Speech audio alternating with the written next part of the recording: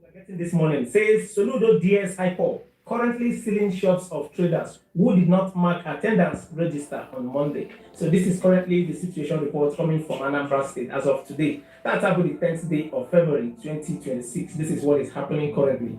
That now the governor of Anambra State, who Professor Chukwumacha Soludo, is currently sealing Anambra business traders, the shops of Ndina Biamo shop yesterday. And then I was wondering, does it mean that these our leaders are they keep record of what has been happening? Some of you remember when the governor of Enugu State, Buputamba, tried such kind of a thing in Enugu State. It did not end well. It led to the murder, massacre, killing of so many. Yes, welcome. As you're joining me, good afternoon, good evening, good morning. Depends on your time and your location. This is Biafra TV, bringing you a message of reminder, a message of repeating things that are happening that will change your mind, or that is going to make you to understand what we are doing. Those on the real track and those that are there to deceive you within the name of that they are fighting for freedom for you, why they are all working for the Nigeria government. They might present themselves as if they are working for you, or they are doing anything to Biafra to be achieved. Rather, they are there trying to destroy the movement and pretend as if they are the one that is piloting their phase of Biafran movement. Why their intention is to destroy the movement. So please, as I welcome you, please try to welcome one another by liking and sharing the program. Our program today centers on the issue of those betrayers, the history of the betrayers that's happening in apartheid regime, which they use organization called ANC. And you can see the name India people use also when they were fighting for their freedom. Like what we use, Brgie, when we are fighting to go to the level of our real declaration of United States of Biafra. So all these two groups, Africa, South Africa, India, they all have organization they use. And inside all the organization, there is those that betray the movement. There is people that their work is to betray the movement. It happens to them like what we, the people of Biafra, under USB, is passing through today, even those that use the name of Brgie today to deceive our people, like those who also want to use the name of NANC, and also the group in India also, to deceive their people and to betray their people. When their leader was arrested, when Nelson Mandela was arrested, the people who tried to do things in their own way that betrayed the movement was claiming, was also insulting people, was calling people all kinds of names, labeling people terrorists, fake, Fulani, this are in our own time.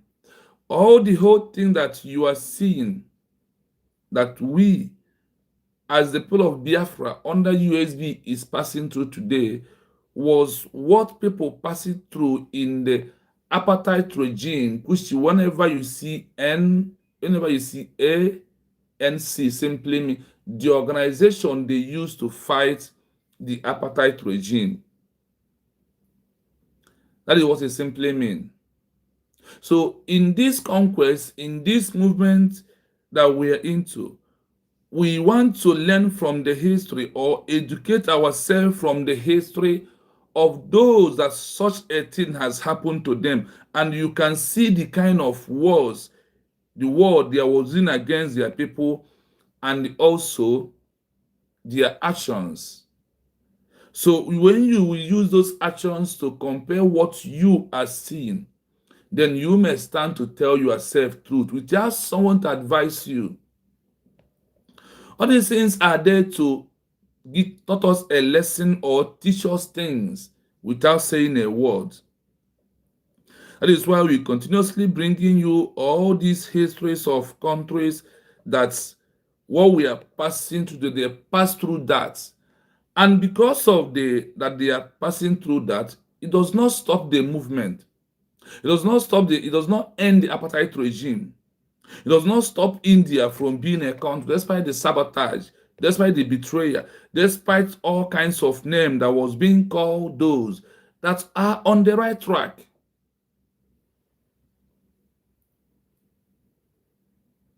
These are things that happens in the world. These are the current things that we are seeing today. And I want to tell you one thing, that we are not going to achieve Biafra without passing all these things, because these are the things that will make the movement that we are into. These are the things that will make us to value Biafra as a country, like the way every country that was declared, that has their documents, that their people signed for their country, what they all has done in the past. Not like that amalgamated country that nobody signed signature or nobody agree that we want to answer this name. The name that was being given by a mistake can never be valued. And that mistake is what is causing the problem that we are seeing through today. But we, as people of Biafra, who agree in within ourselves, gathered together and agreed that the name that we want to answer in this present 21st century is United States of Biafra, that has vote of over 90 people that voted that the name is United States of what? Biafra. Let me tell us this thing today. Do not expect Mazda Kano to accept USB or answer any question concerning USB or autopilot, or do not expect Mazda to answer about Brgie and USB. Do not expect that. Also, do not expect Simon Ekpa, the Prime Minister, to begin to answer or proving that he knows that USB is in existence, because he was not there when the declaration happens. He can only answer questions, depends on things he knows when he was in the Brgie. That is where he is with us before they took him out. So all this new development, all this new transition, do not be panicked when he is not saying anything. That is why when he comes out, if Mazana comes out, Simon will render account and the level he took the movement into before he was arrested. Now, Dr. Ngozi Oraveze will give account or hand over to Simon Ekpa as somebody who endorsed him as the surrogate, somebody who endorsed him as a COS, and somebody who endorsed him as they told him to please protect the mandate. This is how it goes. That is why you don't have to be confused about anything. That is why you could not blame Simon or blame Hasan Nnamdi Kanu. And when it happens, the enemies are the one who always trying to shut all the doors that these leaders we used to know the truth that is happening. Somebody may say, did our DPN has a way of talking to Maz Simon Ekpa, the Prime Minister? The answer is yes. But there is one thing you must understand. The way of our government, now we are in government, is quite different from the way we are when we are in a group like Brgie or an organization like called Brgie. When we are not doing things then as a country. But today, this government must prove that they met the criteria to be a government of a country. So some things will be sounding to us and will sometimes be bothered and being looking at if that the government is not communicating with Obatobia Simon Ekpa. When Mazen Nandekano was being kidnapped and sent to Nigeria, Obatobia did not send any delegate to go and meet him in the prison, in the SS dungeon. But it's always said that he's taking his word from the heart of Mas Simon Ekpa instead of Mazen Nandekano. And the way it is today, do not expect our DPM to drive in because of maybe Finland, the way it is, did not give us that chance. Or did not give the government to go there, to avoiding losing two people at a time. And we don't want a story. If our DPM is going there, she must go silent on her own. She doesn't make it openly. Because Notice Me cannot help in this stage we are. Notice Me that I went here, I am the one in charge, cannot. But what is matters most is the actions that are being playing out is what matters so much. I hope you don't come back there again. We are seeing what is happening in Old Anambra. Today, the illegitimate government of Soludo has shut down, closes the people that peacefully sit at home on Monday. Other things are gearing towards one thing. Those that their shop was being locked need to make sure that those that they open their own also being locked. They have all by now besieged those shops. You know that Peter and Bat prices in Enugu does not work. But the issue that our people are so naive. Our people are under pressure at all times. Igbo people have become the what people used to mock all over the world today. They are making mockery of us in the entire world today. Because of what? Because of inability to stand on a hard time. So those in the main markets that their shop was being closed because of those that betrayed you, you should not surrender or retreat. Rather, you continue the protest in those shops that agreed to open because they are the betrayers among you. In everything that is happening, in every association, there must be a betrayers. Those that who obey the command, I want you to know from the beginning that you and them are not in the same category. They are also the one that push Soludo to all of you to be coming out.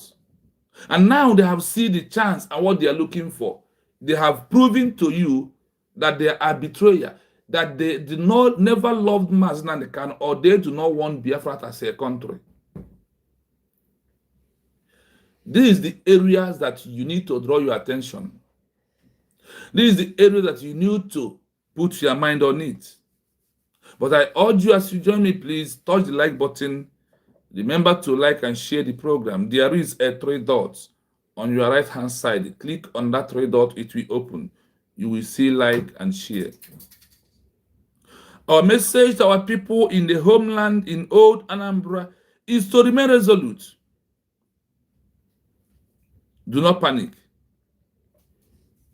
It is very, very imperative at this that we are into That we all understand that the enemies are doing everything to conquer the movement or to stop the movement. You can see through the so-called military, those who claim they are liberation military, what they are doing and how they are doing it.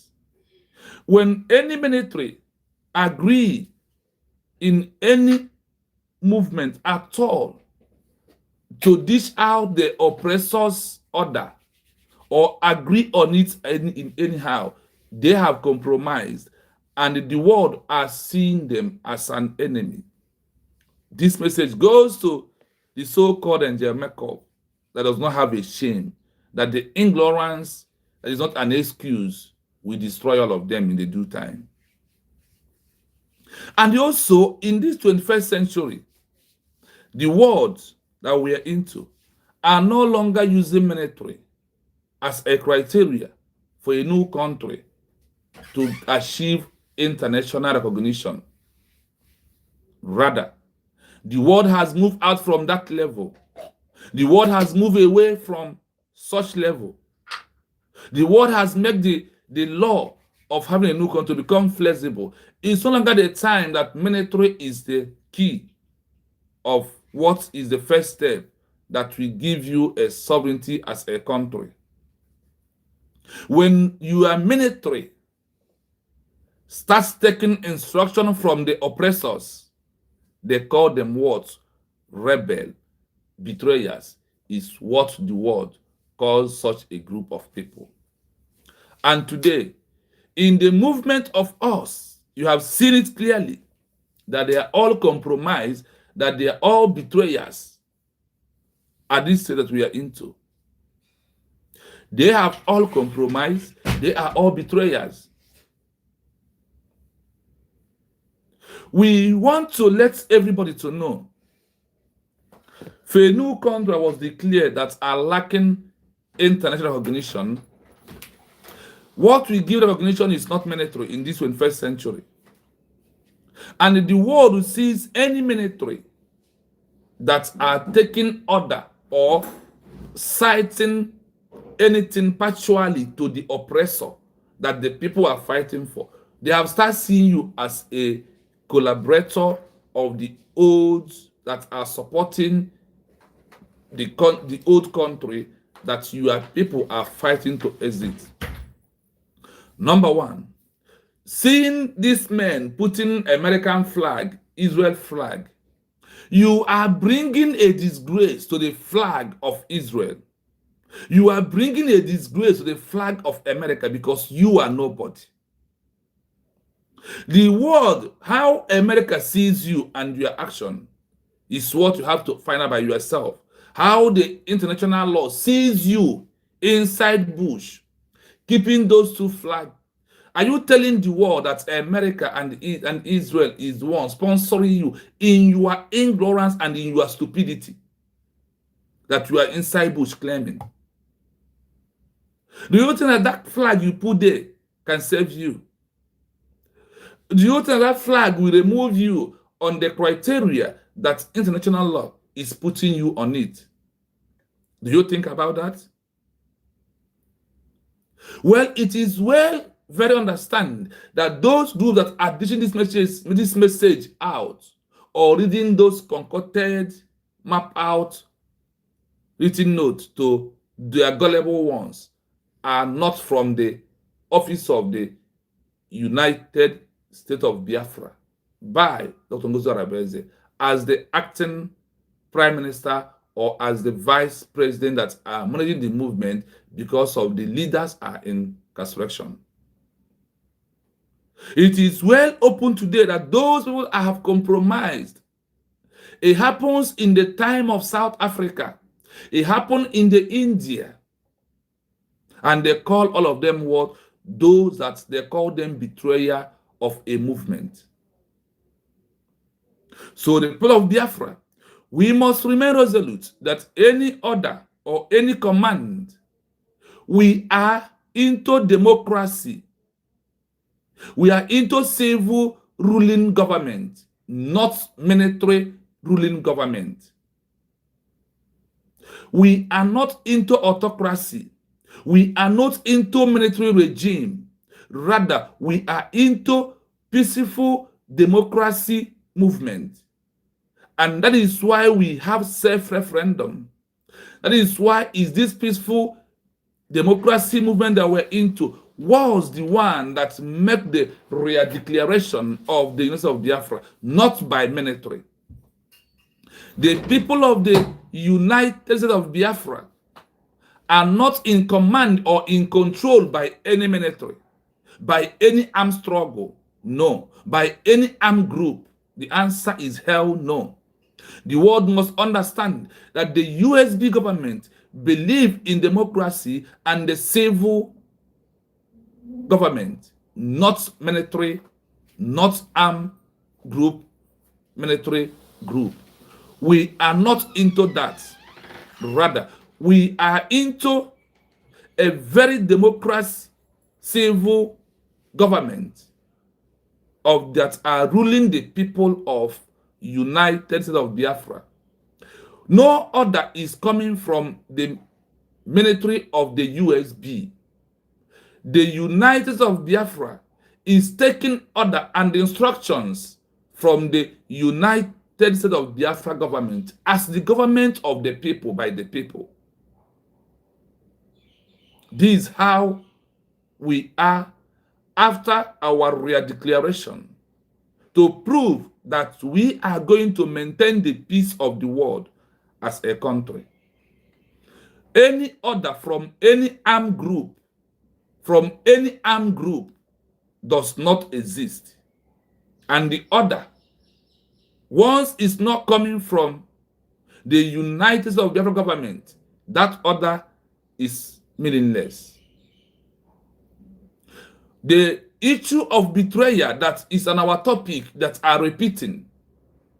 What happened when Nelson Mandela was fighting for apartheid regime of those that betrayed him through the military and those individuals that works against him, even those that delivered him to the hands of US that arrested Nelson Mandela, the man who tried to change the narrative, who tried to give people a good life, that US come against him. Who do they use? They use his own people. They use those in the military that are supporting, claiming that they are supporting Nelson Mandela on issue of organization called ANC. On that, the people betrayed Nelson Mandela and they started teaching order. When people are talking about sit at home and people is obedient, they will be the one that are condemning the others. That's what people are using to remember their leader and the world to know that something is going on here. Whenever you see such a person, then you will know that those are betrayers.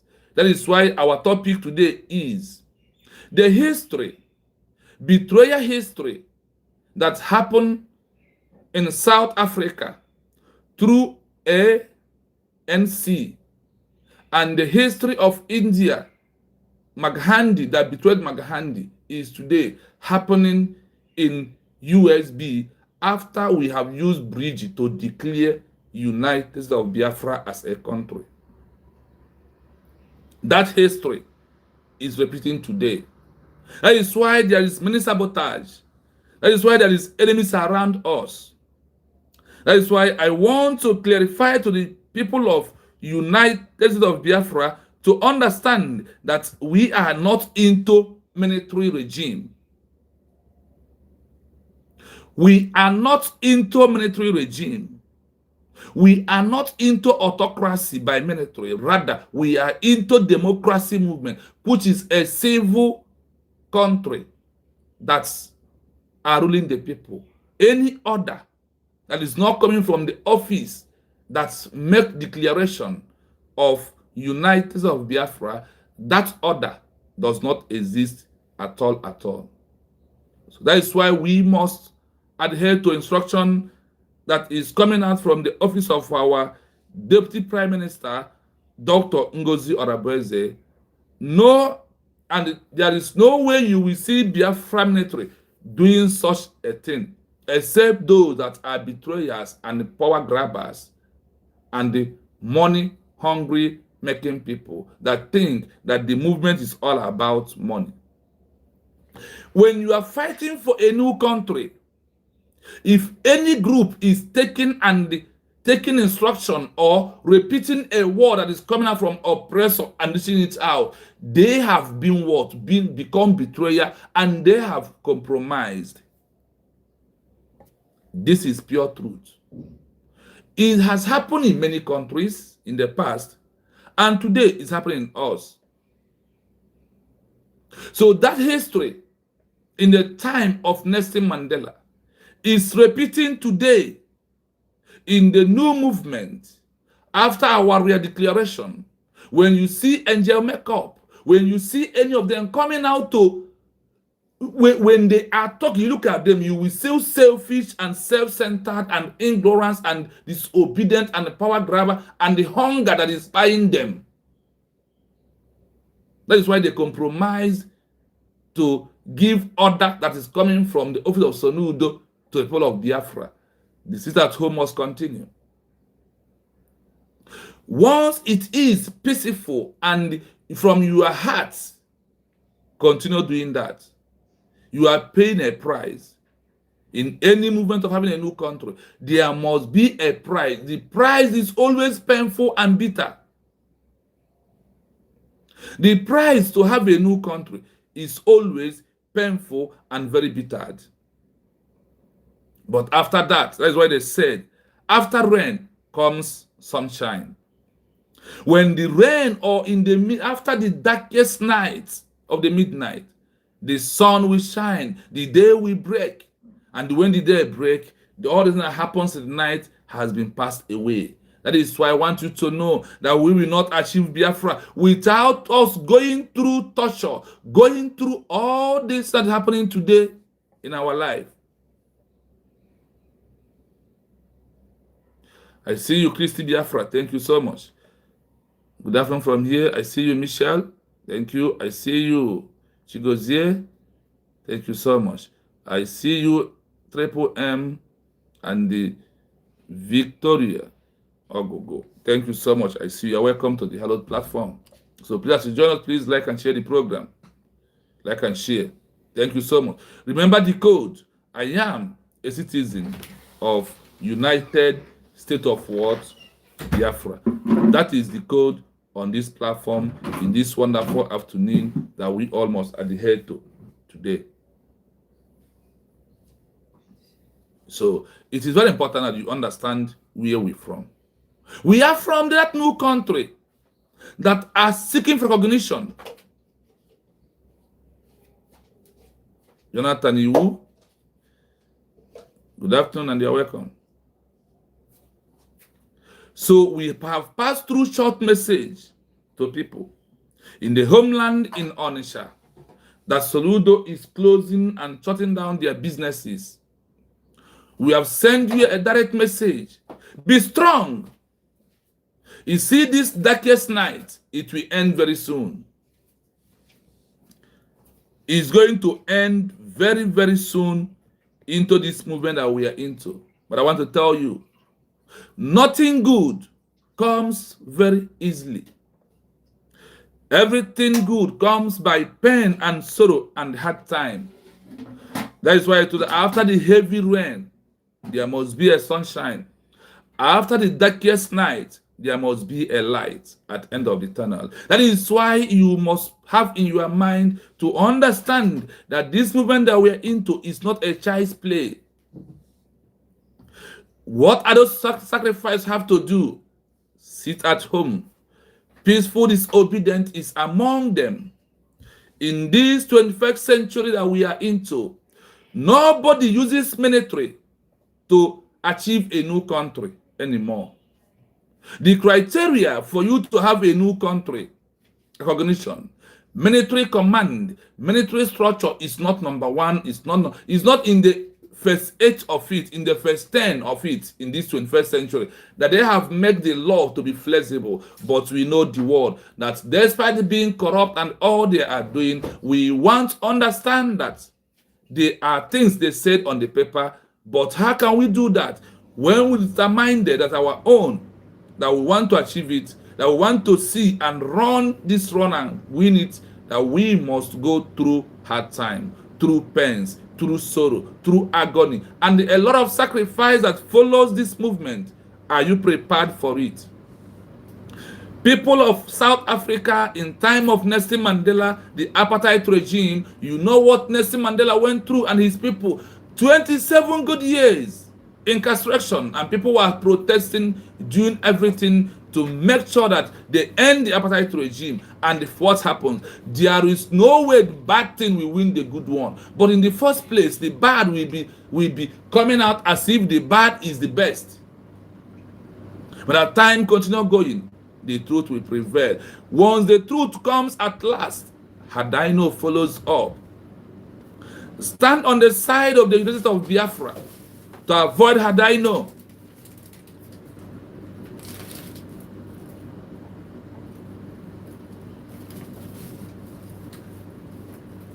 So, the United States of Biafra is existing in our territory.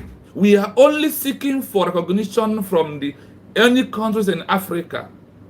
And the Biafra recognition will end all this genocide, all this massacre, all this insecurity that is going on in Nigeria. Because Biafra is the solution. Nigeria or the people of Africa are still down because of the denial of this country that are coming from the rising sun. When you close the sun, there will be a darkness everywhere. Remember, it's only from us that we are living in the area of the rising sun. Where the sun rises and goes down to, we are the only one. So keeping this rising sun down is keeping all the entire world down.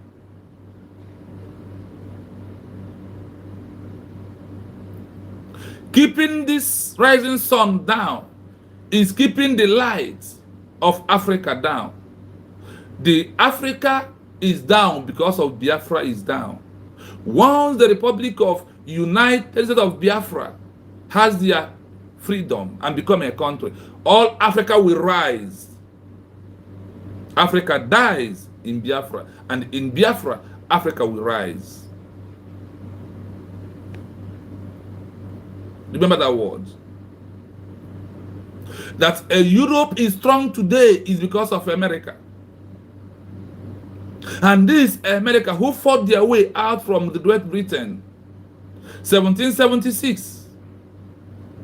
When America fought their way out, the first country ever that recognizes America is Morocco in Africa.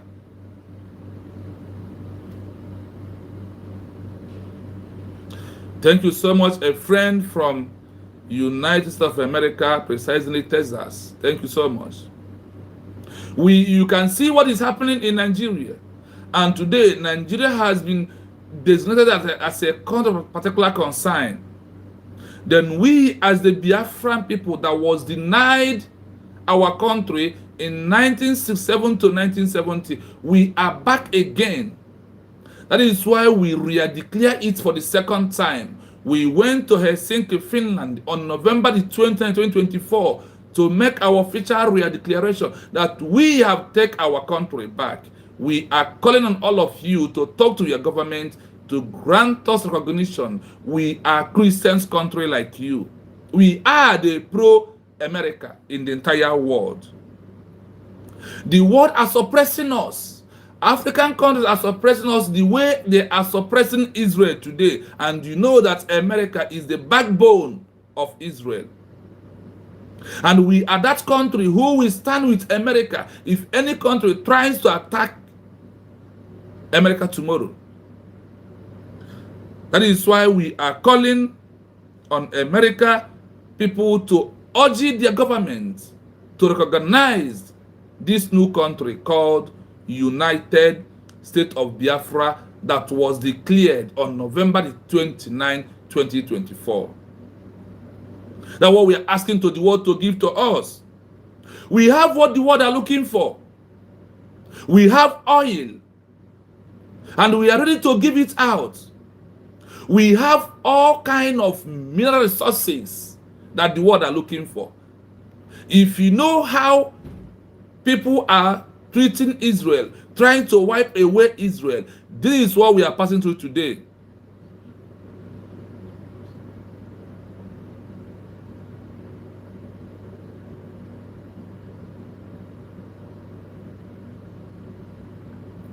So, we are calling on all of you, America, to help us on the level of international recognition that we can defend ourselves, that we can prove to every existing country that we have what it takes to take care of ourselves. And by Biafra becomes a country, all this genocide that is going on will stop. So we have laid emphasis enough. Going back to the what brings us here today is that we have those that have betrayed the movement. We have those that did the same thing when Mahatma of India is fighting for India freedom from the hands of Great Britain,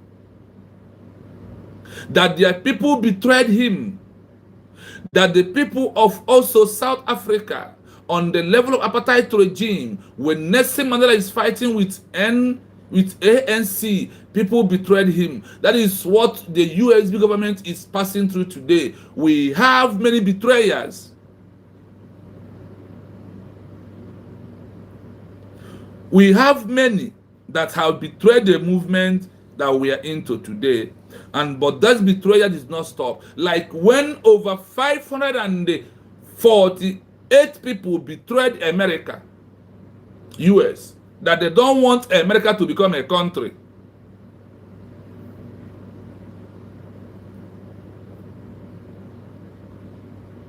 When the people of over 548 people in America and also the Anglican bishop supported Great Britain, that they prefer to stay under Great Britain instead of America to become a full country. And remember that it is only 56 people, congressmen, signed that America should be a country. America should also remember that after they have got their independence, after they have declared it, that first country ever that recognized them as a sovereign state is a country called Morocco in Africa. Before France, we seconded it in their history. The same thing is what we are looking for today. Nigeria has denied us our own heritage. They have kept us pressing us. There is massacre. They kidnapped our leader, Mazi Nnamdi Kanu, all the way from Kenya down to Nigeria and sentenced him to life imprisonment.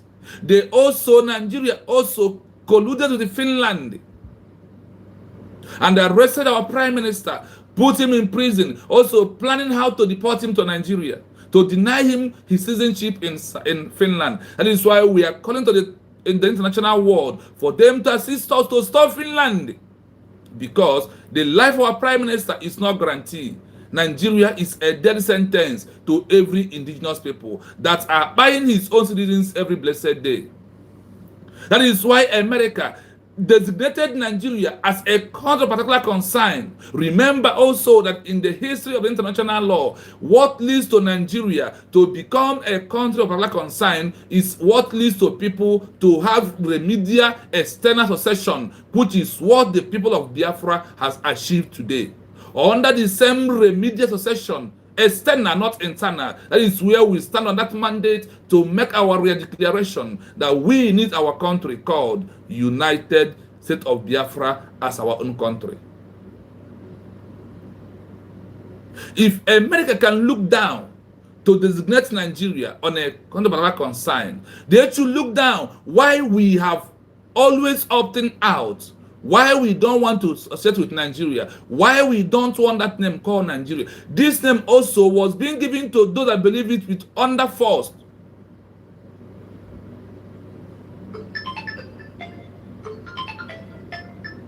It is very imperative for the world to know that nobody agreed to answer Nigeria.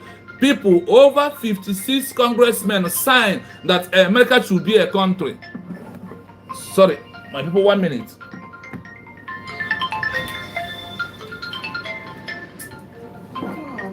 So, take the phone now because it's disturbing me. Please don't silent. So, my people, it is very imperative for you to know our history and know what we are doing. And after, in our real declaration, we send over 1,500 delegates to Finland to go and re-declare a country called United States of Biafra. So after this our declaration, we have our document in our hand. We have a government in exile that's based in the America. Our deputy prime minister, Dr. Ngozi Okonjo-Iweala, lives in America, and we have opened our embassy in America according to the law, call it organization. We have also opened embassy in Germany, registered it as organization. We are also, this time around, the government is also issuing the ID card of the people of United States of Biafra to prove that we are the citizen of the United States of Biafra. In the homeland, the government also built a very intelligent military through HIL that was giving them instruction or that was teach them how to become a military. So we have all this already. And in that law that proves that we are a country, that means of the criteria is permanent population, divine territory. This, we have over 50 million Biafrans that voted on our own self-referendum that they want Biafra as a country. On that also, we have a defined threat, which is 40 states. We have 40 states that made up of United States of Biafra. We have effective government ruling by Dr. Ngozi Okonjo-Iweala. We have the capacity, what it takes to sign any treaty in the world. These are the areas that we have those criteria that we have met. We are calling the world to do what? To recognize us as a sovereignty that doesn't want to belong with this terrorist country called Nigeria that is being created by a white man. We want to have our country that is being created by we, the will of the people. That is why we have over 50 million Biafra that voted for self-referendum. That is why we have over 1,000 delegates, Congress delegates, that we sent to Finland to stand and make the declaration of United States of Biafra as a country, leading by Dr. Ngozi Okonjo-Iweala as the Deputy Prime Minister. And today, the government is waxing strong. So we are calling on all the countries in the world to look into our matter. For them to know that we have given them the right to talk about us. That is why we have met the criteria of external remedial succession. If you look down in the comment section, you will see people doing hashtag, I am a citizen of United States of what? Biafra. That is the code on this platform. To prove what they call internal sovereignty self-recognition. These are the criteria that we have met. So we are calling international community to accept the document declaration that was being sent to them through the office of our Ministry of Information, Ministry of Affairs, through the office of our Deputy Prime Minister also. Accept it, that all we yelled for is what? That we want to have our own country where we can protect our border with ourselves. If you check in the history of the world, the only country that rehabilitated Boko Haram, ISWAP, ICC, Lacroix put into their military is Nigeria. Tell me, how can that happen? Can America do that? Where is that country in the world? It's only Nigeria. No other country in the world. So the people of Biafra, it's a high time that we stand strong.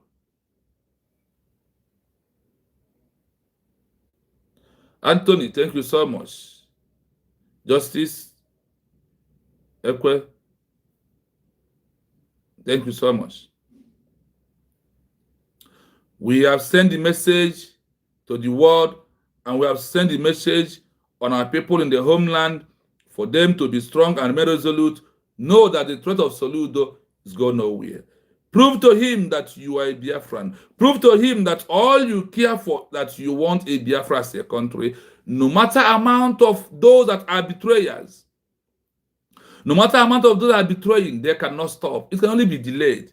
But the time we are into is running very fast for us to achieve our recognition. Is what we are asking the world to give to us.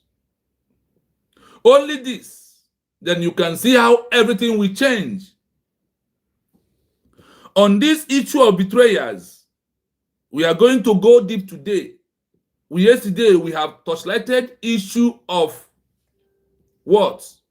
Those that the criteria to know those that they did not betray the struggle. Today, we are dealing with the criteria for you to know those that betray the struggle. That is why we go to the history of South Africa and India, because exactly what we are passing through today, exactly what is happening to us, is what happened to them in their own time. Exactly what we are passing through today is what they all passed through. That is why we, as the people of Biafra, are here. We want to let our people, our brothers, to know that what happened, that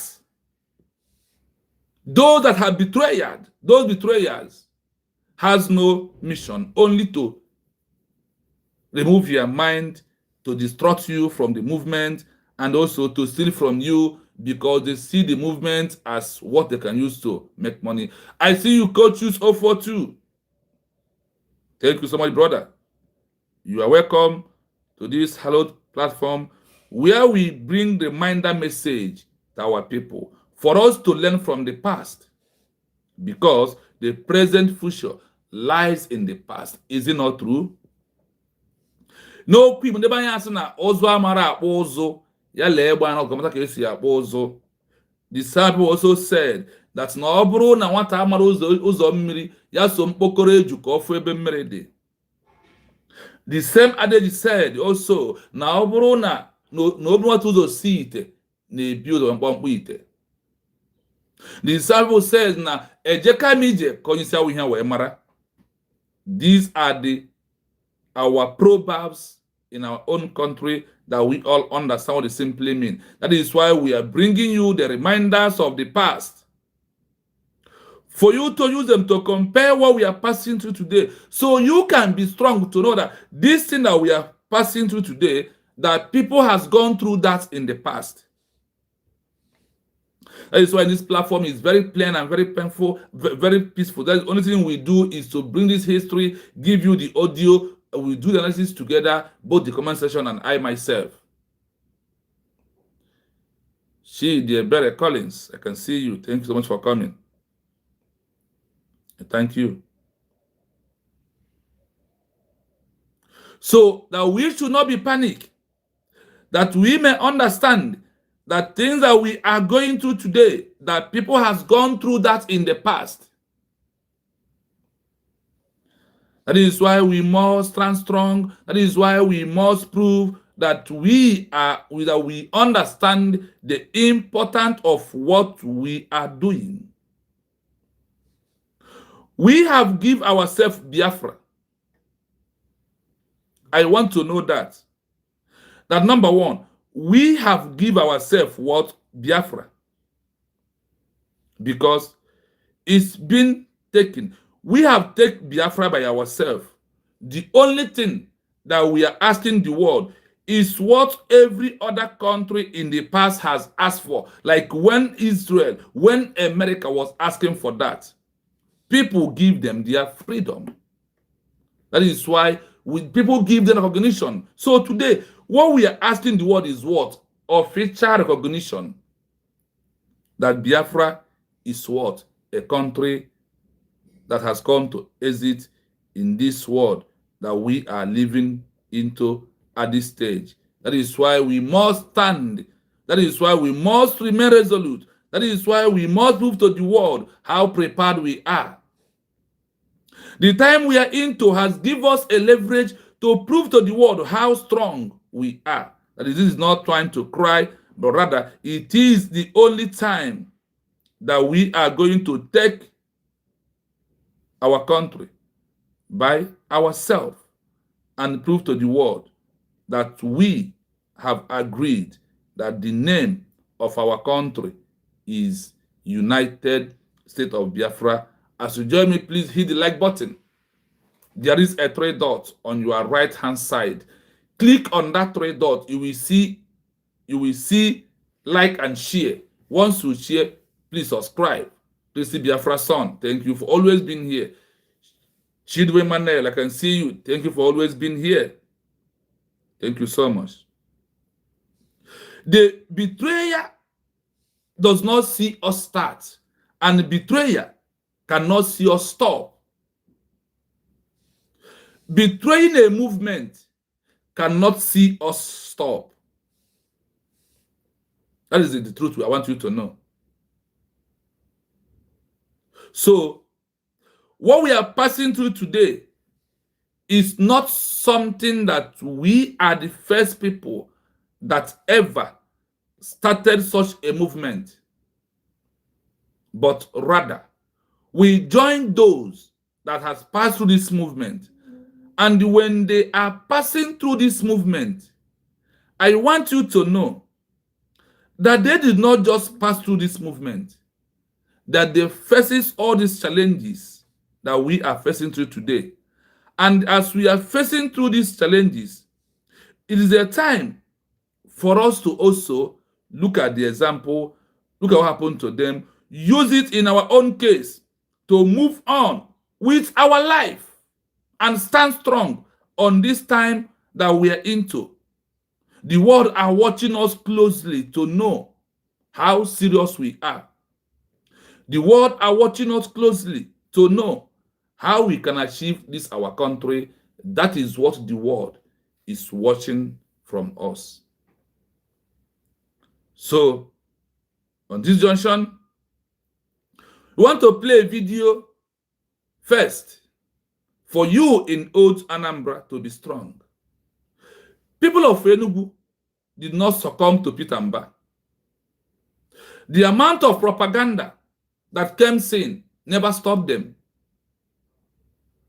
So, because of those that have betrayed you inside the main market, do not panic. They will live to regret what they did today to you. Listen to this. So many innocent people. For some of you that have forgotten, let us refresh our mind with that video. Let's take a look at the video from Enugu State 2022 or 2023. When Peter Mba started stealing shops of Ndina Abiafia on Mondays, look at what it resulted to. Neifor resulted to. Watch this video.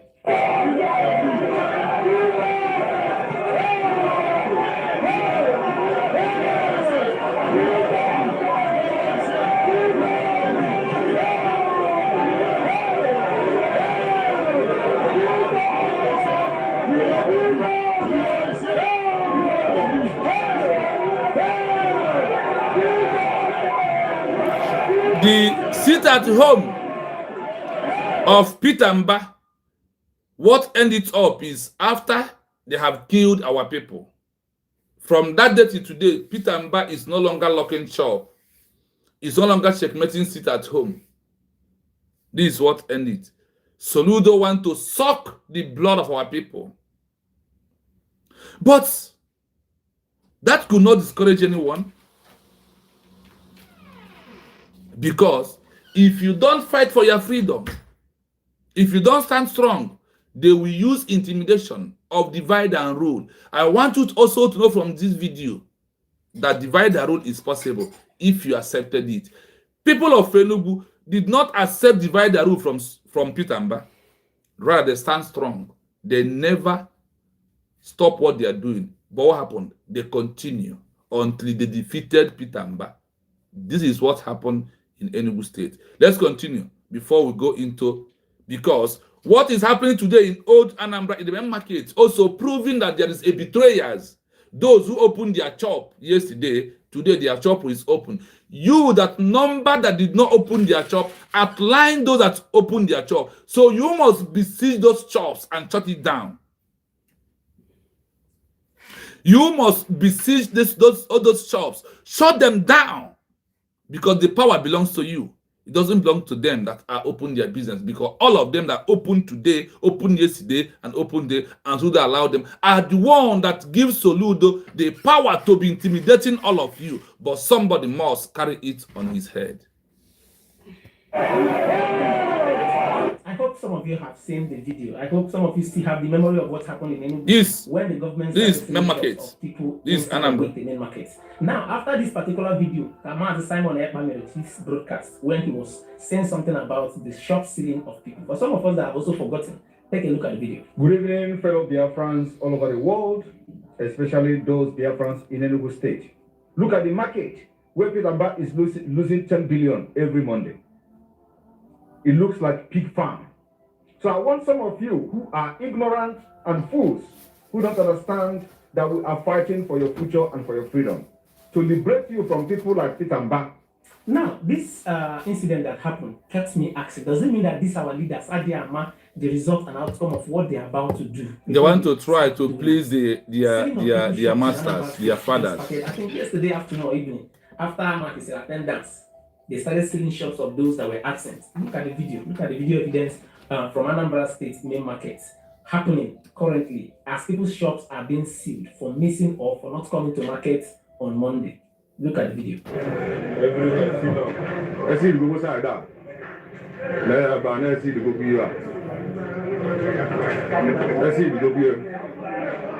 Now, this thing will just result to one thing, the same thing that happened in Enugu State. Listen. Have just ETN the I don't know why our leaders keep falling prey. They are not our leaders. The leaders of Nigeria. Victims. We are always the victim at the end of it. And today, a whole Igbo tribe has been something that a Yoruba man has started making mockery of us. Said about Igbos that are beginning to campaign for. Listen to this man, and you will cry.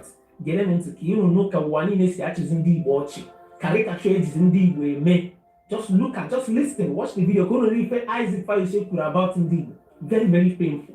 Ndibo, I don't know, our leaders, our leaders, this thing, oppressing, using an Igbo man to oppress an Igbo man. That is currently what is happening in Southeast. Watch the video first. Don't if Isaac Fayose could hear. Then after watching the video, I will now play you guys a video of this guy came from the north, Simon Kennedy. What he said about Nnamdi Kanu. Another possible means Ndibo getting with the freedom of Mazi Nnamdi Kanu. I don't want to say more than this. First of all, let's watch the video from Isaac Fayose, and then after that, I'll play you guys the other videos to watch. Share your thoughts after watching the video. Is this thing the Anambra State government doing? Is it going to yield any fruits, or it is still going to end up in wasting the life of innocent Igbo people? Because that is where I'm seeing it going. Because the same thing happened in Enugu State. It did not end well. It resulted in the buying of people. How do you come and start stealing people's shops? Let's see the business man Diego, his own sweat, his own money. You just come into the market and start stealing people's shops because they chose not to come to shops on a particular day. It will not end well because the Enugu incident didn't also end well. It ended with Obubuebu, innocent people, and that is what this one looks like, what is going to happen. Look at what is happening in Anambra State. Anyways, let me not say much. Get into the Fayose here about our so-called Igbo billionaires and leaders, what they are doing to Mazi Nnamdi Kanu. And then I'm going to play guys a video from Kennedy Simon, going to know the possible means that Ndibo would use and get the release of Mazi Nnamdi Kanu. Share your thoughts and your opinions, and also share the video. Can as always support I will fear. Enjoy the rest of the videos. I'll be right back. Thank God, say I know be Igbo by tribe. That tribe, they are so easy to buy. You just hold money and power, they will follow you like puppy dog. You know, forgetting Nnamdi Kanu for Chokoto prison. But our Yoruba, our own Igbo shall don't come, they don't clear him, and all his sins are forgiven. Now he's going to take royal title from Ile-Ife. But your own Nnamdi, Ide Sokoto, and all of you come, they wear a mandate cap. What a tribe.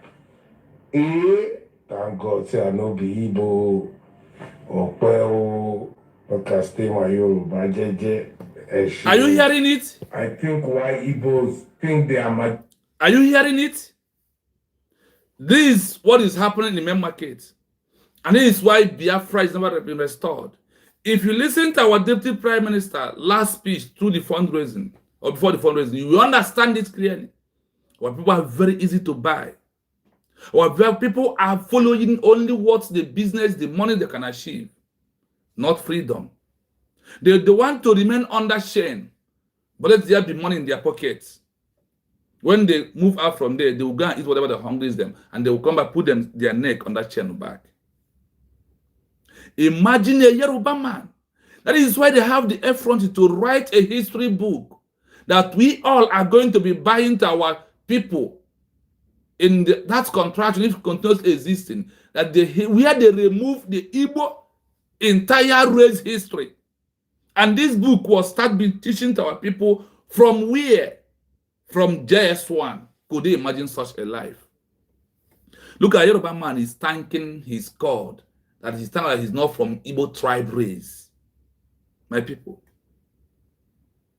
When is all these gullibles? But I want to must tell you one thing. That what should be encouraging your mind is our declaration that we all must continue to support US government. That is the only solution that are going to end all this impunity that is happening today. It is.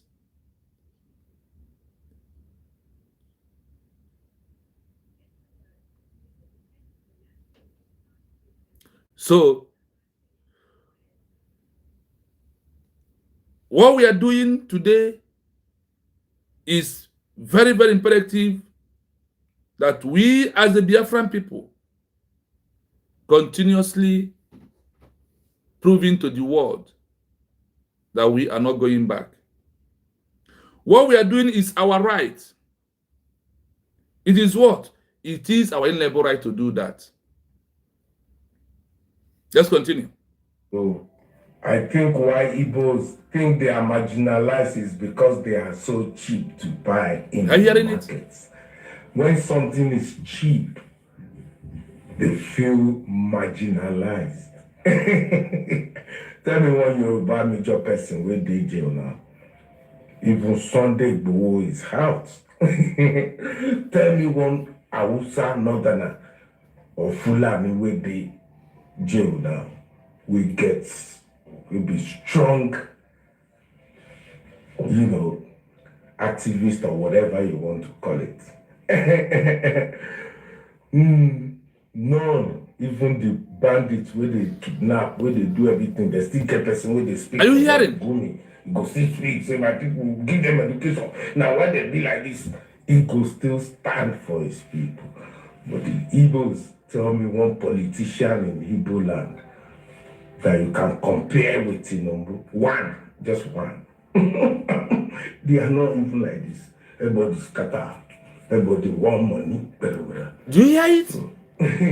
And they come out, they say, we are marginalized. Marginalized by food. The betrayers When has bring shame. And look at Yoruba man making mockery of what Igbo a race. tribe. What a tribe. What a tribe. Are you listening? That is it. It is what it is. That is why we must stand one place with Tokengozo Rabeze. Stand on our own mandate of the declaration, not the mandate of P2B. That when he mentioned that the people are wearing mandate cap of P2B becoming a president in a country where they remove your own history in a book. Chai.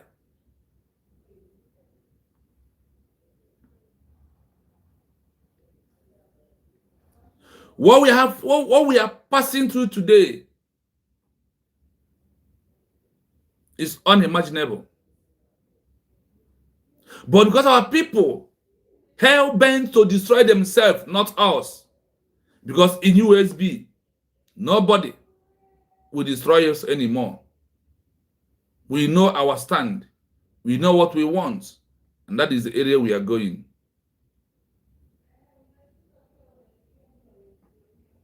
Look at the mockery there. Thank God for USB we are declared. Thank God for our DBS for standing strong at this time, despite all the fight, despite all the saboteurs, despite all the things that are going through after our declaration. Now is the only that time that we have our own government. Look at the Yoruba man making mockery of Igbo race.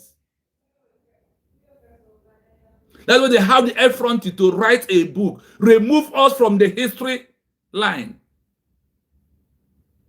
You want to become a president in a country where they don't recognize you. Shame on you. Shame on you and those that are following you. The gospel truth of life. When you are affordable, you turn to commodity that anybody can buy. You're welcome. Thank you, my see you. My brothers don't put the cap. Majority don't sway. Hey, now money there. Potato there. No, I don't call. But my own tribe. You see how many Yoruba they talk self. Apart from majority of Yoruba things say only self now here. Or because I believe in what I believe in, and I believe in a better Nigeria. So I'll keep fighting for my country.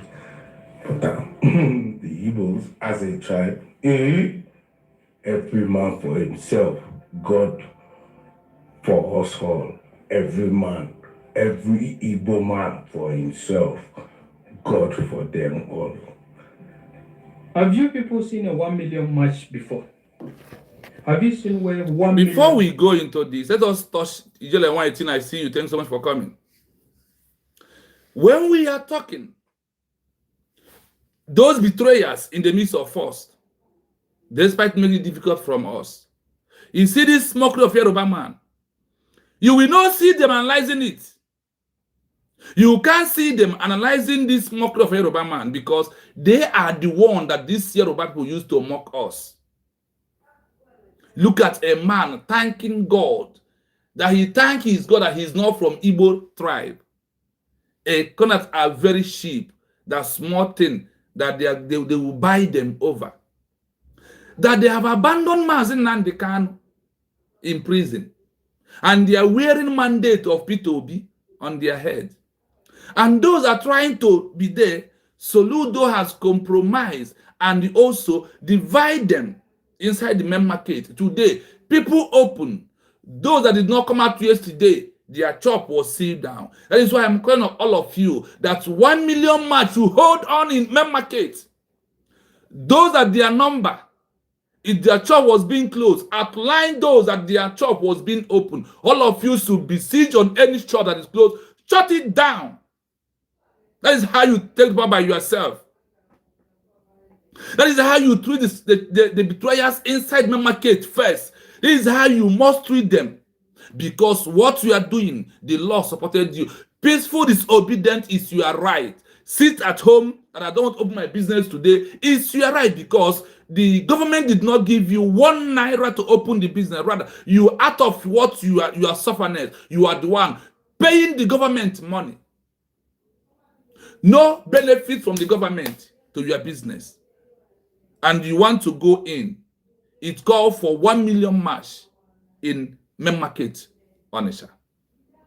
That is why every market in old Eastern region, every market in Biafra land must shut down to support the protest in your area in solidarity with your people. When they conquer one, they will conquer all of you. But if you continue standing strong and proving to them, like what people of Enugu State did to Peter Mba, today, sit at home is happening in Enugu State every Mondays. Go and verify. So you that is supporting one Nigeria, you that are not supporting, stand on the mandate of 1 million march. It's called immediately without wasting time. For all of you that your shops was closed down, now you can see those that have betrayed you inside the main market, inside the business you are doing. Use it to compare how those are betraying the movement of our new country. Those that they are presenting to you that they are on the ground, working, doing nothing. Never want you to be free. Now look at the markets you are into, that all of you are divided into two. You agree that you don't need to abandon Mazen Nnamdi Kanu. The Mazen Kanu is more valued than the business. And those who agree, are you going to remain silent? Or because of this pressure, this fear they want to use to conquer you, then you will succumb and go and beg?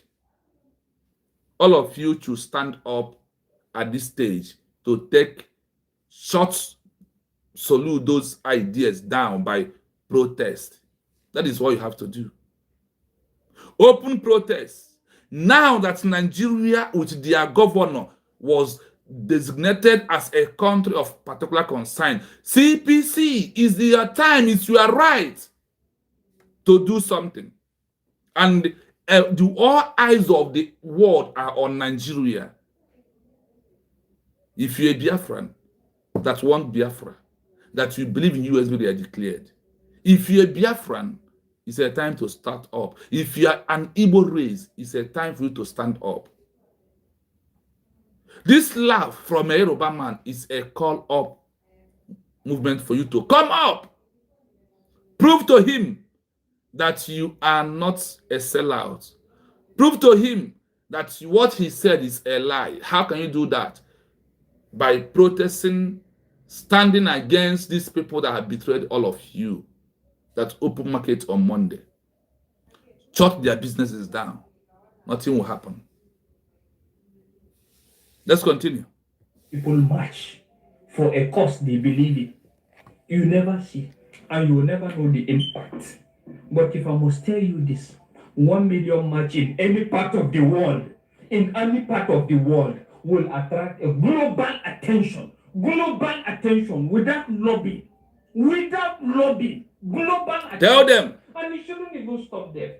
I should believe that at this point in time, any lover of freedom should actually have free Mazen Nnamdi Kanu with his picture. If you're a true Igbo man, I am telling you, with his picture in all. He is not a Biafran man. He's not an Igbo man. And you think it doesn't make sense? It actually makes sense. I want you to know that globally, when people challenge the reality of corrupt bad governance in anywhere, they are actually tagged as terrorists and they are charged with treason. He's an Hausa man talking.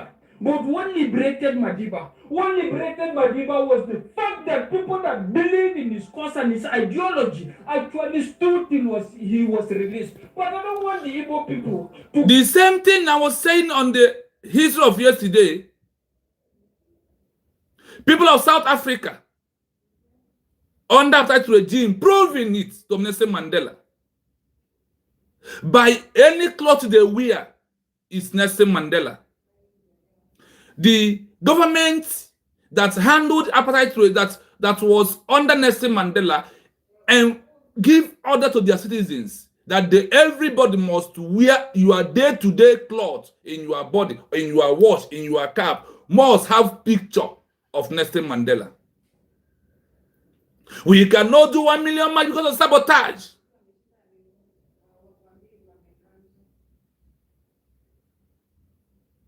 You cannot wear clothes that put picture of Simon Ebanjoko and Mazen Nnamdi Kanu.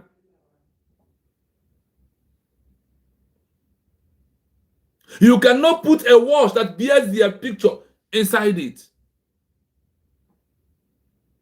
You can't make a shoe that has it. It is a time. Maybe others will tell us what to do. So far, we cannot tell ourselves what to do. An Hausa man is calling for 1 million march. I said it doesn't matter. If it is 10 people in all part of the country we are, what are those sacrifices we are going to do to free Mazen Simon Banjoko? What are those sacrifices? If you cannot live 1 day, 2 days to protest in every country where we are, the order must come from the government. That is how it rose. The apartheid regime, those that fought against apartheid regime under Nelson Mandela, was the one giving instruction, dishing out instructions to those that are going to do the sacrifice, so they can do it in a way it will favor the government that are controlling those that believe in the ideology of Nelson Mandela. These truths are bitter, but we must do it. What are more sacrifices we need to do? Go this way to actually look at the fact that you need to stay this long. But let's look at it. Shey Igboho was pardoned recently. Igboho was pardoned recently, Abi. And the woman. He is crying, because of what Igbos are passing through and what Mazen is passing through. That's why he's crying. Whatever, and the rest of it. And you motherfuckers are sitting down. And if you tell me what is the excuse here, there is no excuse. The Igbos have all the capability. 1 billionaire that is not even a politician, I am telling you, can feed the whole of the Igbo land for 1 million much. 1 billionaire can feed the whole of Igbo land in the spirit of 1 million much. But you will never do that. You will think that the politicians are actually trying to ensure a situation where there is dialogue or whatever, whatever it is. The fact is, what Mazen Nnamdi stood for was something that would deprive these politicians of their power, to actually be actually sitting down and actually be capitalizing on the ignorance of the people. As you are listening to an Hausa man sounding like this, what is coming to your mind? As you are hearing an Hausa man sounding like this, what is that thing that is coming into your own mind at this stage? That our two leaders are incarceration. The ideas is coming. Which one are we doing? In the pipeline, nothing is going to come out of these politicians. And what am I telling you? Am I calling for anarchy? I'm not calling for anarchy. Calling for protest. 1 million at home is not anarchy. Put this to test. Have a 1 million march and see if Al Jazeera, CNN, BBC, every other will not be interested in this without lobbying. But if you think that there's an easy way out of this, the next thing is when I talk now, one lawmaker will tell you, say, no, come out. The federal government get plan to kill you. But the fact is, everybody is dying gradually. Not just the Igbos, everybody is dying gradually in Nigeria. As a result of incompetent governance and lack of rule of law and due process. Everybody is fucking dying in that country gradually, one at a time. Because when you make it all of a sudden, people will talk. But when it's gradual, the way it is, 170 people, the next thing is, a lot of funny things. So if you like, put business over everything. But the fact is, I would like a situation where when you sit down to tell your children a story one day, you should be able to say that there's one man, Mazen Nnamdi, that have noticed that this country was not going anywhere. And the fact that everybody is dying gradually, and he took a stand and we defended him. And at the end of the day, that is why you are what you are today. Every other country in the world have this kind of stories. Every other country in the world have this kind of stories. Yes, before we go into our main program, Foolish and docilely. Because all these are included. And say that there's going to be Our phone number is open for phone calls. If you think you have something to offer on or explain more on this video or what is going on the previous things I have said in this program. So the number to call, still remain that number you know, plus 9733 6051 That is the number you can reach out. Bunch of motherfuckers again. But in my mind, I feel like So saying please. bunch of motherfuckers. And the fact is, let's look at it. You people are unified in one language. What is your population in the globe? What is your population in even Nigeria? That a 1 million march, 1 million peaceful march is not attainable. Do you know the impact of that? Do you know that what that will say to the globe? But as long as this lobbying, whether Christian or no Christian genocide or whatever, at the end of the day, it doesn't actually establish your cause. It will never in any way. But if you feel you want to play safe, or someone is just here making noise, the next thing is they will say, when we come out the last time they kill us, you are pushing us to where they will kill us. We believe in peaceful dialogue. What I'm fucking telling you, motherfuckers, is peaceful protest is also a peaceful way of going about doing things. Peaceful protest is also enshrined in the Constitution. And the fact is, it has a global magnitude of actually changing the story and narrating to the world your plight of what is going on. And it brings down to, in short, you will set the precedence to the world and even to Nigerians what peaceful protest, just like Mahatma Gandhi at a point in time did, that this is what it means to have a peaceful protest that is productive, that changes the narrative. That is the power you people command. And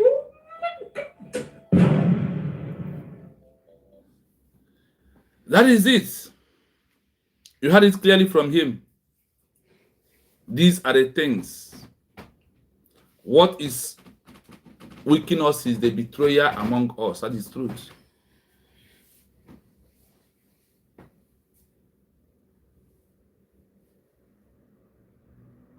Yes, Triple M. Like I said, our line is open. Before we go down to the audio's voice we normally use to give because today is all about the betrayers, the criteria of betrayers and all. So if so far we have gone, if you have anything to say, you can go on and say, you can go on and call on the phone or number plus 9733 plus 9733 6051 337. So let us do our own as individual. Look for a shirt. Give to those that are designing clothes.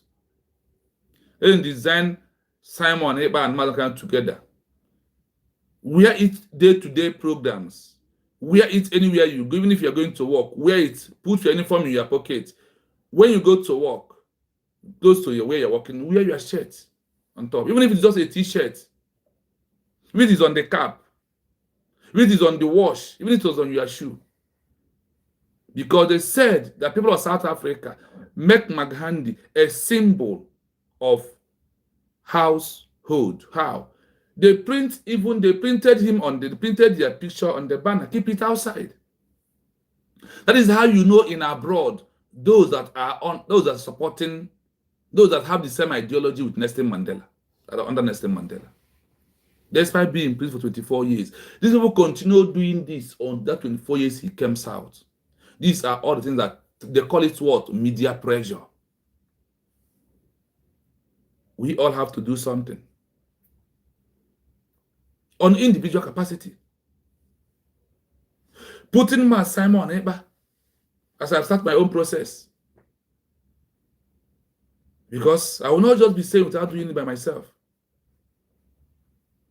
Because my own already will see it on all my plan, all my program. That is what I will be wearing. Mas Nandekan, Mas Simon Eba, their pictures free the freedom fighters. It is a time as an individual for us to do our own, not holding on to the government do their own. It is very important. So we are going to move to the history of betrayers. So you that a betrayer, when this program comes to you, you will ask yourself question. You will use this to know the level you are. It happened in South Africa. It happened in India.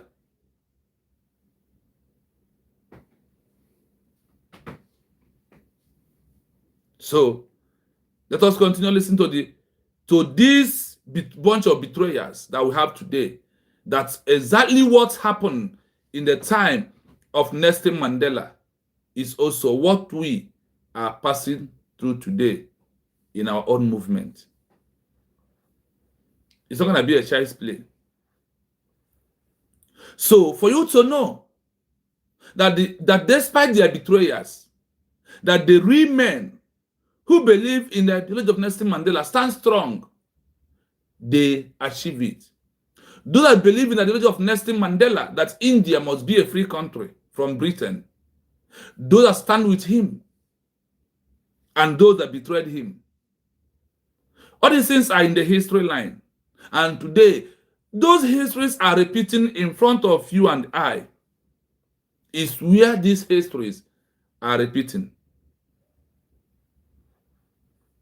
It is very, very imperative that we learn from the past, because the future lies in the past. So you will know that you standing on the side of the United States of Biafra, we are declared by Dr. Ngozi Arabeze that you are on the right track. I see you, Easy Way. I see you, Ada Eha. Thank you so much. I see you. Thank you for being here. As you join me, please hit the like button so others will know that we are live and we are direct and the message can go viral. We, our people, we get in touch and listen to the truth that will set all of us free.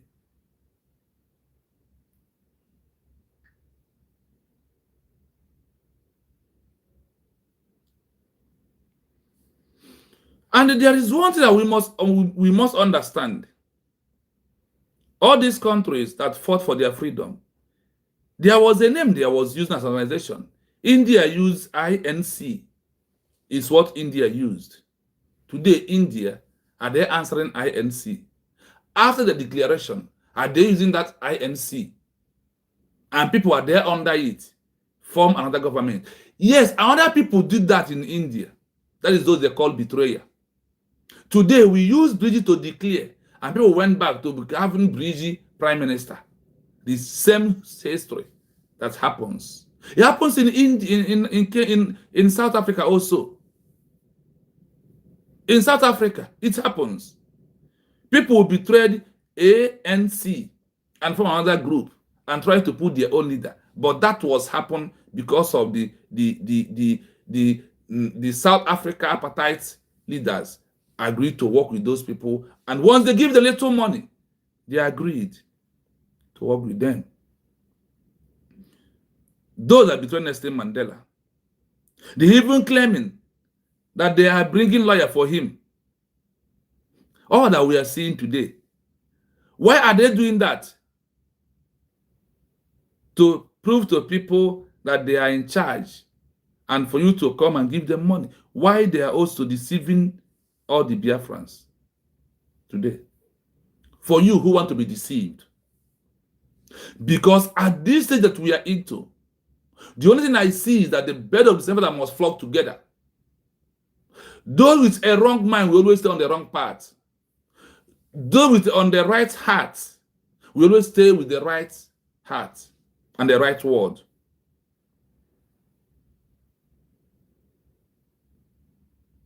It has happened before. It has still happening in our own movement. When I told that we cannot achieve Biafra with all the histories repeating, you think I'm playing? So what is happening? Is it not true? Listen to this. the program began. In any movement for freedom, there are those who stay loyal and those who collaborate with the oppressor.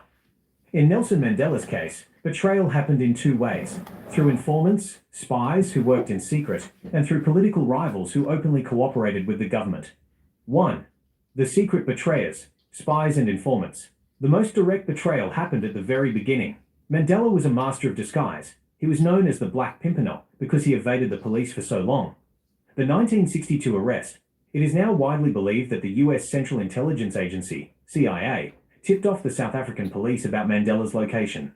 A former American diplomat later admitted he provided the exact details of where Mandela would be driving. The IMPI, informants. Within the anti-apartheid movement, the government paid many people to be spies. These informants gave the police names of activists, which led to thousands of people being tortured, killed, or sentenced to life alongside Mandela. What they did: they joined the movement, pretended to be believers, and then reported everything to the special branch, secret police, for money, or to avoid being tortured themselves. 2. The political collaborators. Some black leaders and groups did not support Mandela's armed struggle or his sit-at-homes. They chose to work within the system the government created. The Bantustan leaders. The government created independent homelands, Bantustans, and put black leaders in charge of them. These leaders, like Mangosuthu Buthelezi of the Inkatha Freedom Party, were seen by many of Mandela's followers as traitors because they accepted a small piece of land while the white government kept the rest of the country. What they did: they often used their own police forces to fight against Mandela's supporters. In the 1980s and early 90s, there was a hidden war where these groups fought ANC supporters, leading to thousands of deaths. 3. What the betrayers said against the believers. Those who worked with the government or betrayed the movement used specific language to attack Mandela's followers. They didn't say "we hate freedom." Instead, they used these arguments. They are terrorists. This was the most common attack. The betrayers and the government said Mandela's followers were not freedom fighters, but violent terrorists who wanted to destroy the country and kill innocent people. They are communist puppets. During the Cold War, betrayers claimed that Mandela was just a toy for the Soviet Union. They told the people that if Mandela won, South Africa would lose its religion and its property to communism. They are making you suffer. When the movement organized stay-at-homes, the betrayers told the workers, Mandela is in a safe cell, but you are losing your wages. These activists are making your children hungry by telling you not to work. They are unrealistic. They argued that the apartheid government was too strong to be defeated, and that Mandela's followers were dreamers who would only bring blood and chaos to the country. Summary: the two sides of betrayal. The betrayer, their action, their argument. The spy sold secrets to the police. I am doing this for my own safety/money. The politician worked with the apartheid regime. Mandela is too radical. We must take what the government gives us. The government tortured and imprisoned believers. We are protecting civilization from terrorists. The supporters of Mandela viewed these people as askari, a word for soldiers who turn against their own people. They believed that those who collaborated with the government were helping to keep the chains on everyone. This history of betrayal is often a sensitive topic in movements like the United States of Biafra, USB. In such struggles, the line between negotiating for peace and betraying the cause is often where the most conflict happens between the people and those who choose to work with the central authority. Would you like me to find more information on how Mandela handled these betrayers after he was finally released from prison? Now we play the audio, we pause, then we do our analysis. After the analysis, we allow our people to call in, like the way we handled the program yesterday. The call will be coming. After the call, we continue playing. Then we continue analyzing it. And they compare to all the groups. Now, before I play it again, bring your mind on issue of IPOB as a betrayer. Bring the so-called Omada Highway as a betrayer. Bring the so-called Brgie movement as a betrayer. Bring CRC and what they are representing as a betrayer. Now, I want, when you called me, use from the history of betrayal of those that betrayed Nelson Mandela in one group. I'd use one particular of this program to address one group, to compare the character of a group in this movement. to prove that the history is repeating really. You must pay attention. I want when you call me, with all the groups that are fighting against USB on this program, you know how many groups are fighting against USB. Even those one Nigeria list, you will find every character here. So I want when you are talking, use one group to narrate, to do the comparison of what the history of South Africa betrayers that has repeated in United States of Biafra government or country that we are into it right now. Have it in mind. That is how we're going to run this program today. But call the name of one group and address them with part of this program today as we move right now. Pay attention. In any movement for freedom, there are those who stay loyal and those who collaborate with the oppressor. In Nelson Mandela's case, betrayal happened in two ways: through informants, spies who worked in secret, and through political rivals who openly cooperated with the government. Now, look at this first session of this program with pure heart. Remove hatred. Remove them of Ngozi Orabeze and come into this program. Whenever you're going to watch this program, I'm referring to those that are making mockery of themselves on social media. In a movement for freedom, there are those who stay loyal and those who collaborate with the oppressor. In Nelson Mandela's case, betrayals happened into two ways: through informant spies who work in secret, and through political rivals who openly collaborate with the government. This is how it happens. These people in our own movement that we are into right now, those that collaborate with Nigeria government, IPOB, and the fallback, CRC. These three major groups, I mentioned their name now. They are working in a secret with Nigeria government. That is why they're underground. That is how they prove evidence that sentenced Mazi Nnamdi Kanu. They are the same people who went to Finland to witness against our President Simon Ekpa. The same Brgie that are claiming was the one who removed Obatobi as the prime minister and put the one somebody they want. Because that is people that are collaborating with the government and the secret spies and the informants. Those like Radio Ramadan giving informants to Nigeria, to Finland. You can find all these characters here as we are moving forward, because in two different ways they betrayed Nelson Mandela. In our own way, it's not two different ways. It's in up to 5 different ways that the betrayers are coming. And those that are betraying the government. These are the areas that needed our attention to draw in.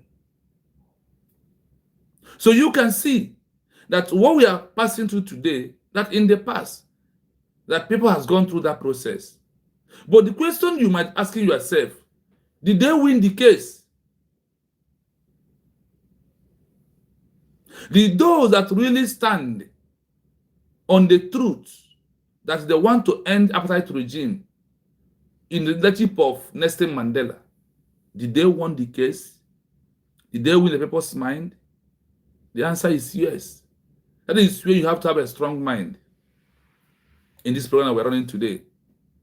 Please, somehow we are under attack. YouTube has started attack. The attack, when the attack come, we are start minusing those that are like the program. Please, I urge you to just hit that love emoji. It's not removing any money from you, but the page is not monetized.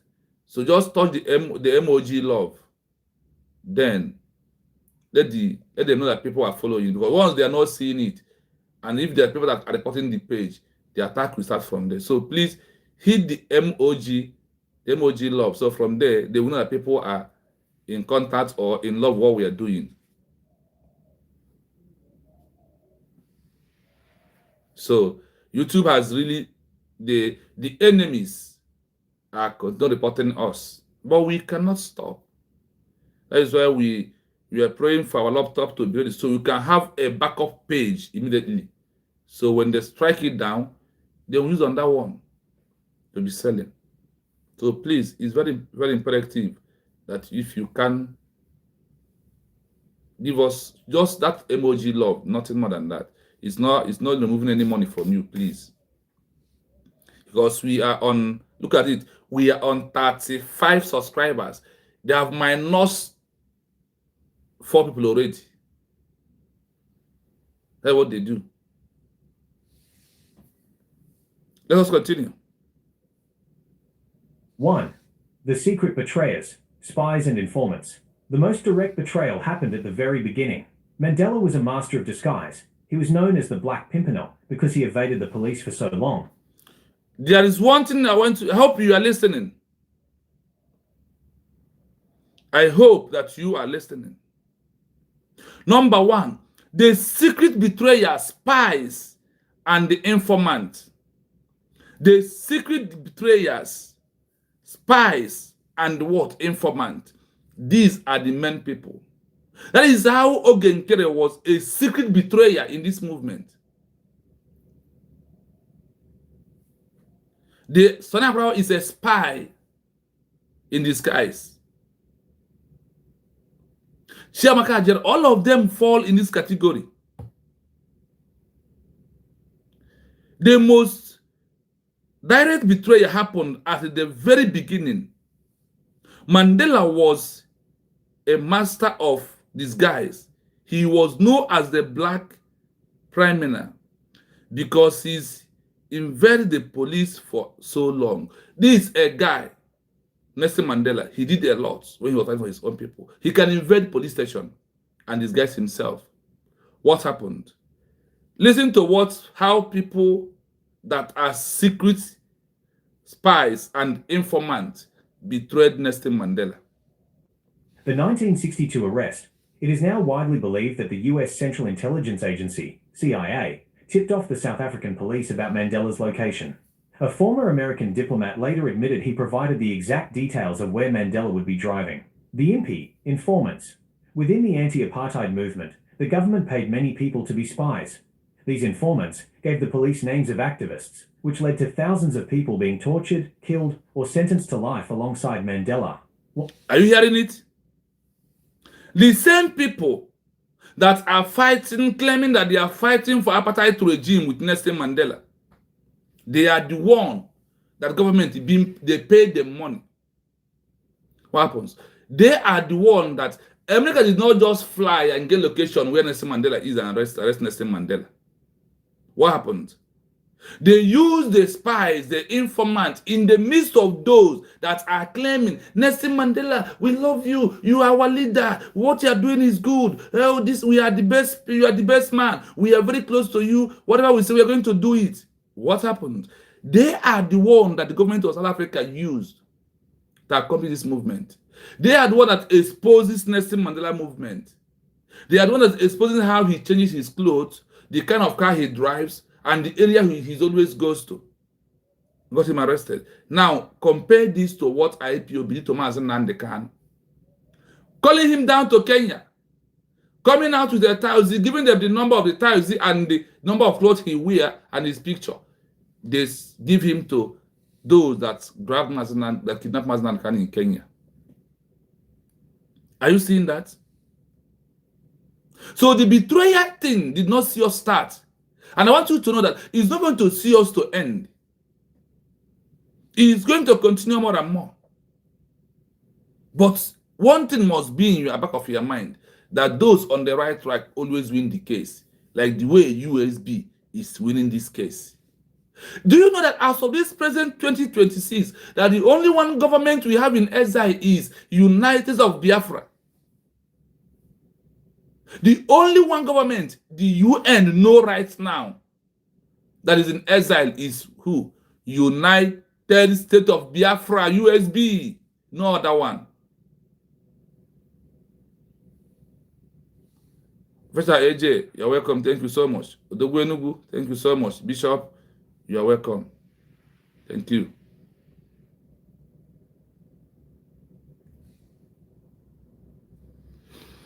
So in this history of Nelson Mandela, those that betrayed him, you can easily find number one, the way they betrayed Mazen Nnamdi Kanu with IPOB, giving his information out, because it's only IPOB authority knows that Mazen Kanu is going to Kenya. What happened? In disguise of the so-called coordinator, they paid money, they use. He sell out Mazen Nnamdi Kanu, bring him out from where he's staying, where they can be able to kidnap him and brought him back. The same way people that believe in Nelson Mandela exposes his color of his cars, color of his clothes, and how he always disguise. They say that Nelson Mandela is a master of disguise. And who knows that he's a master of disguise? Is it not someone who is very close to him? That is how it works. That is how it is. That is how you see the movement of what we are passing through today. That the history is repeating in this our movement. What they did, they joined the movement, pretended to be believers, and then reported everything to the special branch, secret police, for money or to avoid being tortured themselves. Are you hearing it? What did they do? They joined the movement, pretending to be a believer, and then reporting everything to the special branch, secret police, for money or to avoid being tortured to themselves. Now, that time, Nelson Mandela is in the homeland of a country called South Africa, where he starts fighting against this bad government of apartheid regime in South Africa. Those who joined him, you had it here, that they pretend, like when you see Adando Ocho, when you see Mama Duabo, when you see all these betrayers today claiming they all joined because of what? They want to betray Simon Ebanjoko. The same thing is what happened to Mazen Nnamdi Kanu. They pretend to be believers and to report everything. That is why he said he run to Finland tomorrow. He's letting the masters to know the condition. But this last one he went, she did not got any word from Mazen Nnamdi Kanu. The only word he got from Mazen Mandela is that stay where you are, be doing your own. And that is the word of word of our Prime Minister when he was here with us. He said, go and fight for your Biafra the way you want. If you first get Biafra, when we reach in Biafra land, in Biafra court, we judge ourselves. But look at that person who went over to Biafra Minister told her, go and be, all of you should be fighting the way you want. Stop attacking one another. Stop doing saga. What is he doing today? They are the people, this kind of people in South Africa that are pretending that they believe in what the leader is doing. The other man is the one who was dancing when they sentenced Obatobie or when they charged him treason. Is it not true? Now, connecting the dots. Try and connect the dots of this history that is repeating in USB movement. Yes, Obatobie told them, stay where you are. Stop attack. Stop propaganda. That is how you know them. Today, did he stay where she are? She's attacking. She has come back. She joined CRC. Because she's nowhere. And she believed that going to Finland about that simply means that Imam Madabu, who is trying to get lawyer, is the right source. That is why she run away. Nketa, after vomiting, the dog will go back and lick what the dog vomiting from their mouth. That Rama is Nketa, Arana Bagare, everywhere today. Like we go 419. All of them are in the same category. Let's continue. 2. The political collaborators. Some black leaders and groups did not support Mandela's armed struggle or his sit-at-homes. They chose to work within the system the government created. The band. Are you hearing it? The political collaborators, them, they, in all categories of these South African betrayers, they fall into all of them. When I read this history on my own, I say, oh, why is it our own that our people fall into all categories? That is why Mazan Kanu said that the most worst thing is what? The Igbo betrayers, Igbo saboteurs.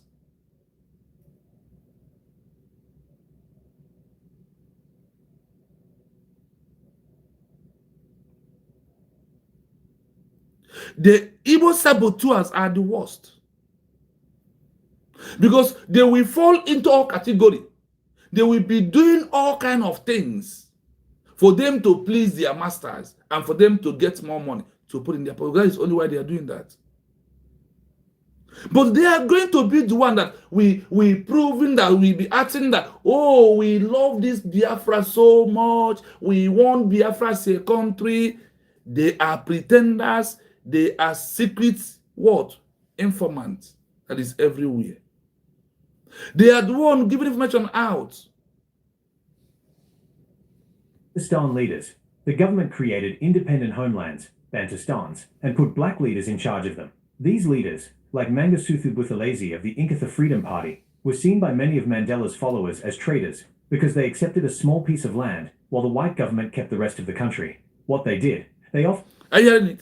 You see these Bantustans that South Africa created, these Bantustans today are fighting again that they want their own country in South Africa.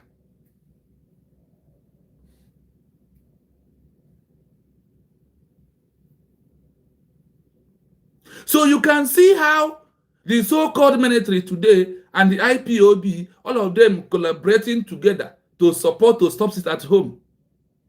I don't want to rush to that because this document carries it at home, what they are doing.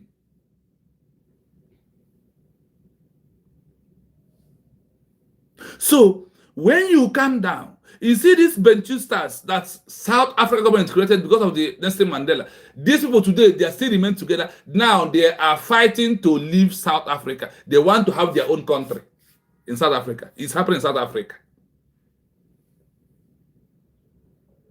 Because no one morokute ni maya. Imama go hit na ko bunne and the obra selu buru onwe. Used their own police forces to fight against Mandela's supporters. In the 1980s and early 90s, there was a hidden war where these groups fought ANC supporters, leading to thousands of deaths.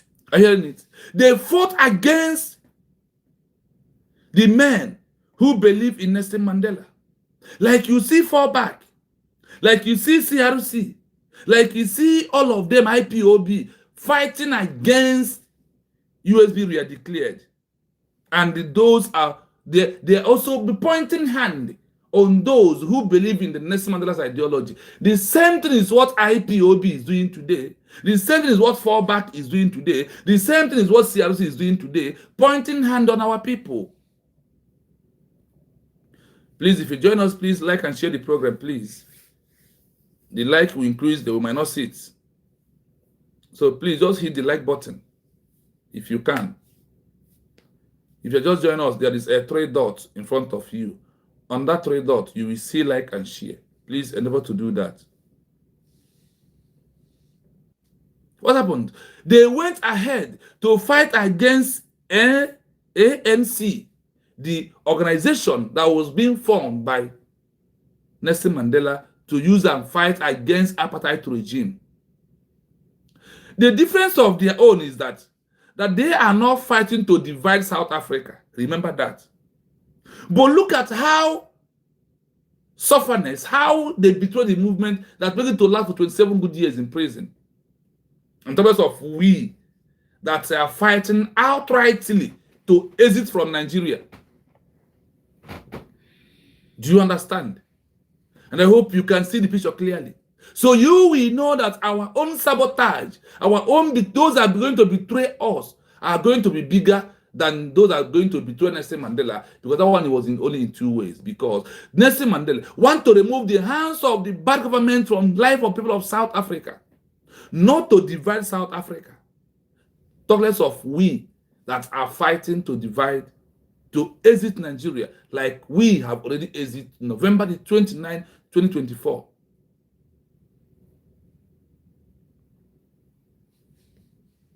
Three, what the betrayers said against the believers. Those who worked with the government or betrayed the movement used specific language to attack Mandela's followers. They didn't say we hate freedom. Instead, they used these arguments. Remember, before we go to the names they have been calling them, what the betrayers said against the believers now becoming to the names I've been calling USB and those that believe in USB. Those who work with the government or betray the movement use a specific language to attack Nelson Mandela followers. They did not say, we hate the freedom. Instead, they use this argument. Listen, you hear the argument. But before we go that, Ogenkle is going to be shouting, Biafra is what we want. What of CRC? Have they come out, even IPOB, have they come out open to condemn the freedom? The answer is, but their actions are condemning, are proving that they don't want the new country to emerge. Their actions, they are doing is part of the things that are proving that they do not want Biafra as what? As a country.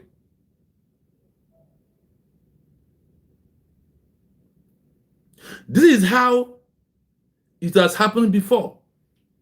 And today, here we are. All these things is not happening in our own crow eyes today. They will claim that they love the freedom, but they are the haters of the freedom. They will claim that they love the freedom, but they are the haters of the freedom. In disguise, they will pretend, but deep down their hearts, they are the one that collaborating. They are the secret informant. They are the one that never want Biafra as a country.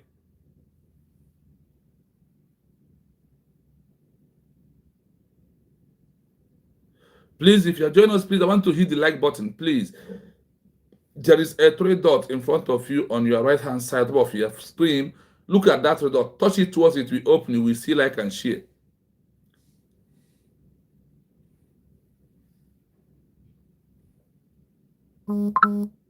Please, I want you to like and share the program so others know that we are like. That's why we are under attack. Seriously. We are seriously under attack. But we must conquer.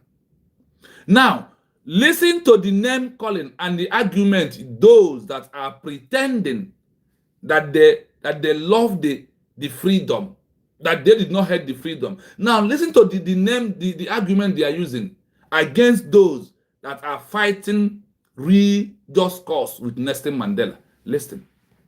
They are terrorists. This was the most common attack. The betrayers and the government said Mandela's followers were not freedom fighters, but violent terrorists who wanted to destroy the country and kill innocent people. What are you hearing today from their mouth against USB? Can someone answer me in the comment section? Is it not what we are facing through today from the hands of all these groups, all these individuals? They are terrorists. This was the most common attack. The betrayers and the government's side Mandela followers were not freedom fighters, but violent terrorists who want to destroy the country and kill innocent people. I ask you in the comment section, is it not what we are passing through today? Now, can you see that in time of Nelson Mandela, that the same thing happened? Now, is it not that history is repeating in what we are doing? Why are you confused? Learn from this history of Nelson Mandela. Today, they are calling USB terrorist. Do you see USB calling any group terrorist? Today, they are calling USB that is it. The same thing is happening in the movement that we are into.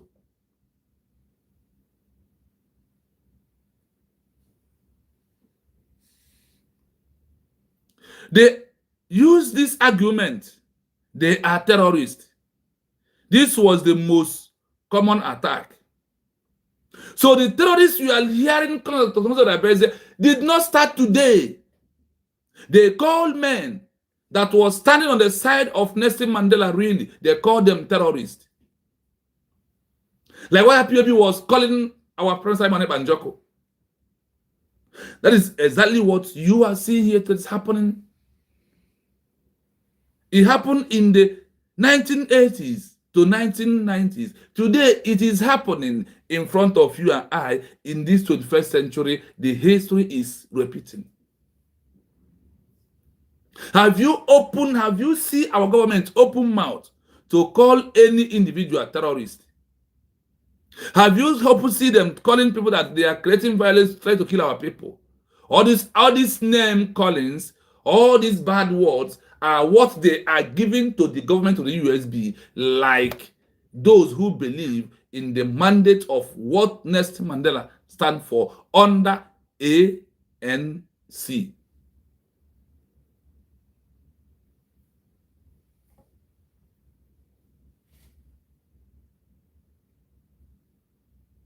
I hope you are listening.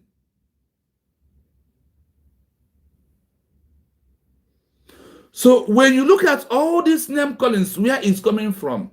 Now, what is coming to your mind? History is repeating. Evidence that they are not doing the needful. Rather, they have come to destroy the movement. Just continue. They are communist puppets. During the Cold War, betrayers claimed that Mandela was just a toy for the Soviet Union. They told the people that if Mandela won, South Africa would lose its religion and its property to communism. Are you hearing it? Today, what you are seeing, I think that Abed is working with the Nigerian government. I think that Abed is the agent of the Nigerian government. The USB is the agent of the Nigerian government. Now, tell me, what do you hear here? What do you listen from here? What is your take home from here? After you have called this government terrorist, and today its evidence has proved that you, the one that is calling assassinating this government, that telling this government bad name, thinking another is working. Look at it said. During the Cold War, betrayers claim that Mandela is just a toy for the Soviet Union. Every day, Ngozi is working for Nigerian government, agent of Nigeria. The same thing IPOB was claiming as Simon Banjoko. These are a bunch of what? Betrayers. They told the people that if Mandela won, South Africa will lose its region. You see how they... Today they tell you, oh, you claim you declared Biafra, but the government has taken over all the territory. Look at it here. Happening, repeating, and we are having the upon mind to support USB, the only government that will take after you, that will be there for you at all time. They are making you suffer. When the movement organized stay-at-homes, the betrayers told the workers, asterisk, Mandela is in a safe cell, but you are losing your wages. These activists are making your children hungry by telling you not to work. The same thing that Uche Okukanu told us or said to the people about that they should stop it at home, that the husband is okay in prison, that he's living very large in prison. They are making you to suffer. That is what makeup and all those that are calling out to enter at home, like that's a neck a criminal is doing. When the movement organizes at home, the betrayers told the workers, Mandela is safe, clear, but you are losing your wages. These activists are making your children hungry by telling you not go to work. Are you listening? Is it not what Angel Makeup and those one Nigerians and IPOB are reaching out? How else do you want us to prove to you that all these are betrayers? After you have listened to this program, what and what is coming into your mind? Listen, They are unrealistic. They argued that the apartheid government was too strong to be defeated, and that Mandela's followers were dreamers who would only bring blood and chaos to the country. Summary. I hope you are listening. That Nelson Mandela will only bring chaos and killing into the country. That is why they have to arrest him, and that is why the apartheid government used to defeat those that want to believe in him. Are you still today believing that USB is working for one Nigeria? If I may ask you. Listen to the history.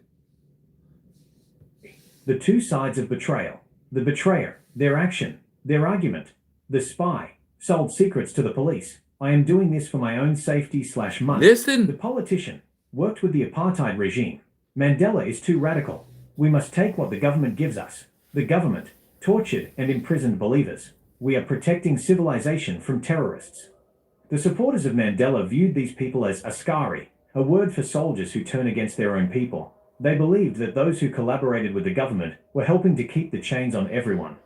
This history of betrayal is often a sensitive topic in movements like the United States of Biafra, USB. In such struggles, the line between negotiating for peace and betraying the cause is often where the most conflict happens between the people and those who choose to work with the central authority. Would you like me to find more information on how Mandela handled these betrayers after he was finally released from prison? No, we're not going to go there for now, but I hope you can listen clearly. Tell me, all this that's happening in South Africa, are you not seeing them happening in front of us in this 21st century?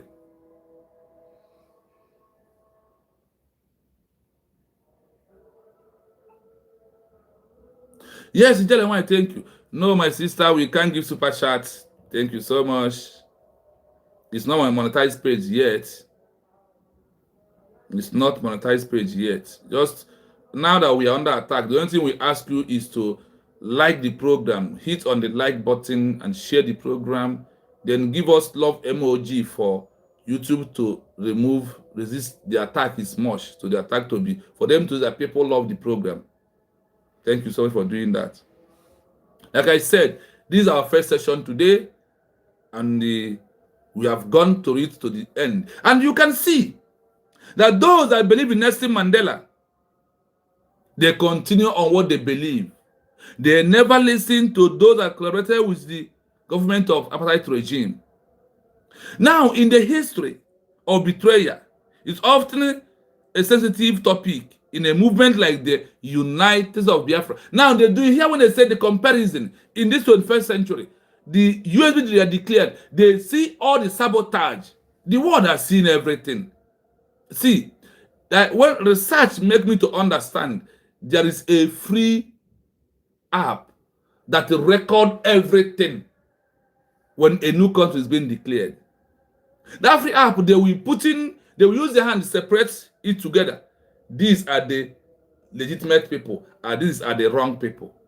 So do not think it ends in social media. It's not ending there. That free app studies everything in the system. I'm telling you the truth. That is what I found out by myself. So today, they are doing the comparison.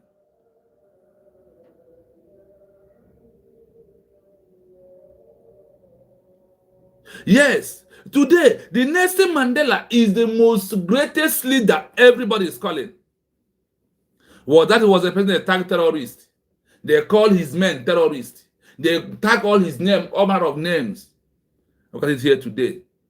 Now they are comparing what we are passing through today on what ANC that under Nelson Mandela work with him, that believe in Nelson Mandela, that the apartheid regime must end. That is where they are comparing USB as the rights people that are fighting for the freedom of their people. No other way. If you talk of Brgie belongs to USB. So anyhow you go around, that is why USB has entered into the noble system of the world, into the archive. Let me tell you this. I went into one app to make a research. Just let me just say, what is this name of this name? Chrome. I walk into it to make a research.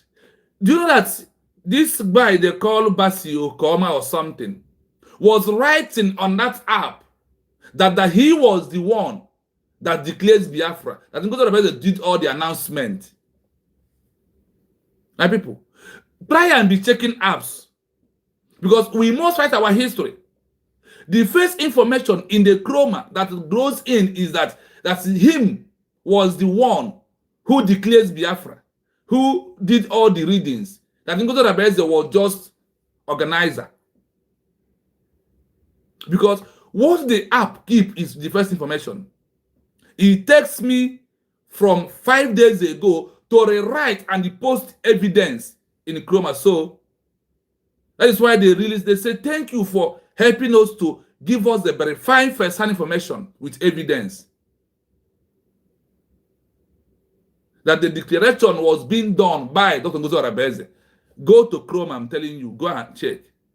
You will see, is it Basi Okoma or something like that? That's a criminal. That is how they run into many apps to be writing junk. And once that first one come, the app will save it as the first information. But try and be searching to all these goggles, all these many apps about USB re declared. You are the one to create that wrong impression. So after that 5 or 7 days ago, I went back to ask them something. They now give me exactly the declaration, who made it, and the which year, and the month it happened. Yes, Bright Okoma. That guy is a criminal. He wants to change narrative. That is why all hands must be on deck. That so-called Bright Okoma, trying to prove that because of that he reads the grievances on that he is the one that makes the declaration. That is what they are presenting with Imam Madwabo.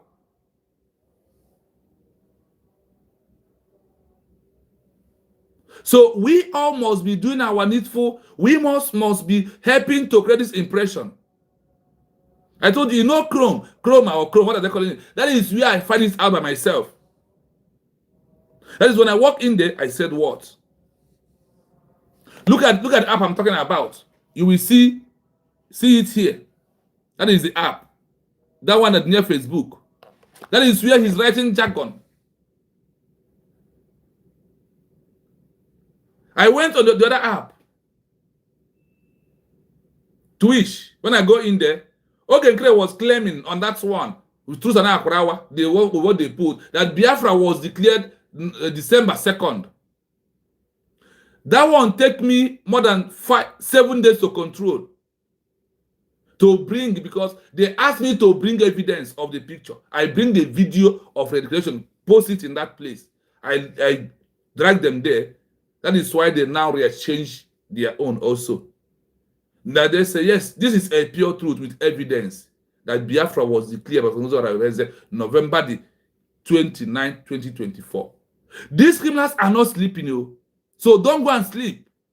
We have a work to do. These betrayers are not sleeping. They are moving into many apps to write jargons and store and ask them, store this as authentic information. So you have tried to go and also research and find out.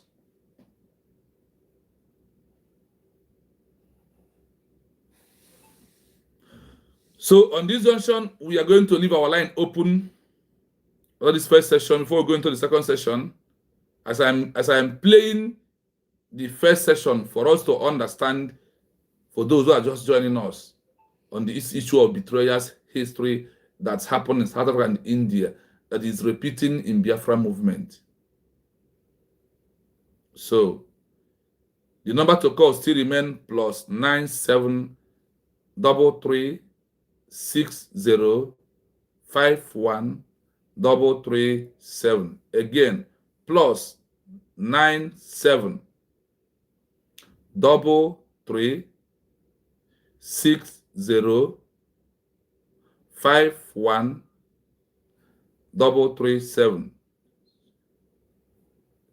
Yes, one.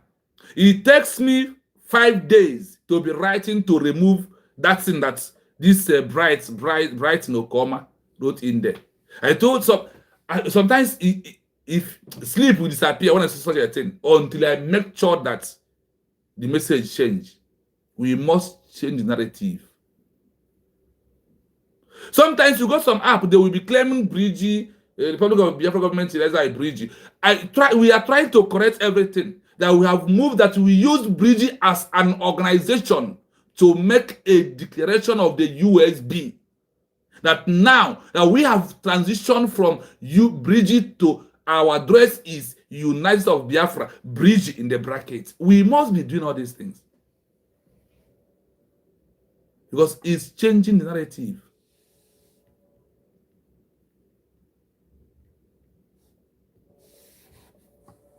In any movement for freedom, there are those who stay loyal and those who collaborate with the oppressor. In Nelson Mandela's case, betrayal happened in two ways: through informants, spies who worked in secret, and through political rivals who openly cooperated with the government. 1. The secret betrayers, spies and informants. The most direct betrayal happened at the very beginning. Mandela was a master of disguise. He was known as the Black Pimpernel because he evaded the police for so long. The 1962 arrest. It is now widely believed that the US Central Intelligence Agency, CIA, tipped off the South African police about Mandela's location. A former American diplomat later admitted he provided the exact details of where Mandela would be driving. The IMPI, informants. Within the anti-apartheid movement, the government paid many people to be spies. These informants gave the police names of activists, which led to thousands of people being tortured, killed, or sentenced to life alongside Mandela. What they did: they joined the movement, pretended to be believers, and then reported everything to the special branch, secret police, for money, or to avoid being tortured themselves. 2. The political collaborators. Some black leaders and groups did not support Mandela's armed struggle or his sit-at-homes. They chose to work within the system the government created. The Bantustan leaders. The government created independent homelands, Bantustans, and put black leaders in charge of them. These leaders, like Remember, they created that group and put it black leaders. Remember that Nelson Mandela is fighting against the inhuman treatment against the black race in South Africa. When this government created these people, they put black leaders on it. The same thing you see Nigeria creating Brgie of Ogenkere and creating the Mamadawa of CRC. You don't know that? See all the evidence. See all the history repeating really. Buthelezi of the Inkatha Freedom Party was seen by many of Mandela's followers as traitors because they accepted a small piece of land while the white government kept the rest of the country. What they did: they often used their own police forces to fight against Mandela's supporters. In the 1980s and early 90s, there was a hidden war where these groups fought ANC supporters, leading to thousands of deaths. 3. What the betrayers said against the believers. Those who worked with the government or betrayed the movement used specific language to attack Mandela's followers. They didn't say "we hate freedom," instead they used these arguments. They are terrorists. This was the most common attack. The betrayers and the government said Mandela's followers were not freedom fighters, but violent terrorists who wanted to destroy the country and kill innocent people. They are communist puppets. During the Cold War, betrayers claimed that Mandela was just a toy for the Soviet Union. They told the people that if Mandela won, South Africa would lose its religion and its property to communism. They are making you suffer. When the movement organized stay-at-homes, the betrayers told the workers, Mandela is in a safe cell, but you are losing your wages. These activists are making your children hungry by telling you not to work. They are unrealistic. They argued that the apartheid government was too strong to be defeated, and that Mandela's followers were dreamers who would only bring blood and chaos to the country. They will not, oh, how can you defeat Nigeria as a country? If an organization that believes in South Africa as a country can defeat the government, we, the Biafran people, as a country that are moving outrightly from Nigeria, we must defeat them. Our forefathers defeated them for 3 years. That's what ever happened. Summary: the two sides of betrayal. The betrayer, their action, their argument. The spy sold secrets to the police. I am doing this for my own safety/money. The politician worked with the apartheid regime. Mandela is too radical. We must take what the government gives us. The government tortured and imprisoned believers. We are protecting civilization from terrorists. The supporters of Mandela viewed these people as askari, a word for soldiers who turn against their own people. They believed that those who collaborated with the government were helping to keep the chains on everyone. This history of betrayal is often a sensitive topic in movements like the United States of Biafra, USB. In such struggles, the line between negotiating for peace and betraying the cause is often where the most conflict happens between the people and those who choose to work with the central authority. Would you like me to find more information on how Mandela handled these betrayers after he was finally released from prison? I hope you followed from the analysis to now we just play it without saying a word. I hope you can understand. Now we are going into the painful part of these betrayers. What I asked was, did these people that betrayed Nelson Mandela act as if they are the one that are very close and working for Nelson Mandela? Listen to this. Yes, this is one of the most painful parts of the history. Many of those who are actually working with the apartheid government or betraying the movement. Yeah, we have a caller.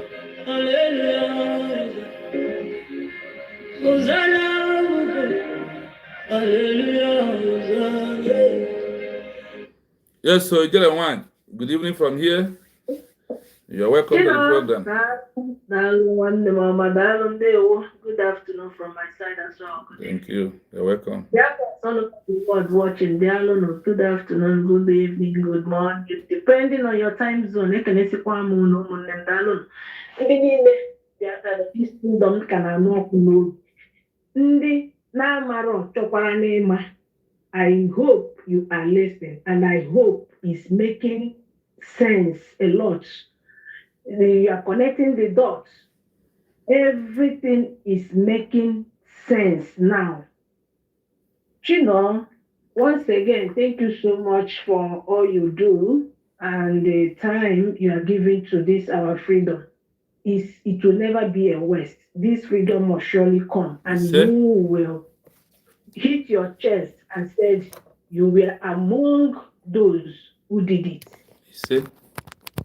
You're actually doing a lot, and I thank you so very much. Now, dear friends, who will tell me now that everything South Africa went through is not exactly as if they copied, in fact, or as if they just went to that history, copied every single thing from there. They copied every single thing from there. And the worst part of it is that some of these people might not even know that they are being used. Some of them are doing this thing on their own. Like, I don't know. I don't want to mention names. But from what you are reading, this document is opening, we should be opening everybody's eyes to these saboteurs. Now, they said they have spies. Spies. And that also Ploto, I'm suspecting Ogengere as one of the spies. Exactly. Ogengere is coming from that example. He's coming from that list. Then I see there are betrayers. Betrayers, the one they are already for. Actually, they came for this freedom, right? Yeah, they came because of the freedom. Yes. Yes. Then they were bought over. They were bought.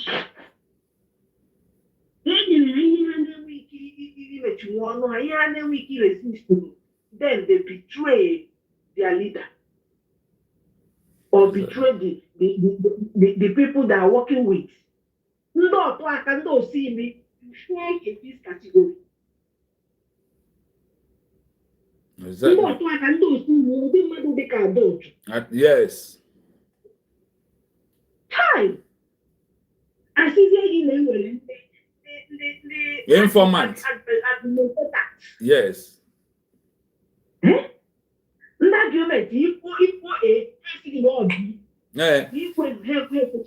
What kind of arguments that what terrorist group or that one Nigeria want to be in here name?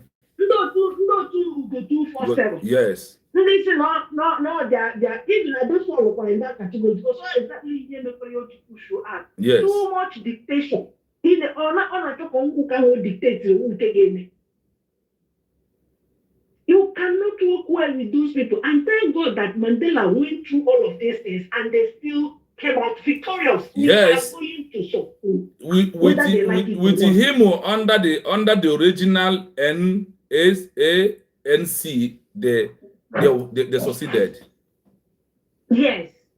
Thank God, after all said and done, all of this nonsense, they still came out victorious. Mandela today, even when you mention Mandela, he's a hero. He's a legend. Respect. Yes. Big time can never be wiped out from what. Exactly. And I thank God our two leaders now, the two leaders those two people, Anna Moha, century on century, Anna Moha in every century, right? Yes. Like the way people say. Yes, Anna Moha in every century, yes. In every 100 years. Yeah, I'm all one. Just only one. Mm-hmm. Thank God now they can understand. Otherwise, on that one, Oshike like this, head up to the thing to was Rick. Oshike help up. Because it was Rick, even if I go through his armies, all his foot soldiers, the other time, if I'm for this, or on a way because of that. Yes. All for this thing when they do such. They will never give up no matter what. Okay. Now, coming to Mandela, the document said that, and I watch up on people, leave Mandela. Mandela is okay there. Own them all something Ghana, what Biafrans. Yes. It's fine. It's shining. The pineapple haircut woman. Ghana pop neck.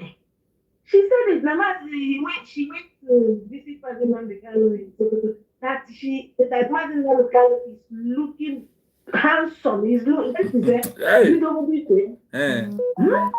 Can you went by people's mind just to drop the civil disobedience hand? Exactly. To drop the seat at home. How would I use it? If you don't fake where the holding on at prison, they happy. Holding on at prison, they're not shine. The same thing now happening in Mandela. The same word back to back, copied at best. Working on of money, only from go on and prep on your business. Now, the same word. The same thing. How why can these people put up again this week and started from where they stopped? Then I won't go over now. They have used their hand that call themselves terrorists and rebels. Of course, now. That is why I told them in the beginning. My message to them is that putting Israel and the U.S. flag, you are disgracing those two flags because those two flags never believe in that nonsense you are doing inside that bush. That they will come against you because you are insulting the flag. Now, I'm telling you, by now, in Horo Hanime, my only Kegorago, Manda as the triple whatever, you know. Triple na one no more here. What I hear how group can make your sense to them. Yes. That is if there's no conscience. That is they have once you had it here that even the military of under Nelson Mandela, when they collaborated, they are the one that even torturing those that believe in the idea of Nelson Mandela. They are the one condemning it at home. So it's all there. You see, there is nothing in this world that will make a Biafran that wants freedom more than any other to drop only this seat at home, only this seat at home that is making the whole world to hear. Honestly, I played the video of this Yoruba guy who is calling for what, that Biafrans should do 1 million march or Igbos. Have you seen the video of a Yoruba man mocking Igbos that he forbid that he's not from tribe called Igbo? Because they are always.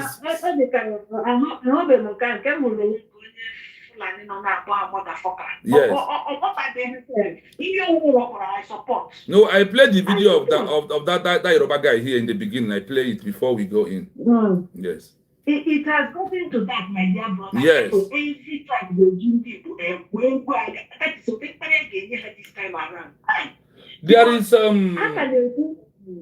can they put that this time around supposed to be the time all Igbos they not supposed to put this seat at home should join hand and support. Always say this time come as not drop here drop. Don't look all the push.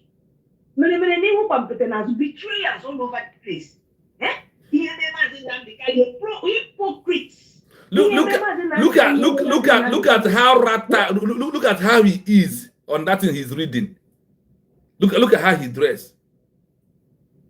Eh? These people, they will not be optimal. Honestly, this is hard. Too much. Well, the issue. Now they have freedom. Now they may a among them. Even when you already have the government. Let them pipe low. Let me finish this betrayal history of individuals. Then before I will come to him, before I will come to them and how the world are seeing them in this 21st century and what will happen to them. Let them continue deceiving themselves. Let them continue. This social if this document, it must get to them. Yes, I believe that is why I ask people to continue sharing and liking the program. Yeah. It must. Every Biafra must hear this because nothing, everything is like copy and paste. Because brother, thank you so much. Then another one is that I want our government to we individual, please, why we should also discuss about this.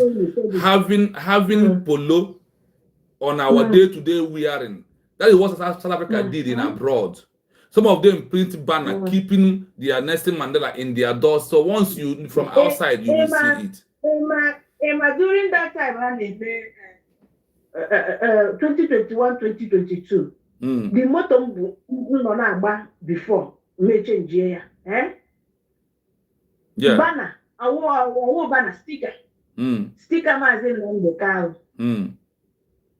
Sticker magazine on the car. My whiskey. Yes. So yeah. The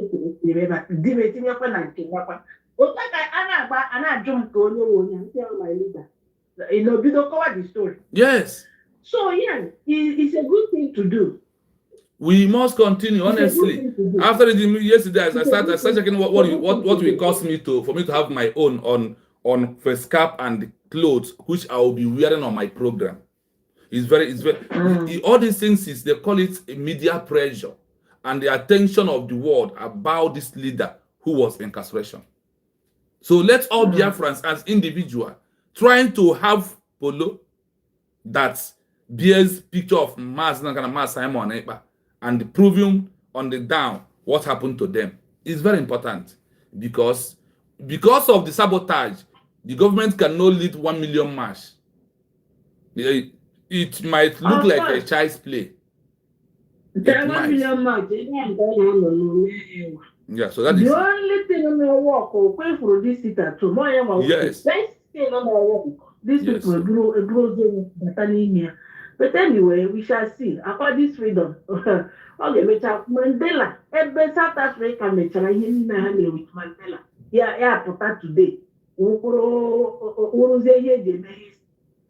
Yes, so when we are going, even when we get to the history of India, then you will understand more again the betrayers. If India can pass betrayers and India is a country today, we must. Nothing will stop us. Nothing will stop us. Look at Chroma. Look at the criminals trying to change the narrative. It take me 5 days to create this impression. 5 days. Because I'll be going from up to up to up. That as well. Yeah, you did. Honestly, because I quickly went to Chrome. That put that and yes. all the right information we hear not there. So Imagine Brighton Okoma claiming that he's the one that declared Biafra. Imagine that in Gozo Abez there was just somebody who is making an announcement. What do you expect? And they want to betray us. Yes. Even our argument, this one not our honestly, everywhere. Honestly. Thank you. There's no problem. We continue. Thank you for calling. Thank you so much. Thank you.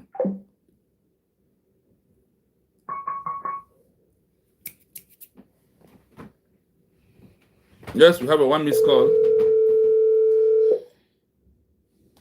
Okay, maybe Mommy Simon, I see you. Thank you so much. Coach Hughes, thank you so much. Agona, I can see you. Thank you so much. Mommy, Madangozi, I can see you. Thank you so much. Thank you so much. I see you all. So we continue. Now, we are going on the painful part of what happened to people that believe in Nelson Mandela ideology and the painful side of the betrayers. That is where we are going right now. So pay attention. Please allow me to play it finished before you will call, please. Pretended to be the ones fighting for Mandela's release. They used this double game to stay relevant, protect themselves from being seen as traitors, and to confuse the people who believed in Nelson Mandela. Here is how they did it. 1. The collaborator-liberator strategy. Certain leaders who accepted the government's Bantustan system, the segregated homelands, would often make loud, public speeches calling for Mandela's release. The action. While they were drawing a salary from the apartheid government and using their police to arrest ANC activists, they would say, "I am the one talking to the president to get Mandela out." The goal. They wanted to steal the glory of the liberation movement. By pretending to negotiate for his release, they hoped the people would follow them instead of the radical underground activists.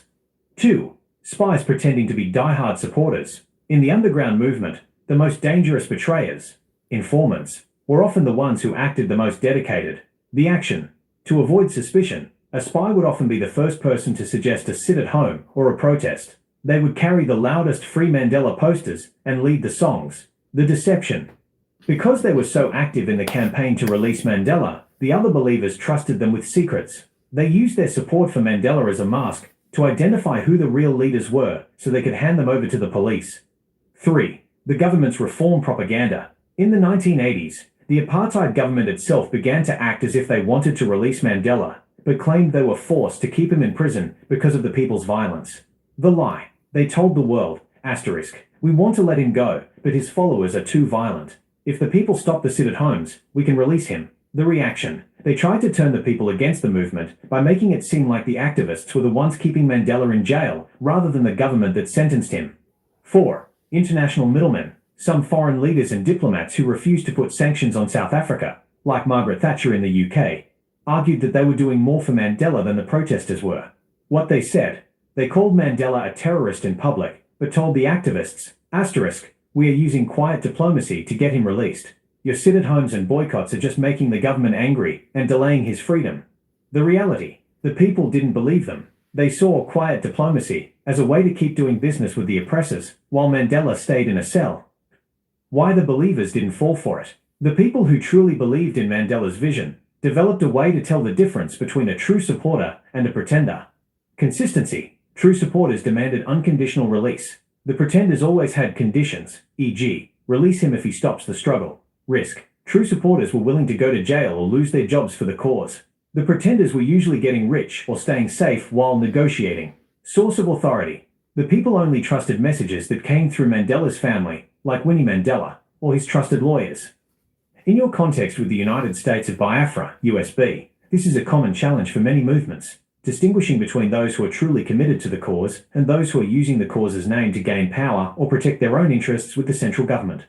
Would you like to know how the movement eventually flushed out these pretenders, or how Mandela reacted to them when he finally walked out of prison?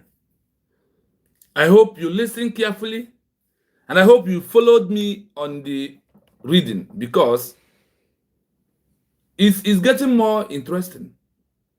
And you can connect the dots in all that we are seeing for you to know that all we are seeing right now has happened around is things that surrenders the movement that we are into. In everything, those that are really hardcore in Nelson Mandela's ideology, they stand, work hard, remain patient until Nelson Mandela comes out. Do you listen carefully? I will play it again. Connect the dots. Connect the dots by yourself.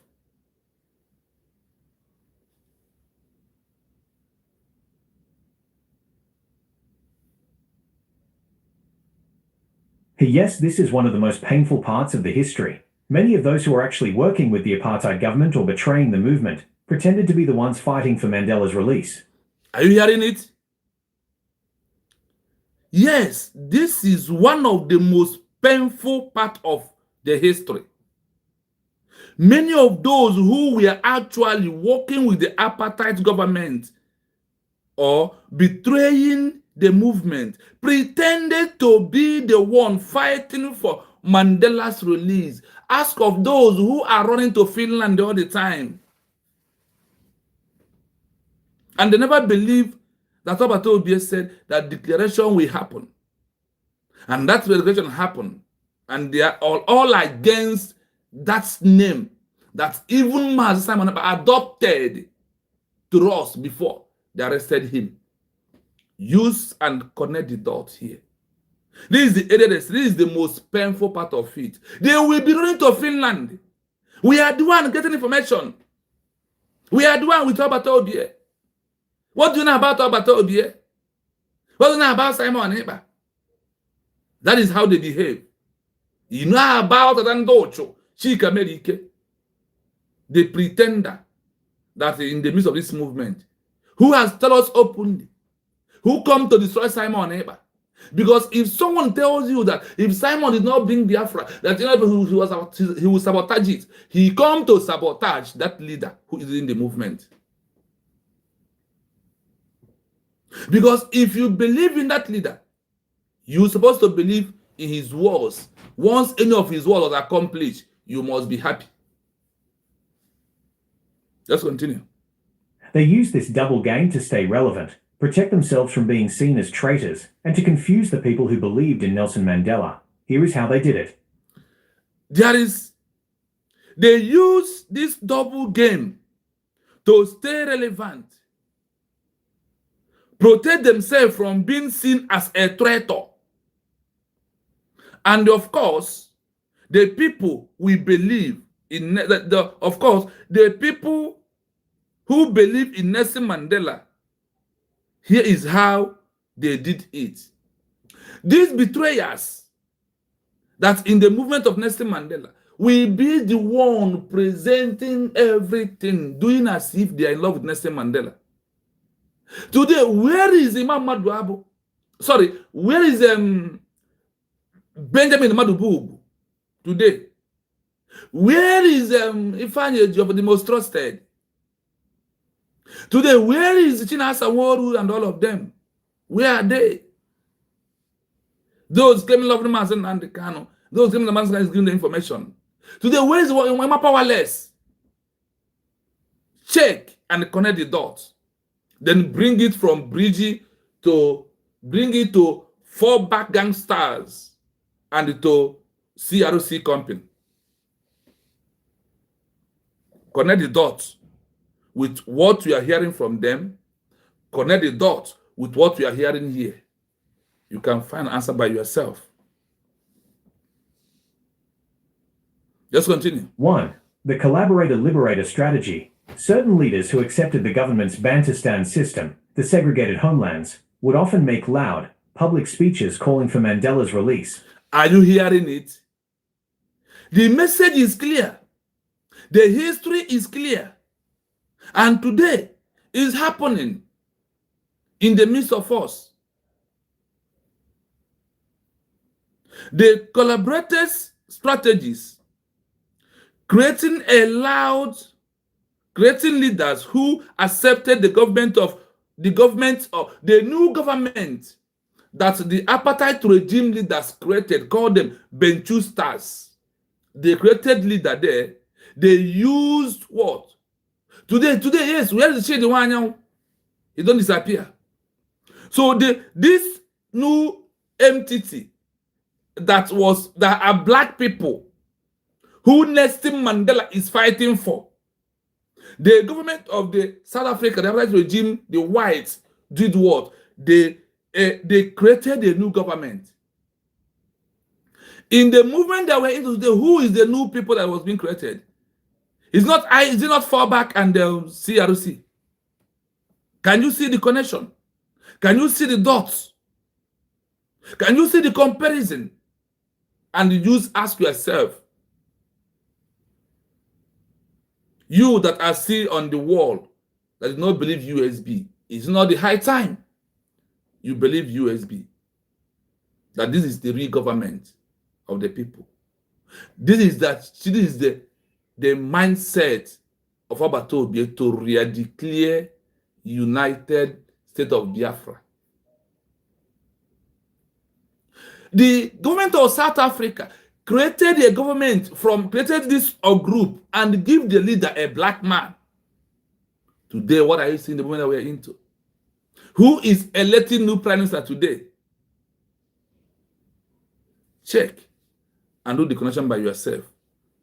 The best teacher is what you teach yourself.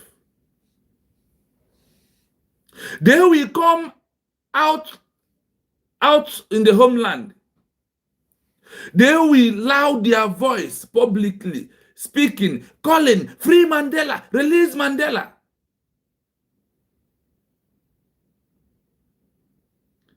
Is it not happening today? Is it not what enemies are doing today?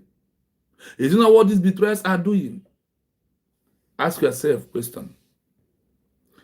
Let's continue. The action. While they were drawing a salary from the apartheid government and using their police to arrest ANC activists, they would say, I am the one talking to the president to get Mandela out. Are you hearing it? The same people.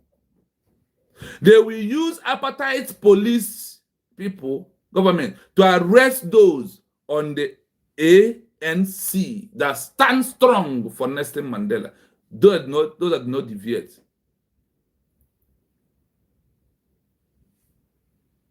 They will claim what? That they are the one fighting, talking to President release Mazi, to release Nelson Mandela. Today, what is Adandocho? What is Brgie Ogenkerie? What is Mama Dabudi? What are they doing? Is it not what we are seeing at the center? What is so-called Shiamaka Ajere, the Eggman, is doing today? What is go to first? All of them, look at it here. The evidence is clear. The history is clear. And it is repeating in our own time. The history is repeating in our own time. Everything is playing out. Yes, Dylan, thanks so much from taking that word out from my mouth. Let's continue. The goal. They wanted to steal the glory of the liberation movement. By pretending to negotiate for his release, they hoped the people would follow them instead of the radical underground activists. Are you hearing it? Look at this place now. The goal of Adandosh, of CROC that is bringing lawyer Thomas Simon Epa. They want to steal the glory of the liberation movement. They want to steal the glory of the United States of Biafra. We are declared that is lifesaver of Simon Epa and Jock and Mazen Nnamdi Kanu today, and all the Biafrans. By pretending to negotiate for his release, they hope the people would follow them instead of the radical, undergrowing activists. They tell people will listen to them today. How many are in the bridge? How many are flowing CRC? How many are flowing Adandosh? Go and check. That is how you know the evidence. The Biafran people are following the government of the USB as their own country. I hope you can. Their goal is what? To take glory. To prove that they are the one in charge. And what happened? The truth will prevail at last. Look at the history. Look at the history that is repeating our movement. Learn a lesson from here. Whenever this program got to your hand, like and share the program. Please hit the like button. There is a 3 dot in front of you. Hit on that 3 dot. It will open. You will see like and share.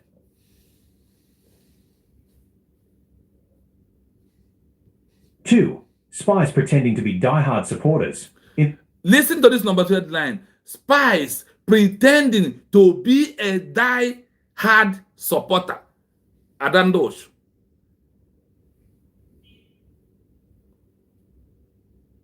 This goes to all the groups.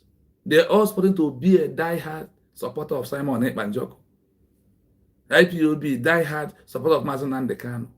But they are all what? Lies, pretending. That's what they call. The spies pretending to be a die-hard supporter. Are you listening? Let's listen to this. In the underground movement, the most dangerous betrayers, informants, were often the ones who acted the most dedicated. The action. To avoid suspicion, a spy would often be the first person to suggest a sit at home or a protest. They would carry the loudest Free Mandela posters and lead the songs. Are you hearing it? What are they calling for Radio Orama before? They are the one who call protest with Mamadou Abu. Is it not true? Be connecting the dots. These are to testify to you that all these are pretenders, spies, informants. Those that collaborated with the Nigerian government to end the movement. They will be the first people to lead protests. They will be the first to sing song. Today, has it never happened in this movement, or is it not happening right now? They are the ones to rush to Finland 10 times in a year.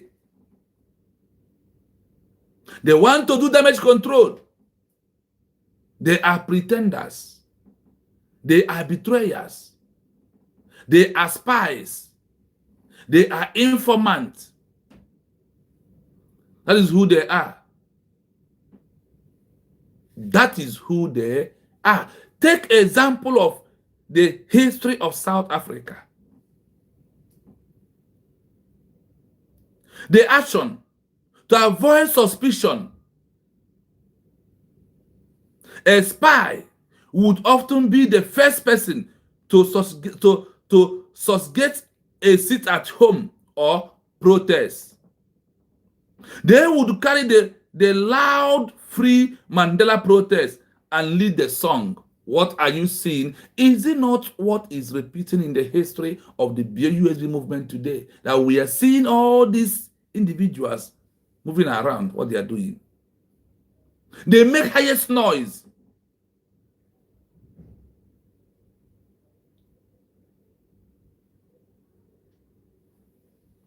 You must continue.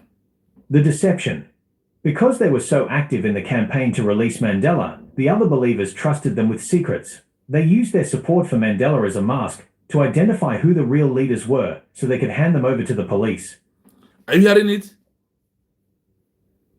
Is it not happening? These is the areas that IPOB is into. These areas that those are calling people names like we go 419. Sabira Mara. Good evening. You are welcome to the program. Thank you so much. I can see you in the comment section. Thank you. These betrayers, pointing hand, we go 247 bringing pictures of our people on social media. Look at it. They are all what? Betrayers. That is what they do. That is what they are doing. IPOB coming to fundraising to be taking pictures and name of our people, giving it to the agent of Nigeria. Is happening in the movement that we are into. Be wise. 3. The government's reform propaganda. In the 1980s, the apartheid government itself began to act as if they wanted to release Mandela, but claimed they were forced to keep him in prison because of the people's violence. Are you hearing it? In the 1980s, the apartheid government itself began to act as if they want to release Mandela, but claimed they were forced to keep him in prison because of the people's violence. I hope you are listening. Yes, Triple M. The enemies will be the first to show you love and attention. That is what they are doing to our Prime Simon Epanjok in Finland today. The enemies. They will run to Finland often and on, snapping, making videos. That is how they do. And somebody will say, hey, the sacrifice they're making, this one, I won't condemn them, is okay. It's not okay. They want to go and get information they will give to the enemies.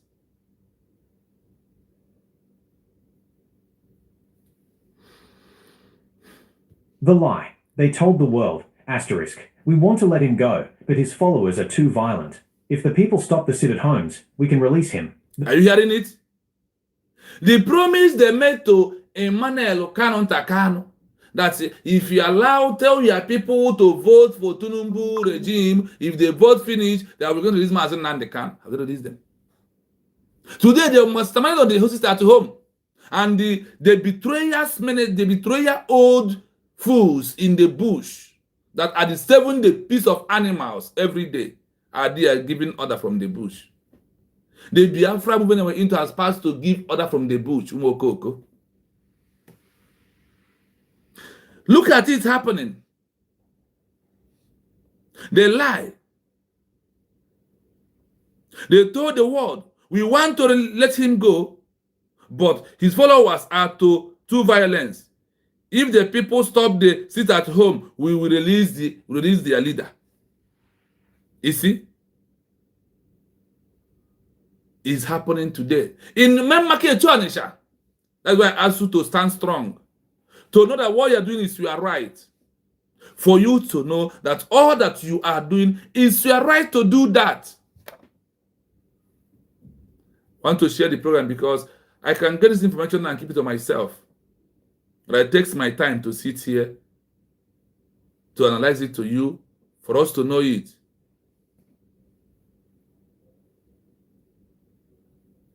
Yes, yes.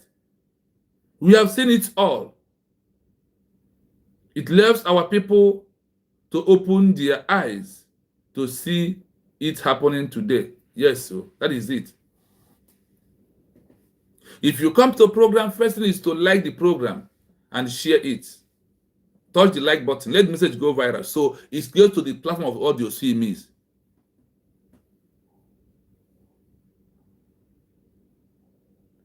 Yes, coaches. The same system. Nigerian governments are learning their history from South Africa. If you look at what Nigerian government is doing, and look at what IPOB is doing, look at what all this Betraya is doing, they are learning, they bring their history of what they are doing today from exactly what happened to South Africa. That is why we are here to expose from where they are getting all they are doing to you, so you can be learning a lesson and stop.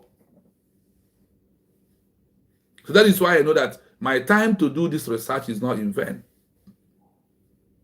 Going to country tours to find out their histories and find the one that suited the situation we are into and bring it.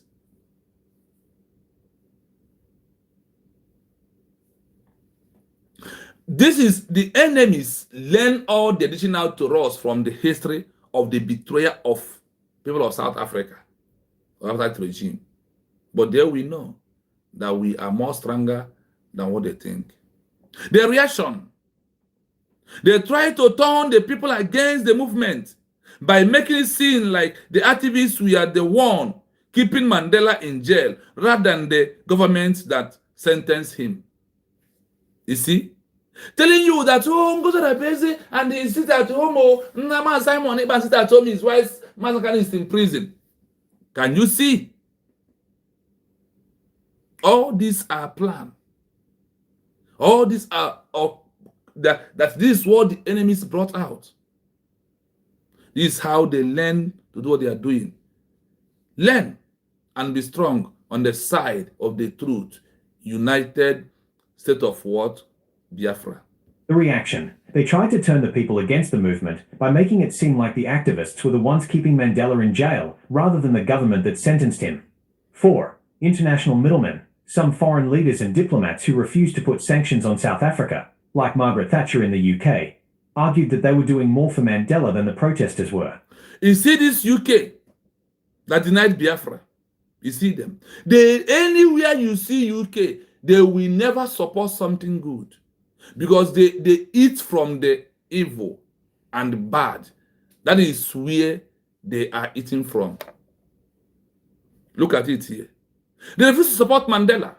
They condemn Mandela. Today, do we hear talking about Simon and Joko Mazen and the Kano? They will not. Because they know that Mazen and Simon will remove food from their mouth, from that their criminal act they are doing. Britain, UK is only stealing by trees. That's what they're capable of doing. That is what they are capable of what? Doing to the people. Some foreign leaders and diplomatic who refuse to put sanctions on South Africa, like Margaret Thatcher in the UK, argue that they were doing more for Mandela than the protests, those on the ground. Yeah, we are on the ground. We are doing it peacefully, like in the criminal neck at Chimezie. You come to talk. Exactly what UK was doing to the people who are fighting for their freedom. You can see that all the history centered repeating on our movement for us to know that you are on the USB, are on the right track. Just continue. What they said. No, they will tell you don't need any protest. You don't need to start at home. What we are doing is more than this thing you want to do. Why they are doing nothing? They only want to destroy the one that is making the world to draw attention that your leader is in prison. The government is only trying to bring what they will use to destroy what we are doing. That no, the international community will not hear anything about Masanaka, because on Monday, when their satellite goes to South to Nigeria, they will say South is to sit at home. Why? Because of Mazen Nandekan. Because of what?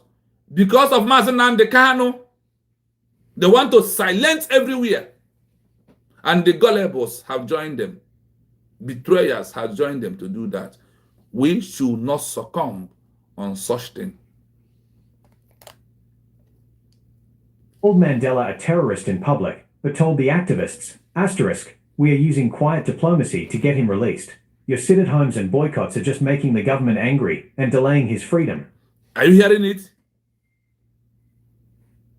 They call Mandela terrorist in the public, but told the activists, we are using quiet diplomatic to get his release. You are sit at home and the boycott are just making the government angry and delaying his freedom. Neka Chimezie, can you hear it? The so-called IPOB, the gullibles, can you hear that? Those that are condemned sit at home, can you hear it? That all are pretending to destroy that the only one bird at hand is 1,000 birds inside bush.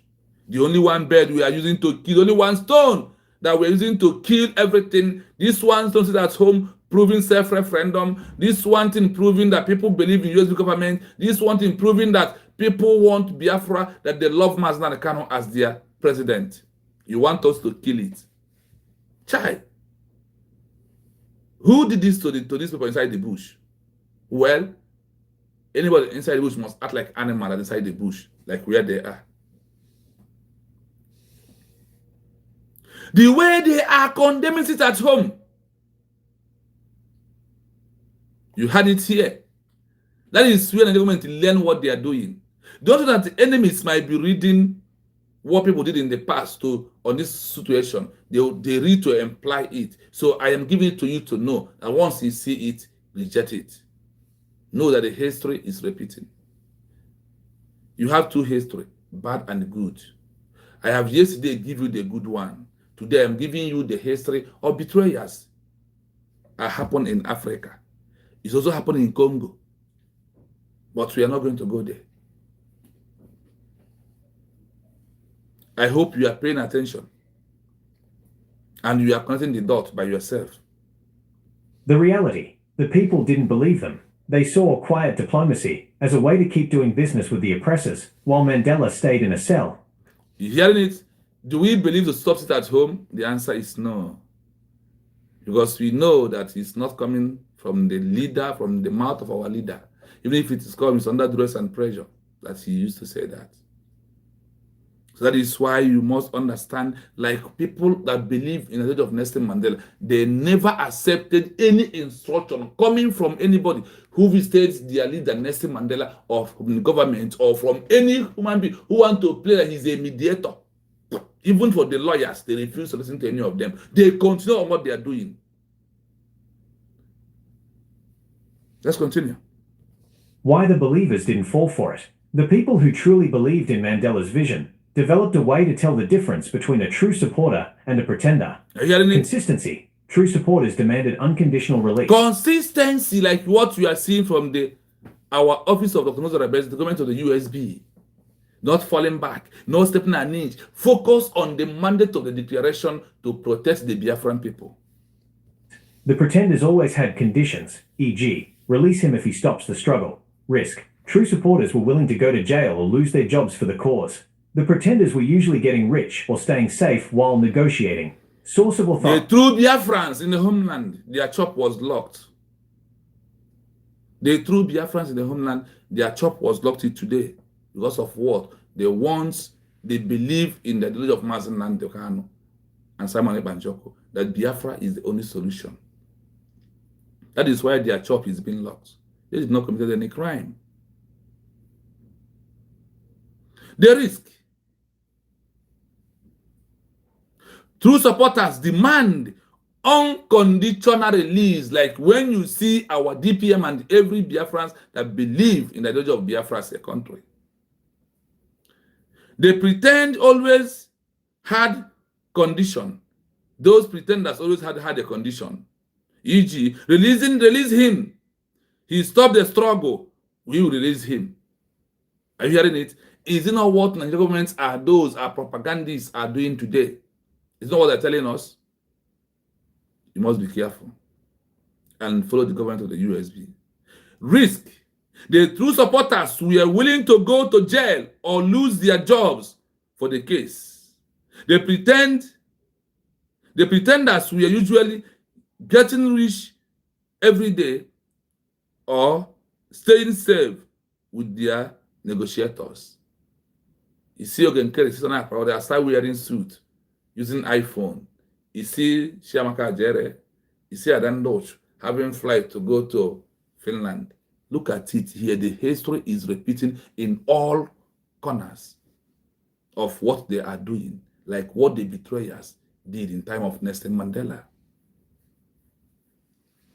The people only trusted messages that came through Mandela's family, like Winnie Mandela, or his trusted lawyers. See, that is, Winnie Mandela is the daughter of Nelson Mandela. The lady said that he believed in the ideology of what my father is fighting for. We read about this lady yesterday. That is the only person that people of South Africa listen, and she must always deliver what the people are waiting to hear from the mindset or from the mouth of their leader. Let's continue. Context with the United States of Biafra, USB. This is a common challenge for many movements, distinguishing between those who are truly committed to the cause and those who are using the cause's name to gain power or protect their own interests with the central government. Would you like to know how the movement eventually flushed out these pretenders, or how Mandela reacted to them when he finally walked out of prison? We are not going to listen to that for now. I hope you are listening, you are connecting the dots. I hope you are listening and you are connecting the dots.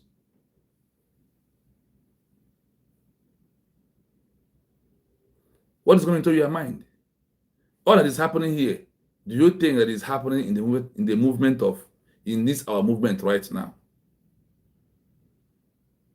That is why our line is open after the second session. In case if anyone wants to call, you are free to call on number +9733 9 plus 9733605137. Only on WhatsApp. That is the number you can call. I want to play it for the last time without saying a word. But if a call comes in, we are going to take, because this program is for all of us. Yes, this is one of the most painful parts of the history. Many of those who are actually working with the apartheid government or betraying the movement pretended to be the ones fighting for Mandela's release. They used this double game to stay relevant, protect themselves from being seen as traitors, and to confuse the people who believed in Nelson Mandela. Here is how they did it. 1. The collaborator-liberator strategy. Certain leaders who accepted the government's Bantustan system, the segregated homelands, would often make loud, public speeches calling for Mandela's release. The action. While they were drawing a salary from the apartheid government and using their police to arrest ANC activists, they would say, "I am the one talking to the president to get Mandela out." The goal. They wanted to steal the glory of the liberation movement. By pretending to negotiate for his release, they hoped the people would follow them instead of the radical underground activists. 2. Spies pretending to be die-hard supporters. In the underground movement, the most dangerous betrayers, informants, were often the ones who acted the most dedicated. The action.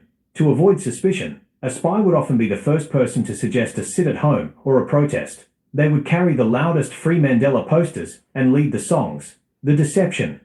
Because they were so active in the campaign to release Mandela, the other believers trusted them with secrets. They used their support for Mandela as a mask to identify who the real leaders were so they could hand them over to the police. 3. The government's reform propaganda. In the 1980s, the apartheid government itself began to act as if they wanted to release Mandela, but claimed they were forced to keep him in prison because of the people's violence. The lie. They told the world, "We want to let him go, but his followers are too violent. If the people stop the sit-at-homes, we can release him." The reaction. They tried to turn the people against the movement by making it seem like the activists were the ones keeping Mandela in jail, rather than the government that sentenced him. 4. International middlemen. Some foreign leaders and diplomats who refused to put sanctions on South Africa, like Margaret Thatcher in the UK, argued that they were doing more for Mandela than the protesters were. What they said. They called Mandela a terrorist in public, but told the activists, "We are using quiet diplomacy to get him released. Your sit-at-homes and boycotts are just making the government angry and delaying his freedom." The reality. The people didn't believe them. They saw quiet diplomacy as a way to keep doing business with the oppressors, while Mandela stayed in a cell. Why the believers didn't fall for it. The people who truly believed in Mandela's vision developed a way to tell the difference between a true supporter and a pretender. Consistency. True supporters demanded unconditional release. The pretenders always had conditions, e.g., release him if he stops the struggle. Risk. True supporters were willing to go to jail or lose their jobs for the cause. The pretenders were usually getting rich or staying safe while negotiating. Source of authority. The people only trusted messages that came through Mandela's family, like Winnie Mandela, or his trusted lawyers. In your context with the United States of Biafra, USB, this is a common challenge for many movements, distinguishing between those who are truly committed to the cause and those who are using the cause's name to gain power or protect their own interests with the central government. Would you like to know how the movement eventually flushed out these pretenders, or how Mandela reacted to them when he finally walked out of prison? I hope you're listening carefully. Like I said, our line is open before we go into this third session. Before we go into say, if you have anything to contribute, you are free to call a number, which you know very well, +9 733 6051 337. That is the number to call. We have seen all these betrayers. Now we are going to go into this third session, where they are the one claiming, they are the one bringing lawyer for Nelson Mandela. Where they are the one claiming, they are the one representing him, that paying the lawyers or bringing lawyer for Nelson Mandela. These are what these betrayers. Why are they doing those things? You will find out. So for now, let us go into the third session of the betrayers, claiming that they are bringing lawyer for Nelson Mandela, like what we are seeing happening today. Listen to this. When a betrayer or a collaborator claimed they were getting a lawyer for Mandela, It was almost always a strategic trap designed to serve the interests of the apartheid government. Their goal was to undermine the struggle from within while appearing to be helpful to the public. Here is why their help was actually a weapon used against the believers. 1. To force a guilty plea, the lawyers chosen by betrayers would often try to convince Mandela to plead guilty and apologize to the government. The goal: if Mandela apologized, it would show the world that the movement was wrong and the government was right. The refusal: Mandela's actual lawyers helped him prepare his famous speech from the dock, where he said he was prepared to die for his ideals. A betrayer's lawyer would have never allowed him to say that. 2. To control the narrative. By providing the lawyer, the betrayers could control what information went into the courtroom and what came out to the public. The strategy: they wanted to make the trial about criminal acts rather than political freedom. The deception: they would tell the people, "We are defending him," while in the courtroom, they would argue that Mandela was misled or confused, which made him look weak to his followers. 3. To identify the big fish, the funders. Legal cases require money. If a betrayer handled the legal team, they could see exactly where the movement's secret donations were coming from. The result: this would allow the police to arrest the wealthy supporters and international donors who were keeping the anti-apartheid movement alive. 4. To stop the sit-at-homes. This was the most common trick. The betrayers would tell the people, "We have hired a great lawyer, but the judge will only listen to us if there is peace. You must stop the sit-at-homes and the protests so we can win the case." The truth: they were using the lawyer as a bribe to get the people to stop fighting. Once the protests stopped, the government would have no reason to release Mandela at all. The contrast: what real supporters did. Those who truly believed in Mandela's vision, similar to the dedication seen in the United States of Biafra USB movement today, did not look to the enemy's friends for legal help. Betrayer's lawyer: the people's lawyer, paid by the government or collaborators, paid by secret donations from believers. Strategy: beg for mercy and stop the protests. Strategy: use the trial to expose injustice. Message: obey the law and Mandela might be free. Message: the law is unjust. Keep fighting. Summary: the Judas move. The followers of Mandela realized that a gift from a collaborator is often a poisoned chalice. They knew that if the people who were eating at the government's table were the ones helping Mandela, that help was actually a way to keep him, and the people, in permanent subjection. The believers stayed focused on the goal of total liberation, refusing to let the government's legal tricks or fake lawyers distract them from their sit-at-homes and their resistance. Would you like me to explain how the movement set up their own secret underground legal networks to bypass these betrayers? I hope you listen. Is it anything that you are looking also to prove that USB is on the right track, that you are not seeing from this document what the enemies are doing? What else are you looking for? How else do you want to identify those enemies? How else do you want to identify that these enemies are not working for Biafrans, or they only come to destroy the movement? How else do you want us to prove you that these groups are betrayers, that they are Judas in our movement? In South Africa, they said, summary, the Judas moves.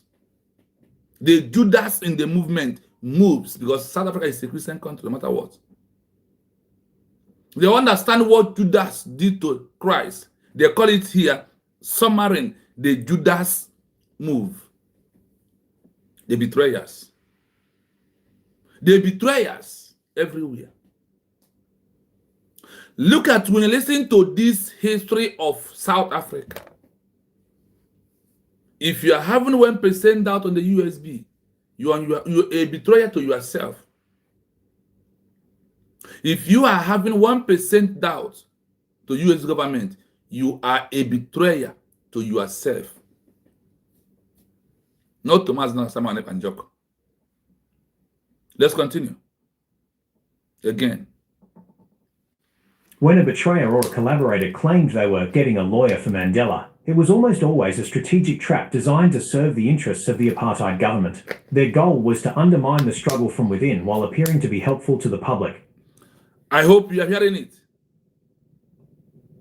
When a betrayer or a collaborator claiming Imam Maduabo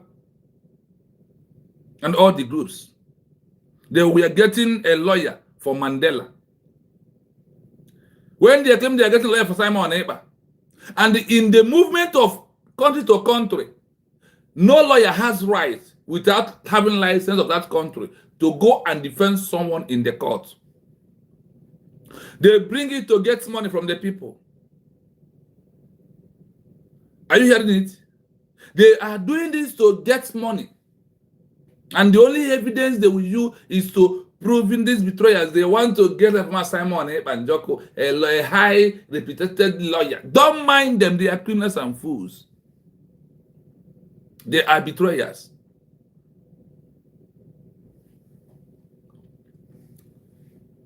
It was always a strategy trap.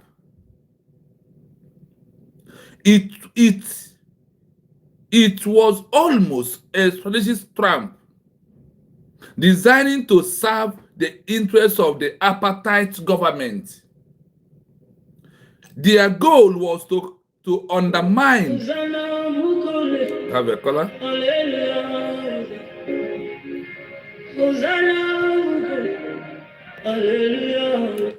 Yes, so Triple M on Yezio, good evening from here.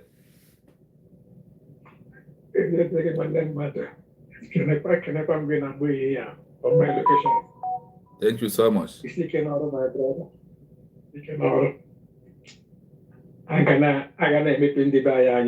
Yes.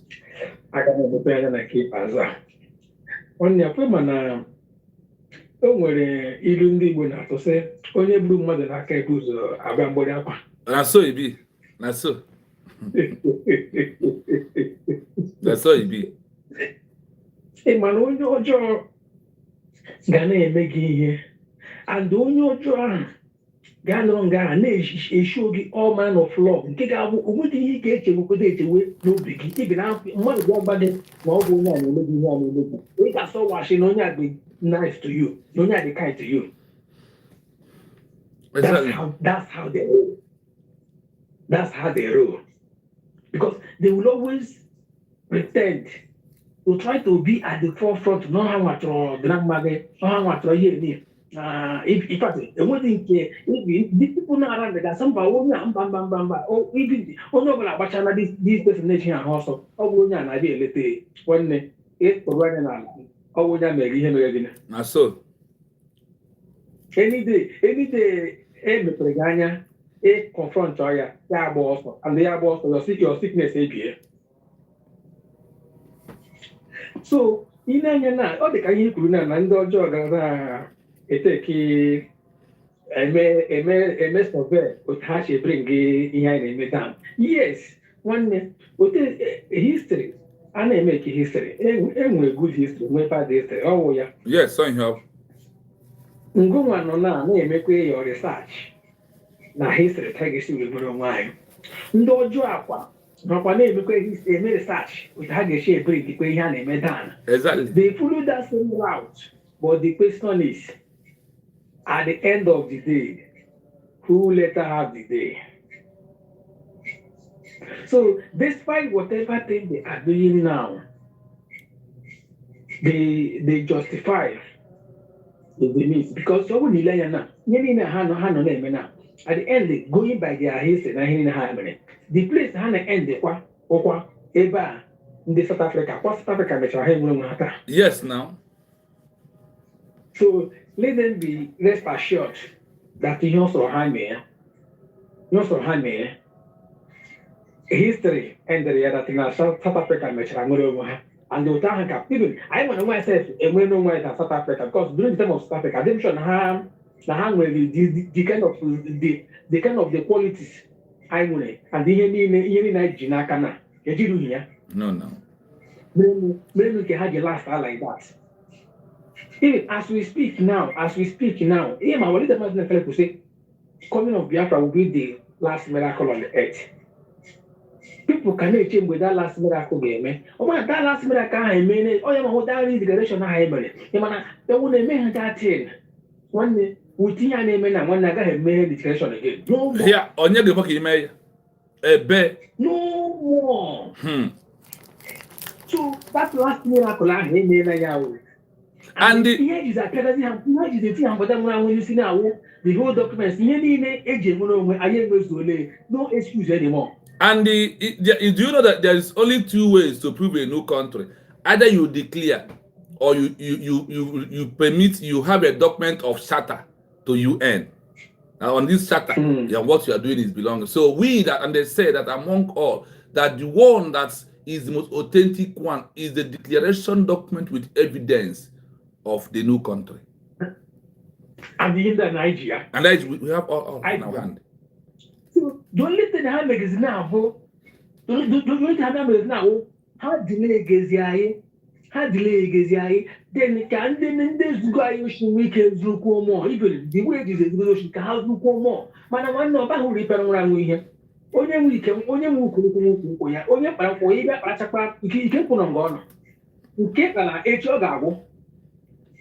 Not so. So I will always, tell my people, they cannot be confused. You got to do live there like a land. Do got to the things name now. It is name now. Elaine Ditchery, they're not the right track. Upon the dinners, how Brgie, how Gigi, how IPOB. Can you handle it? Upon whoa. How for 3 months, 6 months. Over and then this one US in a class. How to who was Sadia, it happened over there. You plan not working, you plan not doing anything. How much I so all people need to learn this thing. What even? About no problem, man. Because when look at this thing, I buy again that now after hearing that when I come and the cano, the Abatara or PM, I know DOS, about one that now you another set of people got my happy by paper. It make a year, I won't believe it. So it doesn't matter. Yeah, I say, good thing doesn't come so easily. Yes, no. Nothing good comes easy. They know what they're trying to stop. They know that this light will expose even the Westerners. Yes. The light of Biafra will expose all of them. Exactly. So that's why, and the first of my people, I know Zulenganila, which only thing that they may now, and that minute, yeah, only the man than the Kayako. You go with this of freedom. Go. Leave us alone. Leave us alone. All the behind again. That is where we are already. They are bringing their face that only will attack Agonia. Hana by record Betrayers. So how did she get? Let them continue. No wonder only the man once said. I don't want this Biafra in an easy way. I want all the enemies, let them show their faces. I run the how. I'm going to take Biafra. I don't know about it. Thomas, as you come up here, I not to tell the shame front. Yes, now, because anybody still a lineage of those are between this movement now. In the next 10 years, if you come out for this movement, you are a betrayer. I am telling you. That is it. I'm telling you. So the reason why Haji when Mubasha we can say bring your this can be betrayed on a whole because I lose on our and when you handle her, I lose on a job, then her take is over. If you don't betray, I got go quadribu. You have to betray your people before and then so all you have to carry and then now freedom man can you end. When I freedom man can you forget to say that everything about betrayal get ended. No way. Thank you so much, Triple M. I love you. Thank you for that wonderful submission. Thank you so much. Like I said, our line is open. In case if anyone want to call us on number +3 +97 336051333. That is the number if you want to reach us.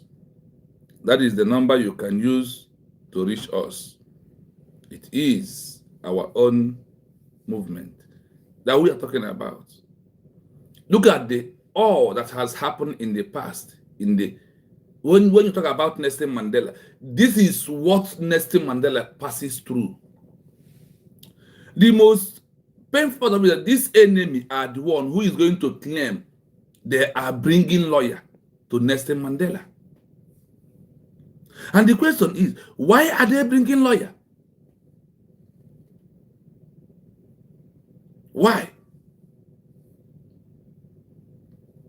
Here is why the help was actually weapon used against the believers.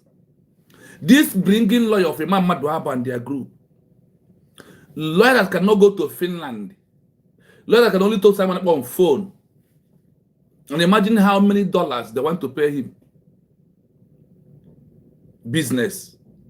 This is what Simon Ekpa stopped from the DOS. Business as usual. That is what they are doing to you.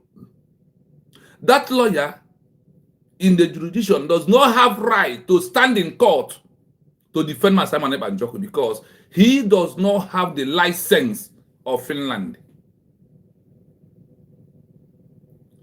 Even in America, if you are from Texas as a lawyer, your license is only in Texas. You cannot go to any other state in America, even Washington, D.C., because of you are a lawyer in Texas. You cannot move from Texas because of your lawyer. Go to Washington to stand in a court to defend anybody. You dare not do that because your task and certificate does not grant you to go there. This is how it happens. So the case of Simon Ekpa is only the lawyers in the Finland. Ask yourself, why did the Nigerian government did not allow Bruce Fem to enter in court to defend Mazen Nandekan? And then you go back close.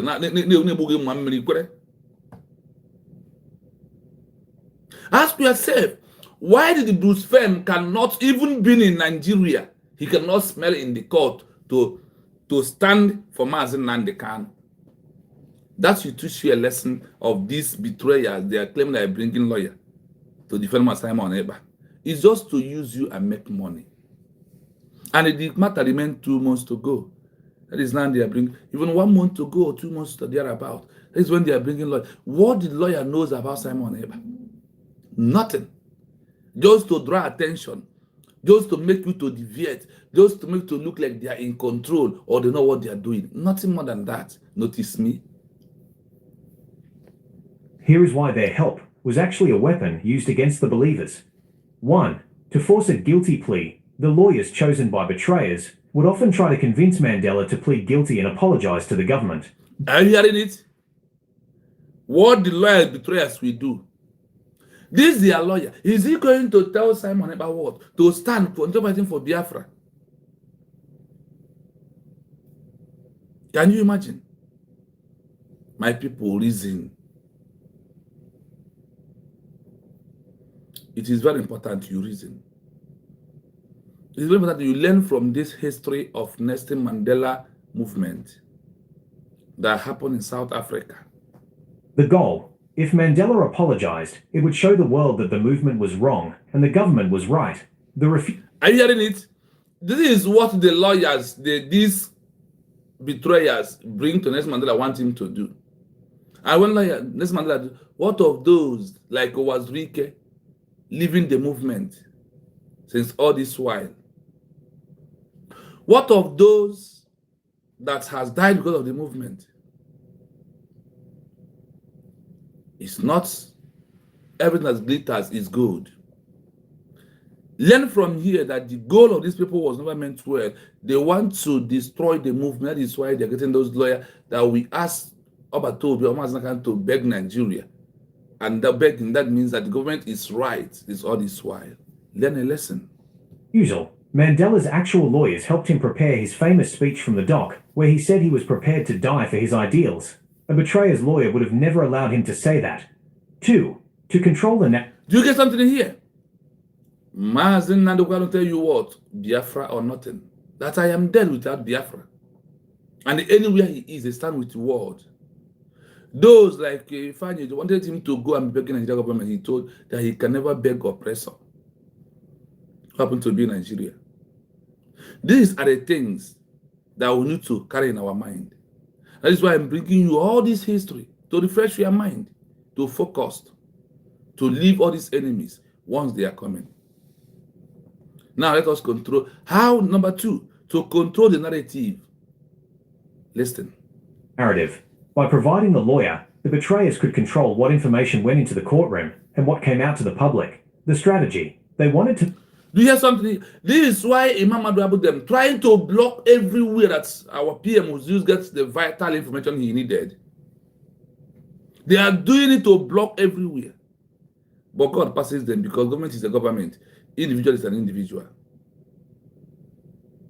So, for them to do what? To control the narrative by providing the lawyer, the betrayers could control what information written into the control and what can come out to the public. They want to be the one to control everything. But it doesn't work like that in this 21st century. We all must continue to take only one instruction, one order of chain of command by office of Audit Prime Minister because we are running civil democracy, government, and country, not military one anymore. Do not mind anybody. Make the trial about criminal acts rather than political freedom. Are you hearing it? The strategy. They want to make the trial about criminal acts rather than political freedom.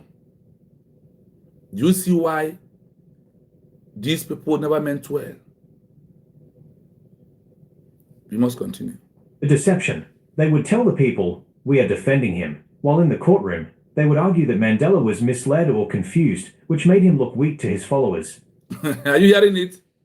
For those that are telling you about Toby is not feeling fine, he's down, he's this, all these things are propaganda. They will tell the people, we are defending him. Why in the courtroom, they would argue that Mandela was misled or confused, which made him look weak or his followers. They tried everything possible to change his narrative and to destroy everything he believed on. Are you listening to that? It's not what we are seeing today. The enemies bringing lawyer to Mazen and Simon Eber. Check very well and connect the dot with this program. If you're not joining me, please, there is a 3 dot in front of you. Click on that 3 dot. It will open you. We see, like, and share. Please, endeavor to do that. Endeavor to do that. Let's continue. 3. To identify the big fish, the funders. Legal cases require money. If a betrayer handled the legal team, they could see exactly where the movement's secret donations were coming from. The result, this would allow the police to arrest the wealthy supporters and international donors who were keeping the anti-apartheid movement alive. 4. To stop the sit-at-homes. I hope you are listening to this number 3. Legal case requires money. If a betrayer handled the legal team, they could see excellent where the movement's secret donation were coming from. What are they going to do? The result? This would allow the police to arrest the well supporters and the information those who were keeping the anti-apartheid movement alive. I hope you are listening. This was the most common trick. The betrayers would tell the people, asterisk, we have hired a great lawyer, but the judge will only listen to us if there is peace. You must stop the sit-at-homes and the protests so we can win the case. Are you hearing it? The method. This is what IPOB. This is how Nigeria government is deceiving IPOB. There was the most common trick. The betrayer would tell the people, we have hired a great lawyer. You hear how Ogenkere, sorry, you hear how Imam Maduabo and Siamaka Adere was addressing those their lawyer with a bright Okoma. You know, we have hired a qualified standard lawyer for Simon Ebanjoko who cannot fly to Finland to do anything. Only a phone call. Nothing he can do. Only on phone call. He cannot stand in the court to defend him. Why wasting money for that? This is the method of the enemies. This is the method of the betrayers. Remark the word. We have hired a great lawyer.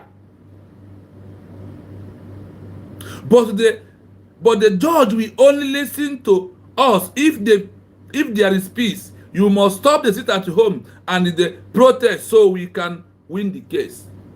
For mouth, foul. This is what Imam Maduabu is trying to do. The history is repeating. And the history, according to this history, is repeating. Are you learning something from this history that is repeating? Or are you keeping silent? Are you still being a fool to the enemies, their movement? Let's continue. The truth, they were using the lawyer as a bribe to get the people to stop fighting. Once the protests stopped, the government would have no reason to release Mandela at all. Are you hearing it? Imam Maduabu and his group are looking a way to get more money. And they'll be able to deceive one lady who donated some money for them. The criminals has done what? They have thieved him. Yes, so Santos, I'm alive since over 3 hours, heading to 4 hours. That is it. Thank you so much for being here. I can see you. So, on this movement, the history that is repeating the betrayer's history, starting from Nelson Mandela to Magahandi, is what we are bringing. So you can see those that are betraying the movement, their actions and what they are doing. So you can connect to the dots. So you on your own, we connect the dots. Then you on your own, we know where they belong. So you that believe in Biafran US government, to stand strong and believe on it. Yes, they are looking for audio money. Fisher AJ, thank you so much.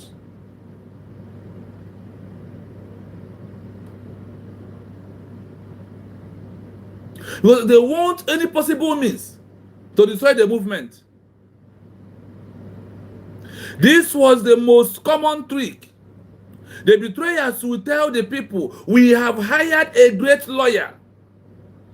What is CRC presenting to you for over 2 days or 3 days now? What are they presenting? A great lawyer. But the judge will only listen to us if there is peace. You must stop the sit at home and the protest so we can win the case. Are you listening? Emmanuel, you're welcome. Thank you so much. Imam Maduabu, this is what they're presenting to you. Oh, we have a very strong, well-organized lawyer. All are criminals.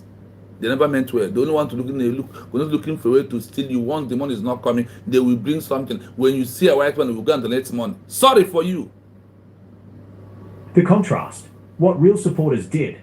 Those who truly believed in Mandela's vision, similar to the dedication seen in the United States of Biafra USB movement. Are you hearing did not look to those the that enemy's believe in what Mandela is doing? Like those that believe in USB. We are the believers of Nelson Mandela. Stand strong. They did not claim to bring lawyer anywhere.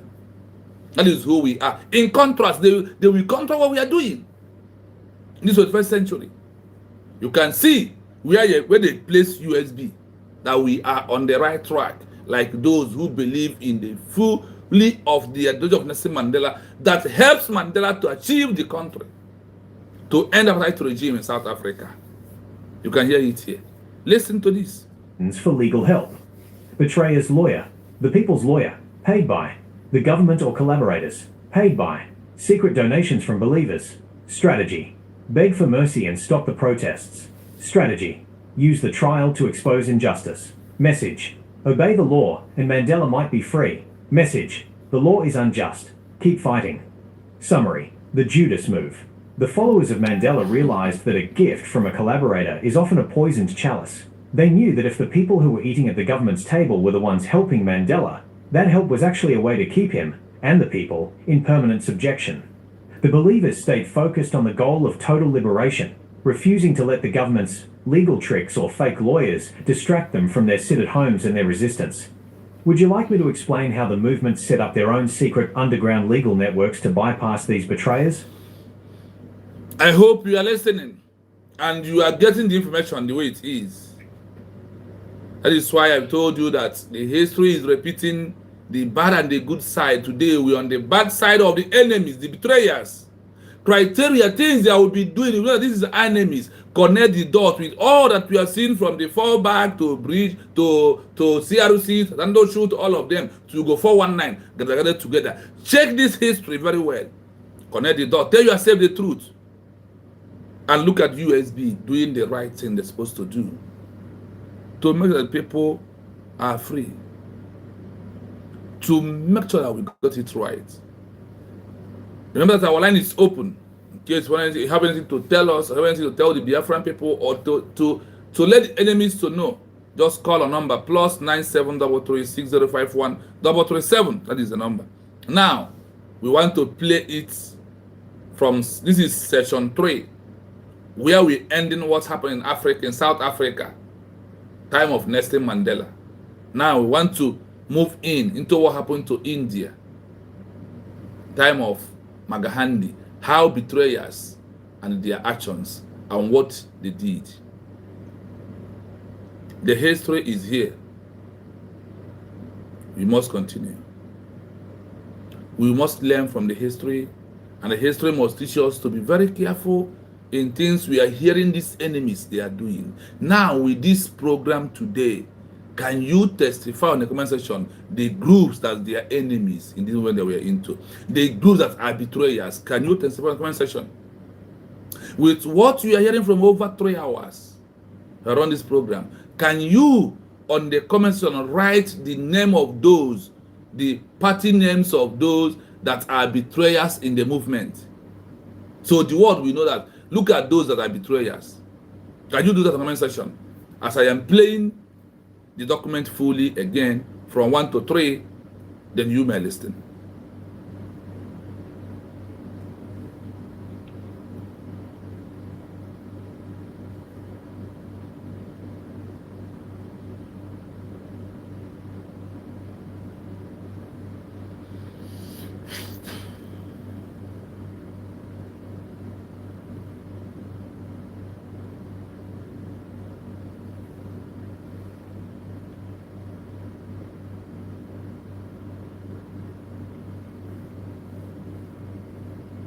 One minute, I'm coming, my people, please. I want to get it from the.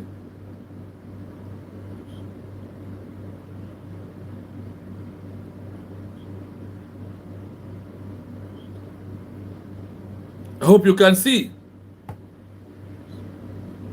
Hope you can understand those that did not mean well. I hope you can see the betrayers of our time today in this movement that we are into. Hope you can see all the betrayers. You have a caller?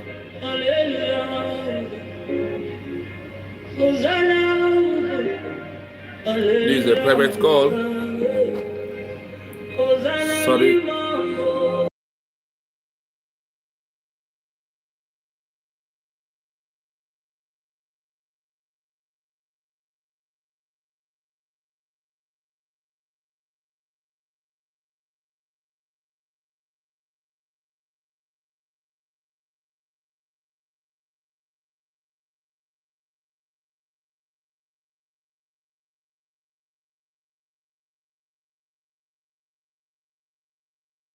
Coaches, thank you so much for that comment. IPOB, One Nigeria, CRC, and the fallback.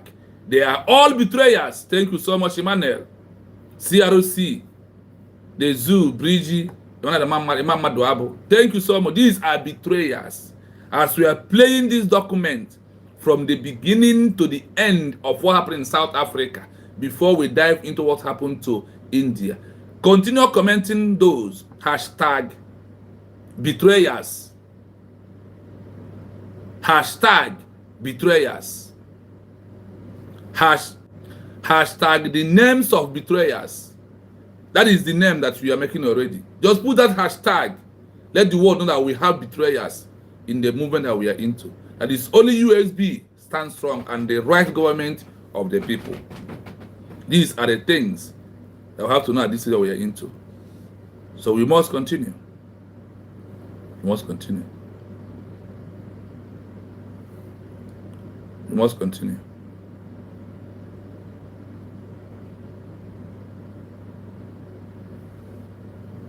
Let us continue. Remember, hashtag betrayers. Hashtag betrayers or hashtag the name of betrayers, then you can put those names that is there.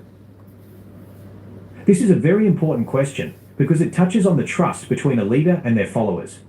When the apartheid government tried to claim that Nelson Mandela wanted the people to stop their stay-at-homes, sit-at-homes, or stop their resistance while he was in prison, the people did not accept it. They were very suspicious of any order coming from prison through government channels. Here is how the people handled orders or messages coming from Mandela while he was behind bars. 1. They suspected government propaganda. The people knew that the government controlled everything Mandela said or wrote. They believed that if a message came out saying, "Stop the struggle," it was likely a lie or a trick by the government to weaken the movement. The rule of trust. Supporters generally ignored any command to stop unless it was delivered by a trusted source, like his wife Winnie Mandela or his legal team, who could prove the message was real. 2. Mandela's famous refusal, 1985. The most famous example of this happened in 1985. The government offered to release Mandela if he would tell the people to stop using violence and stop the protests. The government's goal: they wanted Mandela to give the order to stop the resistance. Mandela's response: he sent a letter out, read by his daughter Zinzi, saying, "I cannot and will not give any undertaking at a time when I and you, the people, are not free." The people's reaction: instead of stopping, the people were energized. Because Mandela refused to give the order to stop, the people increased their sit-at-homes and protests. They saw his defiance as a signal to keep fighting.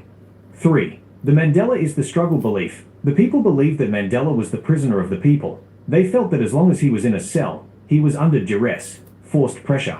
Legal logic. In the eyes of his followers, a man in prison cannot give a free order.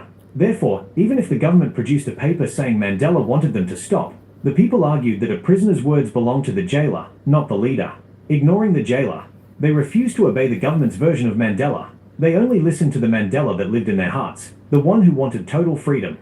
4. Direct defiance of prison orders. The government often tried to use Mandela as a bargaining chip. They would tell the public, "If you stop the sit-at-homes, we will treat Mandela better." The people's refusal. The supporters refused this deal.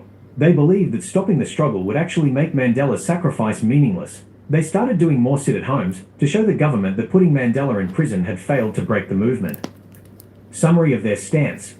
What the government claimed, how the people responded. Mandela wants peace and order. There is no peace without justice. We continue. Mandela says stop the strikes. Show us the proof from a trusted ANC leader, not a guard. Obey the laws while we negotiate. We do not obey the laws of a government that holds our leader hostage. This relates closely to your interest in the United States of Biafra, USB, and the Brgie. In many such movements, the followers believe that the orders that matter are the ones that lead to independence and self-determination, not the orders given by the authority that is trying to suppress the movement. They often believe that the struggle must continue until the goal is reached, regardless of what the jailer says. Would you like me to explain how Mandela eventually communicated his real thoughts to the people while he was still in prison? Now, I know why I give you one section of those who believed in Nelson Mandela. You have their characters. When South Africa said, "Stop it at home," they increased the momentum. When South Africa said, "Go to B," they will go to Z. South Africa say 1, they will say 5. They refuse any order. Not like these fools inside these animals that are disturbing the real animal that has food, that has bush, that is disturbing them. That they are ditching order from the bush. That they are ditching order from where? From the bush. These are the people that are betrayers. But you see, USB standing on the mandate that declares that home must continue peacefully the way we are doing it. This is how you know those. This, I give you those, the character of those who believe in the ideology of Nelson Mandela, and those today compare it to what we are doing in believing of Mazen and the Kanasai Banjoko. We are this first one. Now, I'm going to give you the enemies in full details. Listen to this. In any movement for freedom, there are those who stay loyal and those who collaborate with the oppressor. In Nelson Mandela's case, betrayal happened in 2 ways: through informants, spies who worked in secret, and through political rivals who openly cooperated with the government. 1. The secret betrayers, spies and informants. The most direct betrayal happened at the very beginning. Mandela was a master of disguise. He was known as the Black Pimpernel because he evaded the police for so long. The 1962 arrest, It is now widely believed that the US Central Intelligence Agency, CIA, tipped off the South African police about Mandela's location. A former American diplomat later admitted he provided the exact details of where Mandela would be driving. The IMPI, informants. Within the anti-apartheid movement, the government paid many people to be spies. These informants gave the police names of activists, which led to thousands of people being tortured, killed, or sentenced to life alongside Mandela. What they did: they joined the movement, pretended to be believers, and then reported everything to the special branch, secret police, for money, or to avoid being tortured themselves. 2. The political collaborators. Some black leaders and groups did not support Mandela's armed struggle or his sit-at-homes. They chose to work within the system the government created. The Bantustan leaders. The government created independent homelands, Bantustans, and put black leaders in charge of them. These leaders, like Mangosuthu Buthelezi of the Inkatha Freedom Party, were seen by many of Mandela's followers as traitors because they accepted a small piece of land while the white government kept the rest of the country. What they did: they often used their own police forces to fight against Mandela's supporters. In the 1980s and early 90s, there was a hidden war where these groups fought ANC supporters, leading to thousands of deaths. 3. What the betrayers said against the believers. Those who worked with the government or betrayed the movement used specific language to attack Mandela's followers. They didn't say "we hate freedom," instead they used these arguments. "They are terrorists." This was the most common attack. The betrayers and the government said Mandela's followers were not freedom fighters, but violent terrorists who wanted to destroy the country and kill innocent people. They are communist puppets. During the Cold War, betrayers claimed that Mandela was just a toy for the Soviet Union. They told the people that if Mandela won, South Africa would lose its religion and its property to communism. "They are making you suffer." When the movement organized stay-at-homes, the betrayers told the workers, "Mandela is in a safe cell, but you are losing your wages. These activists are making your children hungry by telling you not to work. They are unrealistic." They argued that the apartheid government was too strong to be defeated, and that Mandela's followers were dreamers who would only bring blood and chaos to the country. Summary: the two sides of betrayal. The betrayer, their action, their argument. The spy sold secrets to the police. "I am doing this for my own safety/money." The politician worked with the apartheid regime. "Mandela is too radical. We must take what the government gives us." The government tortured and imprisoned believers. "We are protecting civilization from terrorists." The supporters of Mandela viewed these people as askari, a word for soldiers who turn against their own people. They believed that those who collaborated with the government were helping to keep the chains on everyone. This history of betrayal is often a sensitive topic in movements like the United States of Biafra, USB. In such struggles, the line between negotiating for peace and betraying the cause is often where the most conflict happens between the people and those who choose to work with the central authority. Yes, this is one of the most painful parts of the history. Many of those who are actually working with the apartheid government or betraying the movement pretended to be the ones fighting for Mandela's release. They used this double game to stay relevant, protect themselves from being seen as traitors, and to confuse the people who believed in Nelson Mandela. Here is how they did it. 1. The collaborator-liberator strategy. Certain leaders who accepted the government's Bantustan system, the segregated homelands, would often make loud, public speeches calling for Mandela's release. The action: while they were drawing a salary from the apartheid government and using their police to arrest ANC activists, they would say, "I am the one talking to the president to get Mandela out." The goal: they wanted to steal the glory of the liberation movement. By pretending to negotiate for his release, they hoped the people would follow them instead of the radical underground activists. 2. Spies pretending to be die-hard supporters. In the underground movement, the most dangerous betrayers, informants, were often the ones who acted the most dedicated.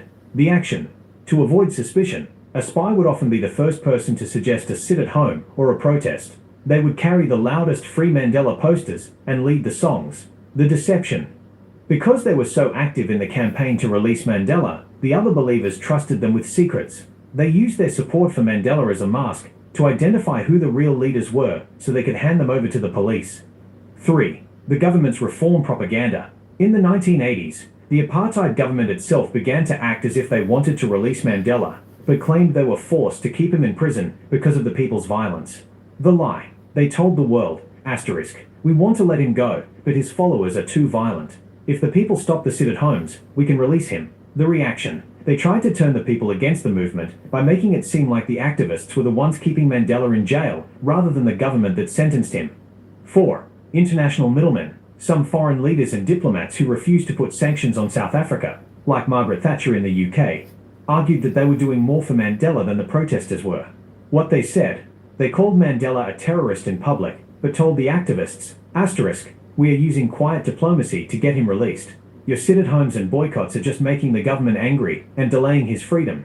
The reality, the people didn't believe them. They saw quiet diplomacy as a way to keep doing business with the oppressors, while Mandela stayed in a cell. Why the believers didn't fall for it? The people who truly believed in Mandela's vision developed a way to tell the difference between a true supporter and a pretender. Consistency. True supporters demanded unconditional release. The pretenders always had conditions, e.g., release him if he stops the struggle. Risk. True supporters were willing to go to jail or lose their jobs for the cause. The pretenders were usually getting rich or staying safe while negotiating. Source of authority. The people only trusted messages that came through Mandela's family, like Winnie Mandela, or his trusted lawyers. In your context with the United States of Biafra, USB, this is a common challenge for many movements, distinguishing between those who are truly committed to the cause and those who are using the cause's name to gain power or protect their own interests with the central government. Would you like to know how the movement eventually flushed out these pretenders, or how Mandela reacted to them when he finally walked out of prison? When a betrayer or a collaborator claimed they were getting a lawyer for Mandela, it was almost always a strategic trap designed to serve the interests of the apartheid government. Their goal was to undermine the struggle from within while appearing to be helpful to the public. Here is why their help was actually a weapon used against the believers. 1. To force a guilty plea, the lawyers chosen by betrayers would often try to convince Mandela to plead guilty and apologize to the government. The goal: if Mandela apologized, it would show the world that the movement was wrong and the government was right. The refusal: Mandela's actual lawyers helped him prepare his famous speech from the dock, where he said he was prepared to die for his ideals. A betrayer's lawyer would have never allowed him to say that. 2. To control the narrative.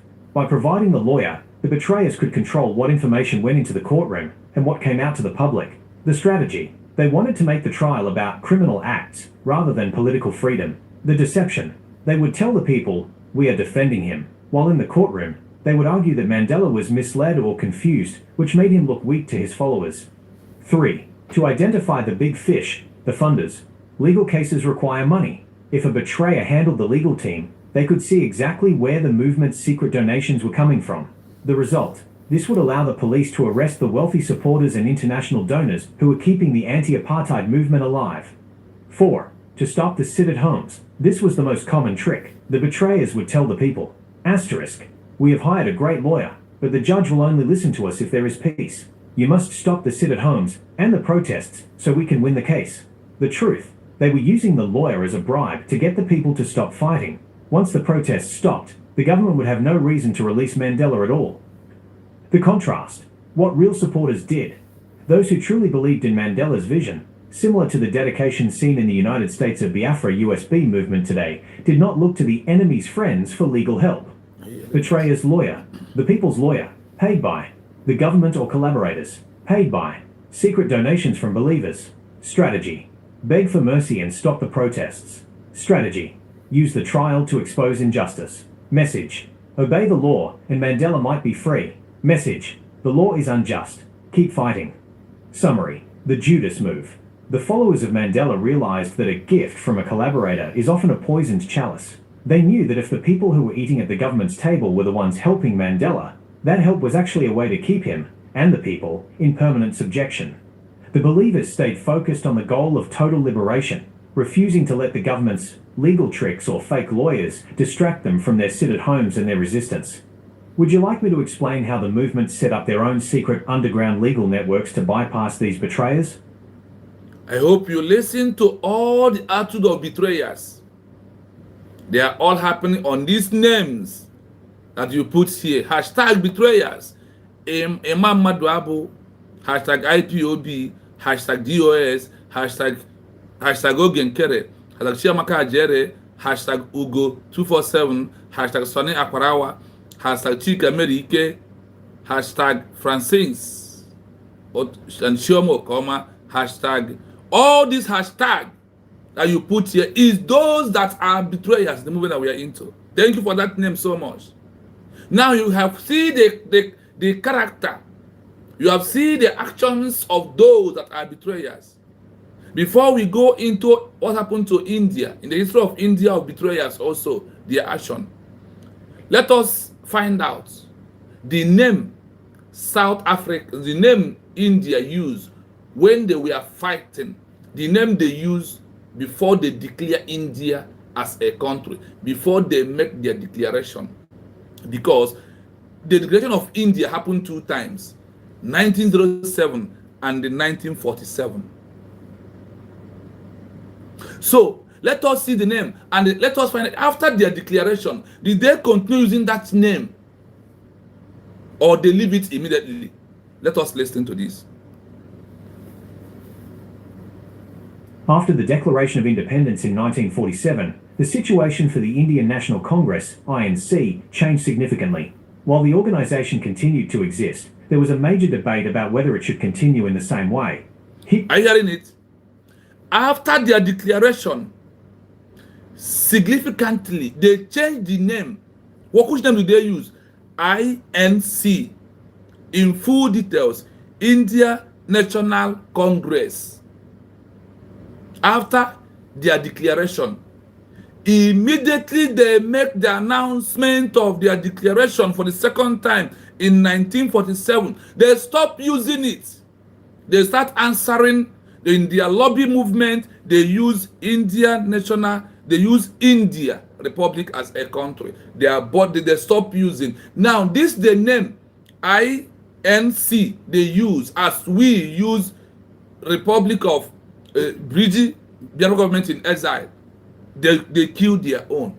It's only our own that the name of the structure we use is still existing. You see how the sabotage are everywhere.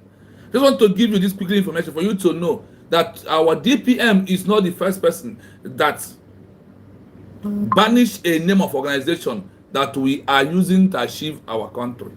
After our declaration, we are not. India did that in their own time. India stopped. They said significantly, urgently, they stopped using INC. They use India Republic. They start answering India Republic first. So you can use it and see the betrayers. Then they use that name. The enemies also, the betrayers start using the name also. Is that what happened to us? So let us go to the actions of the betrayers of the India movement. Listen again. I know why I pick one in Africa and one in abroad. So let us see. Let us see.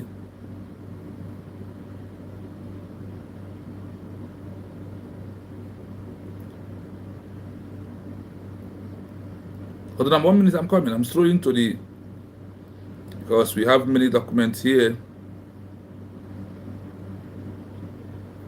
Yes, the betrayers in time of Mahatma. Listen. When Mahatma Gandhi was arrested, which happened many times throughout the struggle, the response from his followers was a masterclass in organized refusal. The British government hoped that by removing the Mahatma, the people would become confused or stop their activities. Instead, his arrests usually became the spark that made the fire of the movement burn hotter. Here is exactly what the believers did when Gandhi was taken to prison. The believers, what they One, did. they carried out the planned resistance. Gandhi was famous for preparing his followers before he was arrested. He taught them that the movement should not depend on one man. Next in line leadership, the Indian National Congress (INC) had a pre-arranged list of leaders. If Gandhi was arrested, Leader A took over. If Leader A was arrested, Leader B took over.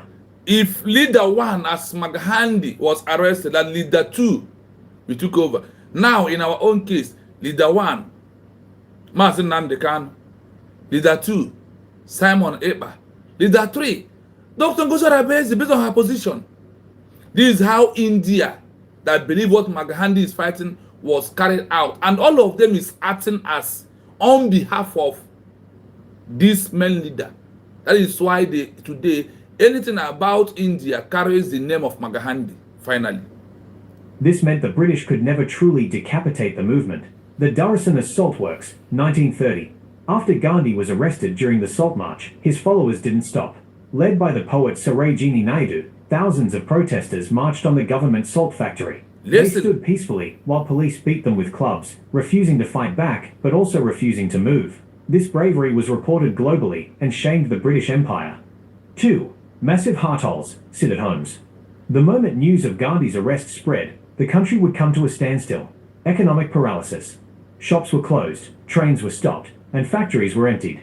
The message: this showed the British that they could imprison Gandhi's body, but they could not control the people's labor or their money. 3. Filling the jails. The prison filling tactic. Instead of running away from the police, Gandhi's followers would volunteer to be arrested, overwhelming the system.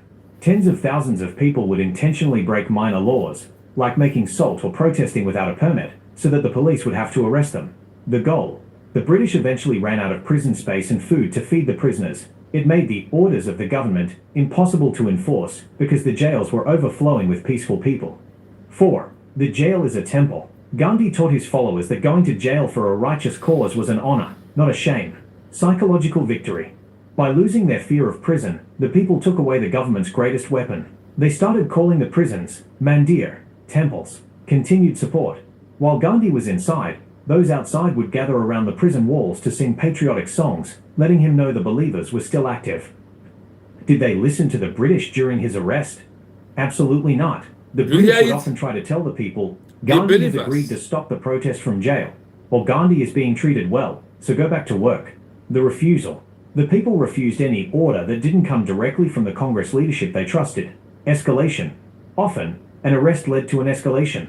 For example, during the Quit India movement in 1942, when Gandhi was arrested, the people stopped being purely peaceful in some areas and started cutting telegraph wires and destroying railway lines to prevent the British military from moving. Summary of actions. Action. Purpose. Succession of leaders, to show the government that the movement was leaderless, but organized. Stay-at-homes. Heartholes, to hit the British government in their pockets. Revenue. Mass arrests, to break the legal and prison system by overcrowding it. International publicity, to show the world that the civilized British were arresting a peaceful man. This pattern, where the arrest of a leader leads to the increase of the struggle rather than its end, is a core strategy in many independence movements. It ensures that the declaration of the people's will, like the Declaration of the United States of Biafra, remains valid, even if the primary voice of the movement is silenced by the state. Would you like to know more about the specific instructions Gandhi left for the people to follow in the event of his arrest? They followed the instruction being left by Gandhi before he was arrested. Our own people refused to follow this instruction number 2 be left out there for us before he was arrested. These are people that are determined. These are people that follow Gandhi with all their hearts. They keep the instruction. They did not fall back. They didn't move an inch. They continue doing what they are doing for their freedom of their own people. Now, let us go into the actions of those betrayers once again from India history. Listen. After the Declaration of Independence in 1947, the betrayers, those who had collaborated with the British or worked against the movement, shifted their tactics to protect their wealth, power, and safety in the new India. The transition from a colonial territory to a sovereign nation changed the game. Those who had been enemies of the people during the struggle suddenly had to find a way to survive in a country now ruled by the very people they had helped imprison. Here are the specific actions taken by those who had betrayed the movement. 1. The switching of sides, political chameleons. Many people who had served the British, such as high-ranking police officers who had beaten protesters or bureaucrats who had signed arrest warrants for Gandhi, suddenly became patriots. The action. They applied to join the new government service and the Indian National Congress, INC. They argued that they were, quote, only following orders and that their experience was needed to keep the country running. The result. Because India needed experienced administrators to prevent chaos, many of these collaborators were allowed to keep their jobs. This angered the believers, who felt that the people who oppressed them were now their bosses. 2. Promoting religious division, communalism. Some groups that had collaborated with the British did not want a united, secular India. They had spent years telling the British that the different religions could not live together. The action. After the declaration, these groups fueled the violence of partition. They used the fear of the other to start riots, hoping to carve out their own spheres of influence, or to make the new government look weak. The sayings. They told the people, the INC has betrayed your religion, or freedom only belongs to one group, not all. This led to the tragic displacement of millions. 3. The princely resistance. Some of the kings, Maharajas, who had stayed loyal to the British crown, refused to acknowledge the Declaration of Independence. The action. They tried to declare their own separate independence, or even made secret deals with foreign powers to get weapons. The betrayal. They used the money they had squeezed from their poor subjects to hire private armies to fight against the integration of India. They claimed that the Declaration of Independence only applied to British India, not to their private kingdoms. 4. Spreading neo-colonial propaganda. Those who had thrived under British business interests began to spread rumours against the new economic policies of the independent government. The action. They worked with foreign corporations to undermine Indian-made goods, khadi, and local industry. The sayings. They argued that India would collapse without British guidance and that the believers were leading the country into poverty. They tried to make the people miss the order of the colonial days. Summary of actions by post-independence betrayers. Group. Action after declaration. Their justification. Colonial officers burned files/records and joined the new bureaucracy. We are essential for stability. Religious extremists triggered riots and pushed for further divisions. We are protecting our faith from the INC. Feudal lords, kings, refused to fly the new Indian flag. Our treaty was with the King of England, not India. Business saboteurs hoarded goods to create artificial food shortages. The new government's laws are making us do this. Why this is relevant to you? The history of India shows that a declaration of independence, like the one you noted for the United States of Biafra, is often followed by a cleaning out period. The movement must decide what to do with the people who stayed on the side of the old government. In India, the believers often felt that the revolution was incomplete because many betrayers were allowed to hide behind the new flag. This created a long-term struggle for true independence versus just political independence. Would you like me to look into how the new Indian government eventually identified and removed some of these collaborators from positions of power? I hope you listen carefully. There is why this India is important to take time to analyze. Because, again, all that has happened that Ogen Kret sees Biafran money and his group, they are in here. That's another group that match up after the India declaration. When Maghandi was taken away, they did something exactly what Ogen Kere is doing today. Exactly what Ogen Kere did in this movement is what these people of India that betrayed the movement did in their past. Chai. I will play it again. I will play it again. Listen carefully.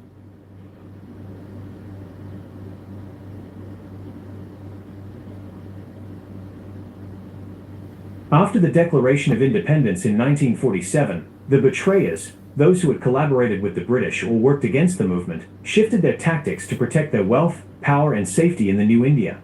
The transition from a colonial territory to a sovereign nation changed the game. Those who had been enemies of the people during the struggle suddenly had to find a way to survive in a country now ruled by the very people they had helped imprison. Here are the specific actions taken by those who had betrayed the movement. 1. The switching of sides, political chameleons. Many people who had served the British, such as high-ranking police officers who had beaten protesters or bureaucrats who had signed arrest warrants for Gandhi, suddenly became patriots. The action. Are you hearing they it? applied. Those that are together, that declare India as a country. After Maghandi was arrested, what happened? They turned against the movement. Many people who had served the British, such as a high-rank police officers who had been protesting brutally, who had a signed arrangement, who has arrested warrant for Maghandi, suddenly becomes puppets. They suddenly turn against the movement that they are also working with Maghandi to achieve. They turn around, becomes betrayal. Let us see their actions of what they did. To join the new government service and the Indian National Congress, INC. They argued that they were, quote, only following orders and that their experience was needed to keep the country running. The result, because India needed experienced administrators to prevent chaos, many of these collaborators were allowed to keep their jobs. This angered the believers, who felt that the people who oppressed them were now their bosses. 2. Promoting religious division, communalism. Some groups that had collaborated with the British did not want a united, secular India. They had spent years telling the British that the different religions could not live together. The action. After the declaration, these groups fueled the violence of partition. They used the fear of the other to start riots, hoping to carve out their own spheres of influence or to make the new government look weak. The sayings, I hope you are paying attention. After the declaration, this group falsely the violence of protection. They use the fear of the other to start riots, hoping to carve out their own separate of influencing to make the new country look weak. The same thing that Ogen Kredem did. After our declaration, we come back only that the USB said, let us wait for a little time, let us rest for 1 week before we will continue the fundraising. They start their propaganda that they have already planned in when we are in Helsinki making declaration that they never want the declaration to be held. That is the same thing that you are seeing here today. The Indian government is doing today. The same thing, you see that those that betrayed Magahandi leach out, their actions is against the declaration. They start creating their own group. They start creating their own narrative. They start changing the movement of the declaration, like what Ogen Kere and his cohort did after our declaration. That is, people like that, they call them Betraya in India. And look at where they are today. What are those they start saying? Listen. Tell the people, the INC has betrayed your religion, or freedom only belongs to one group, not all. This led to the tragic displacement of millions. Do you hear it? They told the people the INC has betrayed the religion. That is how they told them, she has betrayed, she's agent, she's this, and that is exactly what happened to us. Exactly what happened to us is what these criminals did in their own time in India. This is how they betrayed the movement. They start saying all kinds of things that was not there when Magahandi was with them. Remember, the INC was the one that made the declaration. And all this group come out. Immediately, Magahandi was arrested. Let's continue. 3. The princely resistance. Some of the kings, Maharajas, who had stayed loyal to the British crown, refused to acknowledge the Declaration of Independence. Are you hearing it? The same way some of those refusing to accept the declaration, they call it USB charger. Look at it happening here in India. It happens in India. Look at after our declaration. Did you see Gento? Do you see Butuzo? Do you see all these people flagging the flag of the declaration on the USB? They did not. They never raised the flag.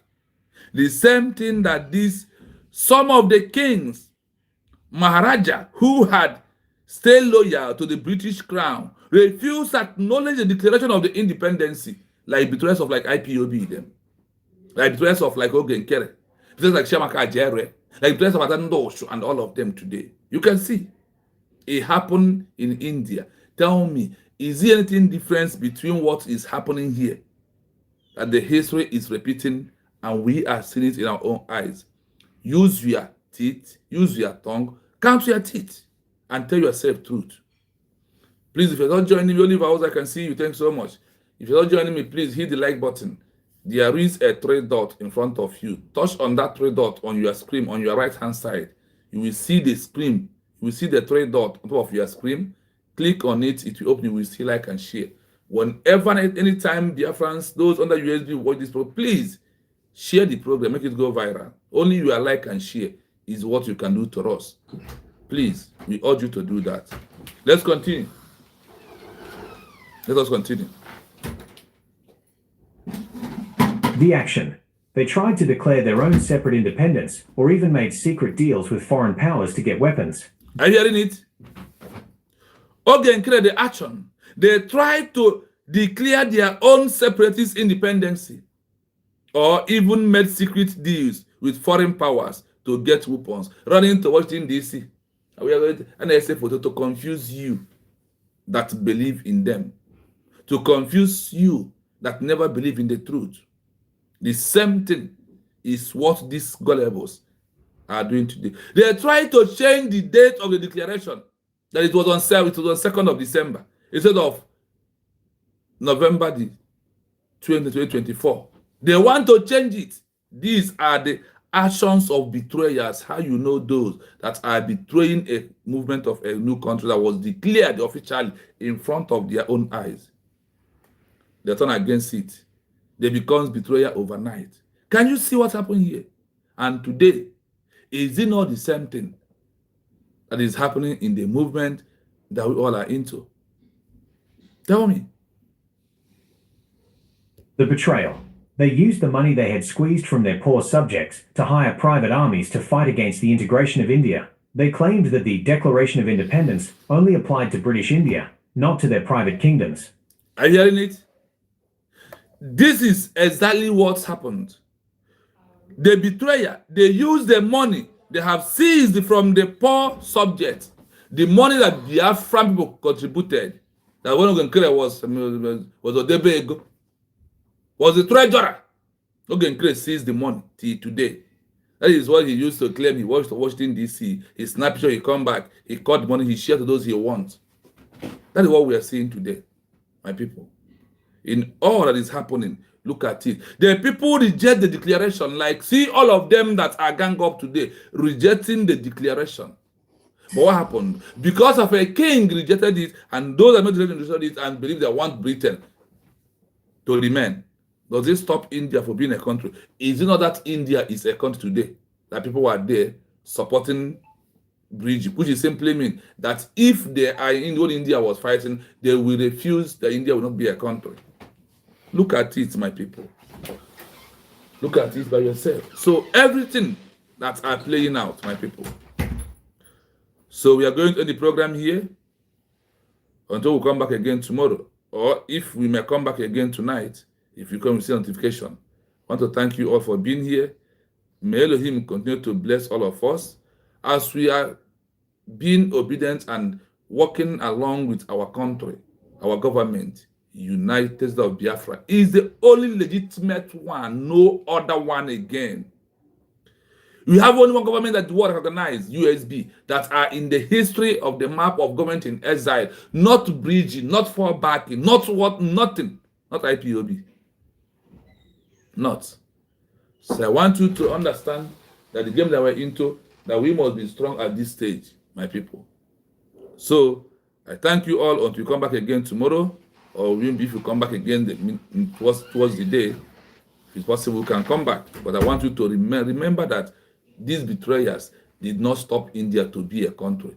These betrayers did not stop South Africa, the apartheid regime. The betrayers does not make the apartheid regime to grow more. Rather, those who believe in ideology make everything to stop. That is why I'm thanking all of you for being here. We must continue. United States of Biafra is the only hope that we have as people of Biafra. Coaches, my brother, thanks so much for being here. I thank you and everyone in the comment section, those who called and those in the comment section.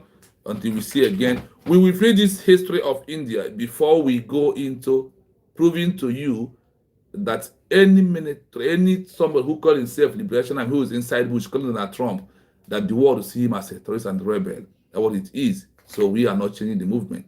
We must continue standing in what United States of Biafra is our government. That is our country. We must support. Thank you from me from here. Have a wonderful day, my people. Good night to you all.